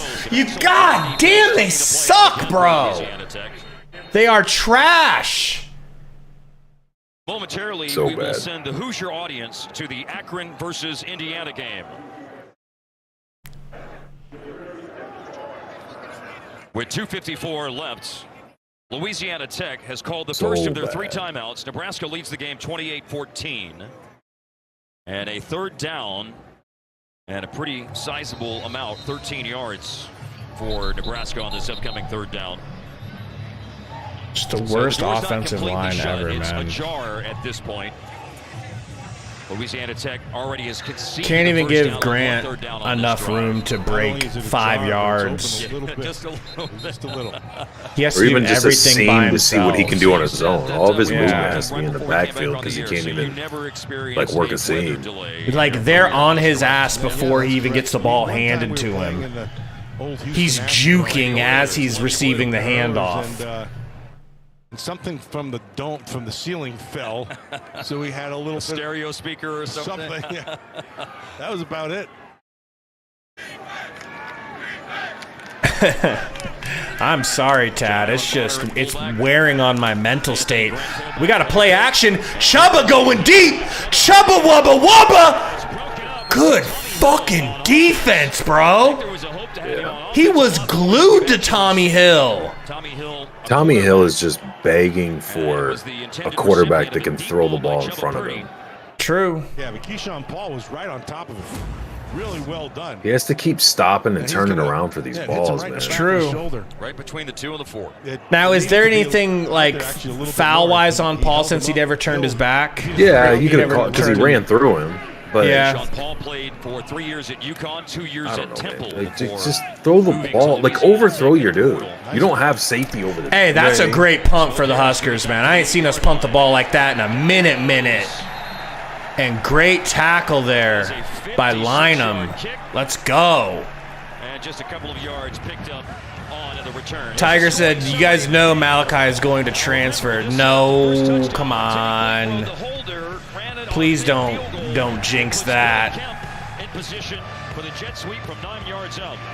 He'll be like the main guy next year, won't he? Isn't Washington, He's gotta be. Fleets, and Kemp all gone next year? Aren't they all seniors? I think so. I'm happy for Fedoni, man. I'm happy for Fedoni, and I'm happy for us that we got Fedoni, and he's not a bust like people were trying to act like he was going to be. And by the way, here's Jack Turner. Oh, he lost the ball. Turner, hey, we got a sack, baby. Hutmaker gets in there. With just 2.5 minutes. Hutmaker with the sack. Let's go. Louisiana Tech losing yardage. You know, every time Can you play-by-play for me real quick? My food just got here. I'm going to bring it in. Yeah, rub it in. You got food. All the big offensive linemen. Wide open on the edge. How? Who do we have in? Have we gone to any of our backups on the defensive side? Yeah, that's a cover 2, and so you're trying to get on top of the underneath 5 and in front of the safety, and that's a heck of a throw to be able to make that from there. So nope. Still with the starters, like guys open. Motion the back. Little screen dump off. That was good. Who was that, Reimer? Is Reimer 5? And then wrestled down by John Bullock. Are you muted? As a 5'11", 162 guy, and Timmy Bleak Road Matt is 5'8", 190. That's a great feeling when the offensive linemen come down. What a great feeling it must be for a guy of that size to get that. Because when he was running, I think he probably all day. Here's a pass, and it is caught. Tight end Nate Jones with the reception, and that is good for a first down. All day to throw now. With 1:29 left. They are moving this but we still got very easily, and the protection is really they're lined up offside. Obviously, the hurry up's not helping. Smoke Harris on the edge, and Harris stays in bounds. Now they're all just tugging at the ball, and nobody's going for tackles. They might mess around and give up another one. A lot of flags down on the Had them all the way back in their own end zone. 118 left between not being able to line up or get any kind of pressure. Maybe Vegas really did make a call. Now they're ripping at balls. That's the first. Maybe Vegas really did. Right when you walked off, they were back in the end zone. I thought you came back. I don't have to think about it. I thought you came back because I heard noise in there. But come back. But Smoke Harris has put on a nice show. They let a dude just right off down the sideline. Nobody on him. Then they don't get up to the line. The best thing you can have with an official is one who takes charge and control.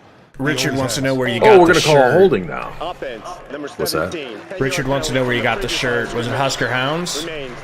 I have no idea. I think Kaylee bought it for me. I have no idea. Yeah, that's it. I don't do a lot of close buying these days. I mean, maybe that was a hold. I don't know. That's like, I don't even have a word for it.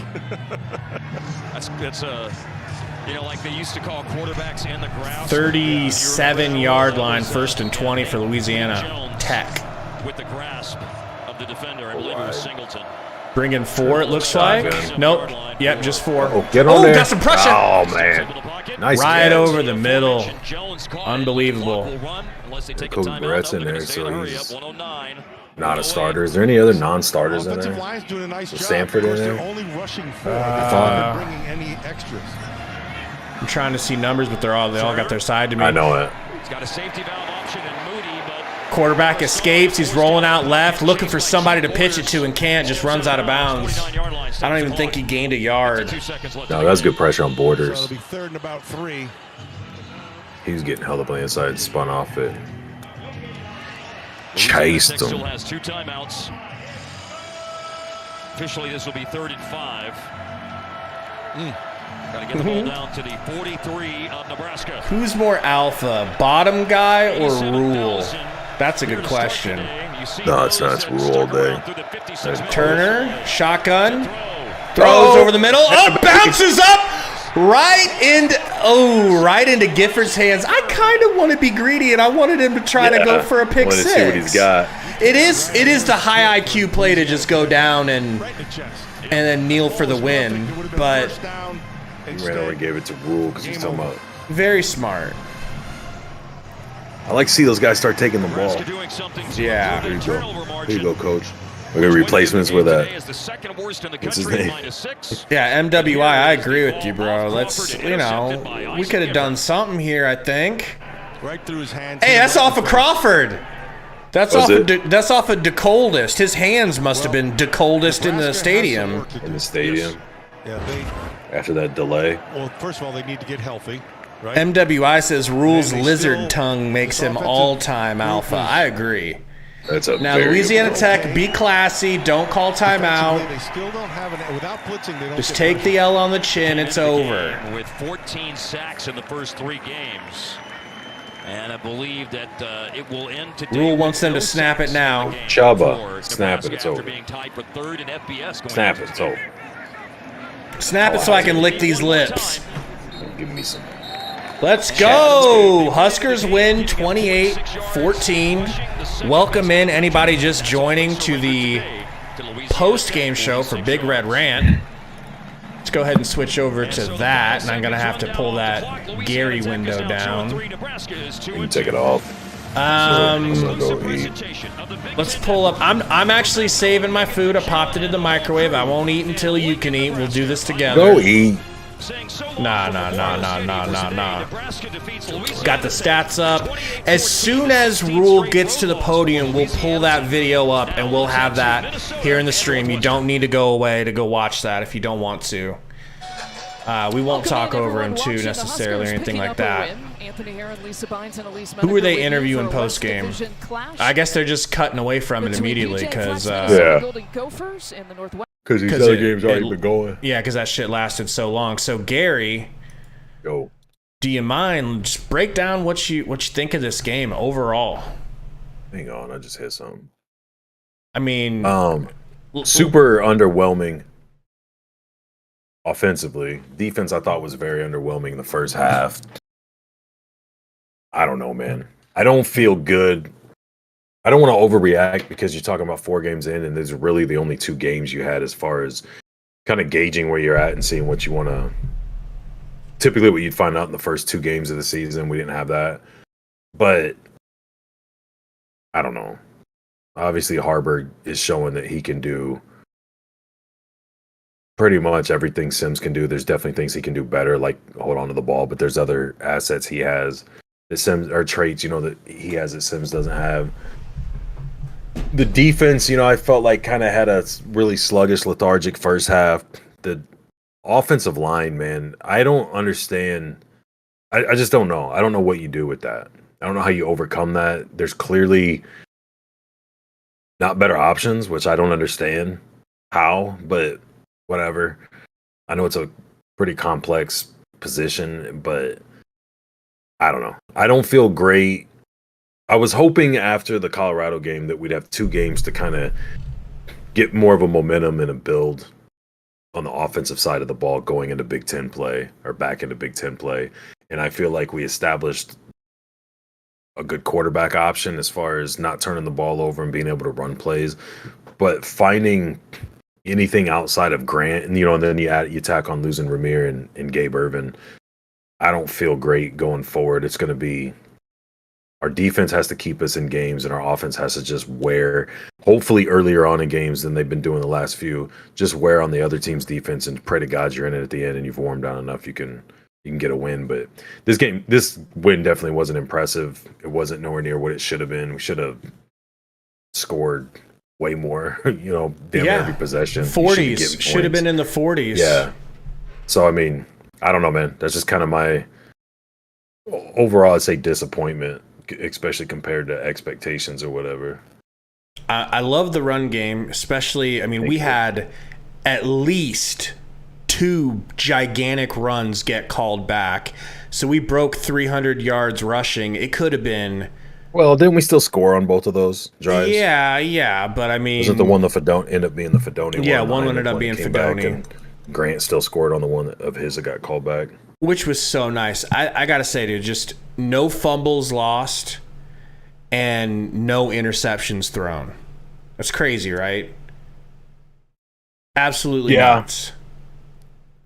Especially not losing them, because you're going to have situations where the ball gets ripped out, or like last week against Northern Illinois where a guy comes scot-free on a blitz and the quarterback doesn't see him. And like, to me, that's more important than,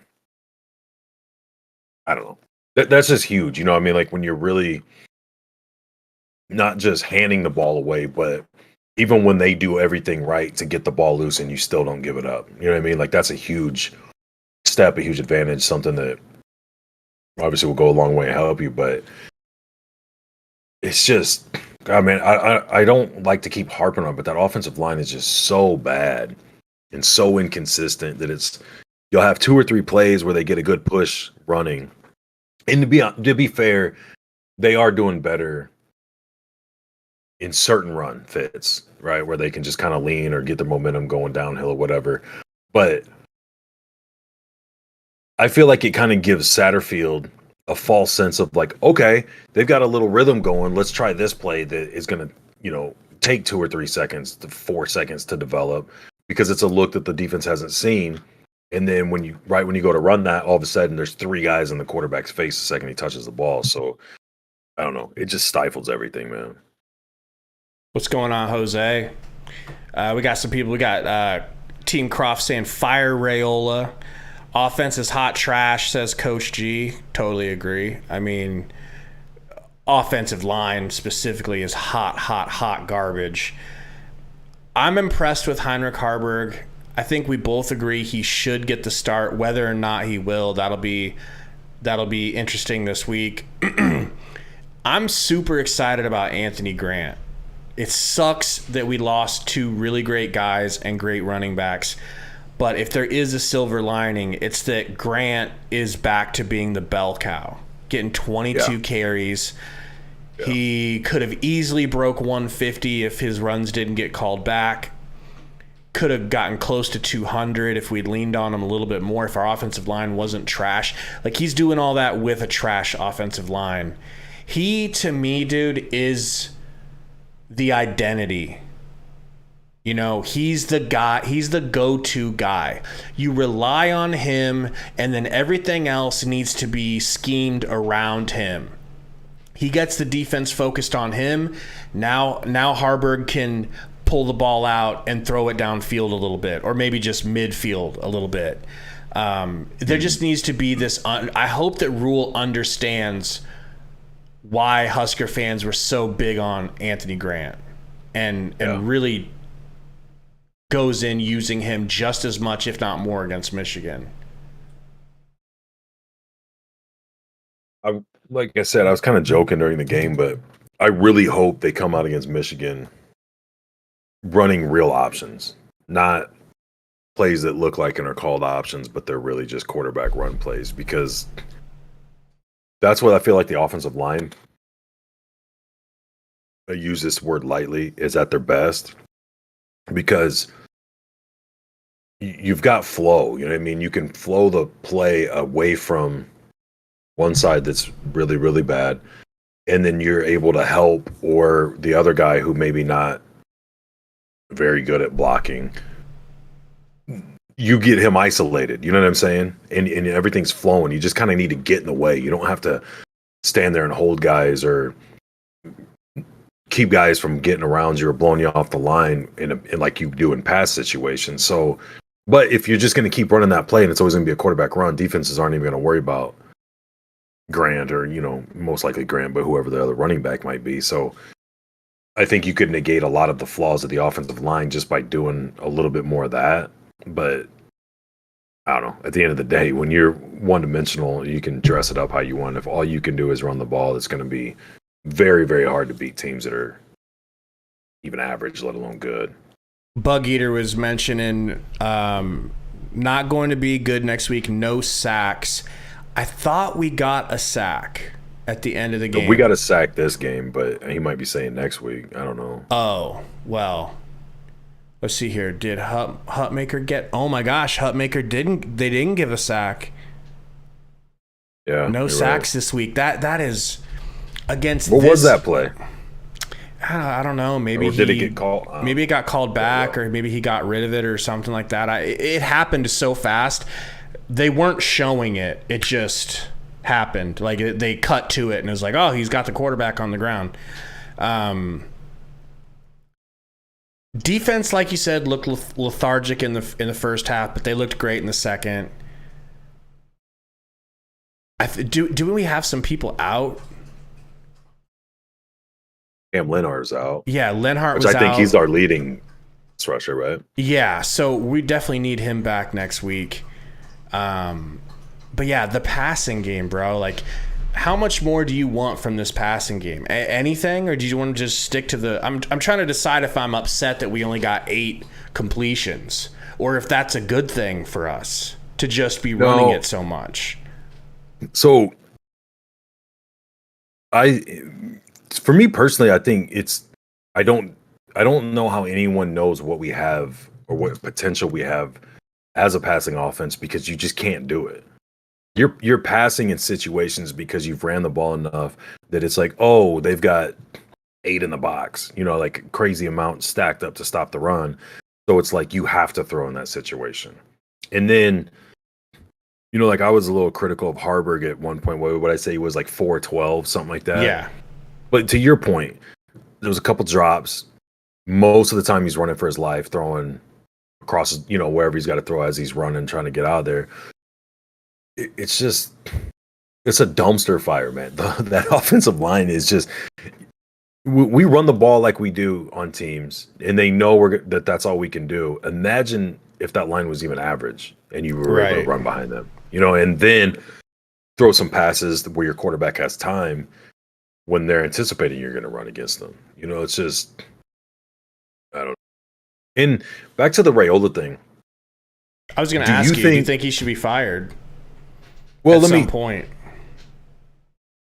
What has he been able to do, I should say? It's so there's to me, when you say you're going to fire a coach, it's either he has talent there that he doesn't know how to coach up and make good or develop or get in the right positions or call the right plays or do whatever, or he needs to get the talent there and then do those things. I don't know that giving him 1 year, I know he was there last year, but he wasn't able or didn't bring hardly anybody. You could argue him and Dominic Raiola brought in Ben Scott, who might be the best offensive lineman. So I don't know. Like, do you give him time? I feel like most of these offensive linemen have been here for, it seems like 12 years at this point. Yeah. It's been so long. But we said conference started. Go ahead, keep going. I'm gonna pull it up. Do you give him time to put guys in and continue to develop the system he wants to do or instill that? Or do you just go, nope, these guys are good. If they were coached by any other We were getting a lot of legit coach, they'd be fine. Getting a lot of Bear. All right, that's enough out of you for now. Yeah, shut me down. So we found that. We played with some tempo on that drive. Anthony made some big plays. Lindemeyer's the guy that's really stepped up for us recently and collapsing the edge, and so we were able to hit some plays on that drive. So I think it was just more a deal about hey, we found something. Let's stay with it. Let's get some first downs. Let's go from there and attack. You guys did that on that drive. Haarberg banged up at all at the end. Yeah, no. When we came back in, he got wrapped. I think he felt something felt tight, and I think he was cramping a little bit again. So We went ahead and went to Chuba there. Came out. He said he was cramping. Had we not had. He said Haarberg was cramping a little bit. Hey, Manny, tightened up. Giving your quarterback like a turn at offense. Yeah, I mean, I think anytime we protect the football, we have a chance to play good defense, to control the game on the ground. Again, I thought we were at 3:15 there early in the. Things go a little differently. I thought maybe we'd a couple more. 2 runs called back might have run for 400, 450 kind of day you have out there. But yeah, I mean, I think he did a good job. He executed the play calls. Some things he didn't. Things he didn't execute. So the great thing about Heinrich is he's trying to get better. We're coaching him through it. But for the most part, I thought he managed the game. He, like all of us, like me, all of us have to continue.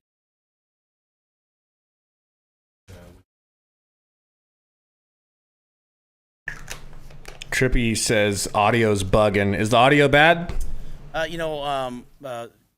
Jeff was probably limited in terms of what he can do in terms of ability to run the football. He did come in for one play. Heinrich's signaling. He's got Chuba's signaling, so to find his helmet. Jeff went in at the end. Jeff was probably tight there. Just his ankle, just after being out there all day. Didn't see the use of having him that. But I think Jeff's an excellent player. He played 2 of the tough teams on the road, and I thought, a lot of things that happened, everyone's just going to lump on him. He didn't. Some of those things weren't. So we're going to get him all ready to play and play the guy that we think gives us a chance to win. Still not telling us. Yeah, it looked like it was a good day for Anthony. I think the biggest thing was, I was most proud of. Put a camera on me, I went over there and about punched him in a good way, fired up, because he's the one who made the block on Fidoni's touchdown. Check to that versus that Sam Strong safety. We knew that if they brought it, we would be there, and he scanned all the way back. And so those are the things that we've been working on, Anthony, to get not just to be a runner, but to be a guy that can be effective in protections, and he did that. That really, to me, kind of opened things.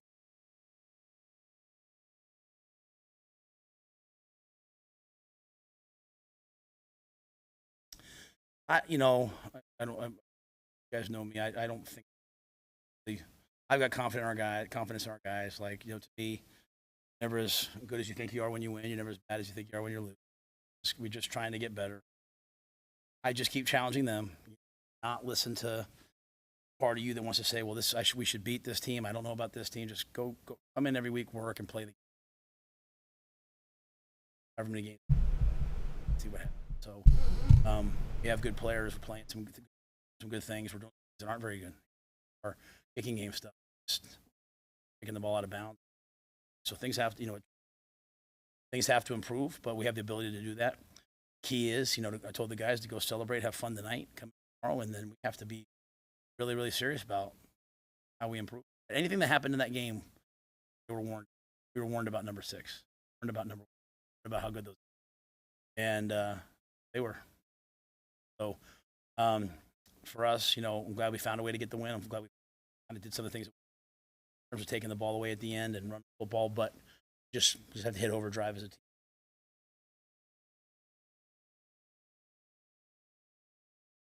How do you stay locked in with the lightning delay? Yeah, we went in initially, and we met as a staff real quick. The guys were kind of in there.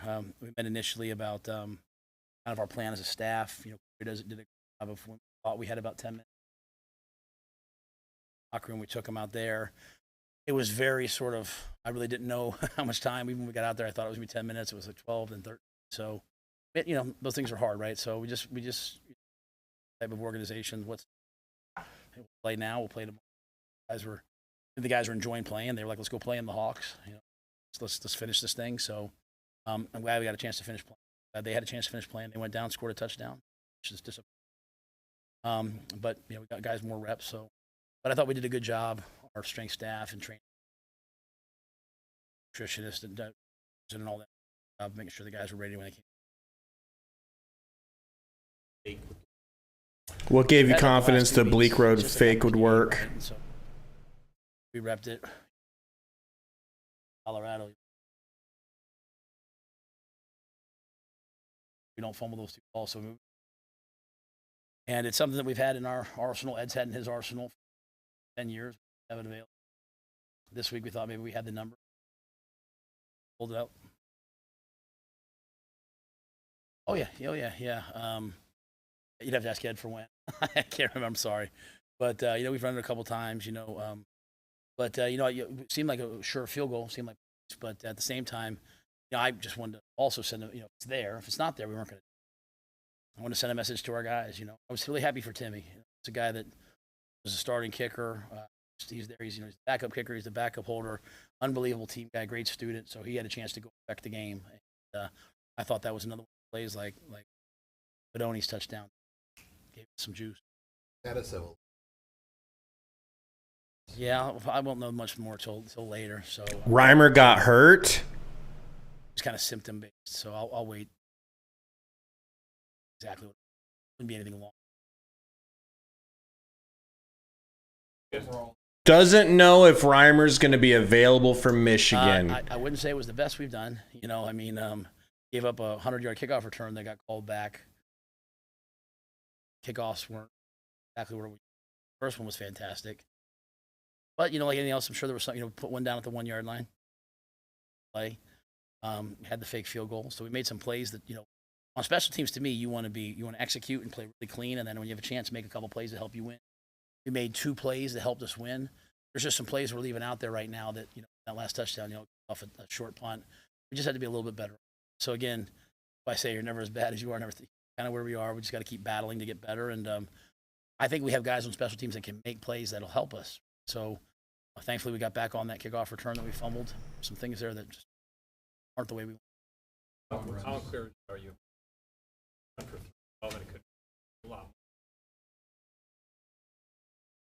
Yeah, I think the ability to run some option with it. We had a couple of RPOs today that go as passing yards.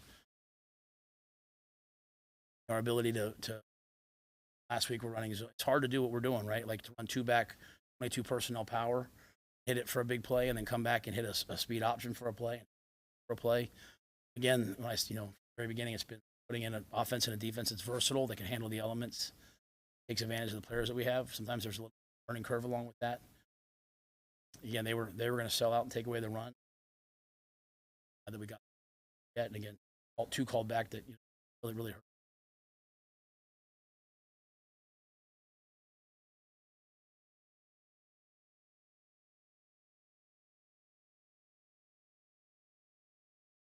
Oh, I wouldn't say there was lack of discipline at all.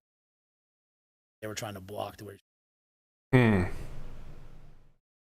Say much else.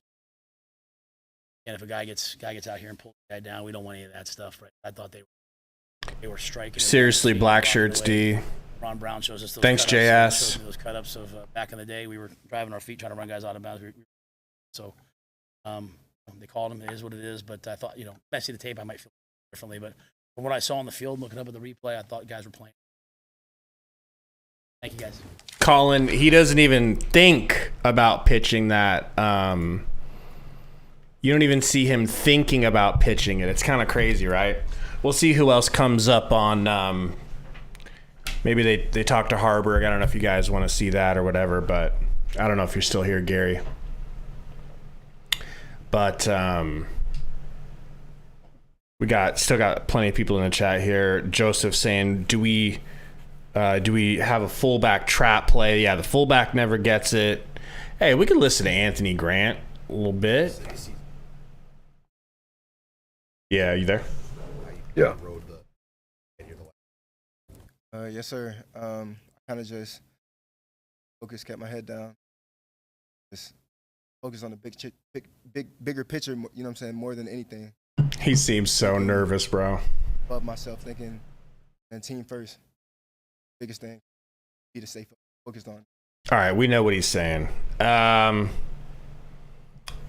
says, what happened to Bonner? He was out there. Bonner's been out there a couple times, but I don't know if he's got a touch. No, it doesn't touch the ball. What else do you want to break down on this game, bro? Whoa. I don't think there is a whole lot more. What do you think? What's the deal with Reimer? Apparently he's injured. Broken heart from some jackass YouTuber talking shit about his nose. Might have been. Hey, I admit it. I've got a big nose too. All right. Doesn't work like that. I admitted it. Doesn't work like that.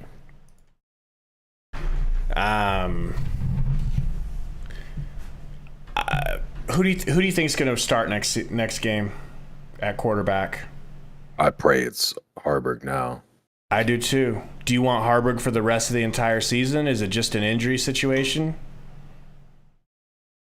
I mean, I feel like at this point, Haarberg has taken the job and it's his to lose. Like if he starts eating shit, fumbling, turnovers, obviously if he gets hurt, things like that, then yeah, you can reevaluate things. But I don't see why you take a guy who take the injury out of it. You've got a guy who, granted it's against supposed lesser talent in a better environment, is doing the main important things you need your quarterback to do, to taking care of the ball and keeping drives going. He never stopped doing that, so to take him out and put a guy who never started doing that really is just, it doesn't look good to the team. It doesn't look good to the fans. Not that that's really that important, but it just, I don't feel like it looks good to recruits. That like, well, hold on, man. Am I going to get recruited with the same viewpoint that Sims got recruited, or am I getting recruited the same viewpoint that Anthony Grant and Heinrich Haarberg got recruited? You know what I mean? Like, am I going to be held to a different standard than guys at my position, or is that how this team's going to be coached? So, I don't know. I just feel like he's got to lose it, whether it's an injury or performance. And I'm not against, if you've got a handful of plays, you want to put Sims in and see what he looks like as a different look. Or same thing with Purdy. You know, if you see some things you think Chuba could do better in certain situations than doing that. But I think overall your number one guy's got to be Haarberg. I agree, man. It might not feel as sexy as Jet Sims, but we're way past trying to be sexy, bro. I mean, I feel like Sims has a I feel like Sims has a little bit stronger arm on like deep balls. I'm not saying he's more accurate in that stuff. And I think his acceleration is better than Haarberg's. But I feel like Haarberg top speed is faster. I know we went over this already, but I mean, I just feel like the differences in talent, I don't feel like you're missing Tyreek Hill by not having Sims in the game. You know what I mean? Right. He's so like the little things you might be missing, or the added little things you might get in Sims over Haarberg is not worth having to, you know, hold your breath every time he touches the ball. Yeah. It's going to be interesting. Me and Gary are likely going to get out of here now. Thank you guys for hanging out. We're going to get a video done and try to get it out as soon as we can, so be looking out for that. If you guys have any suggestions on like what video you guys want us to do this week, or what do you think we should cover, let us know in the chat. Until next time, though, go Big Red, and of course, Huskers win! Huskers win! We're going to the Super Bowl, baby!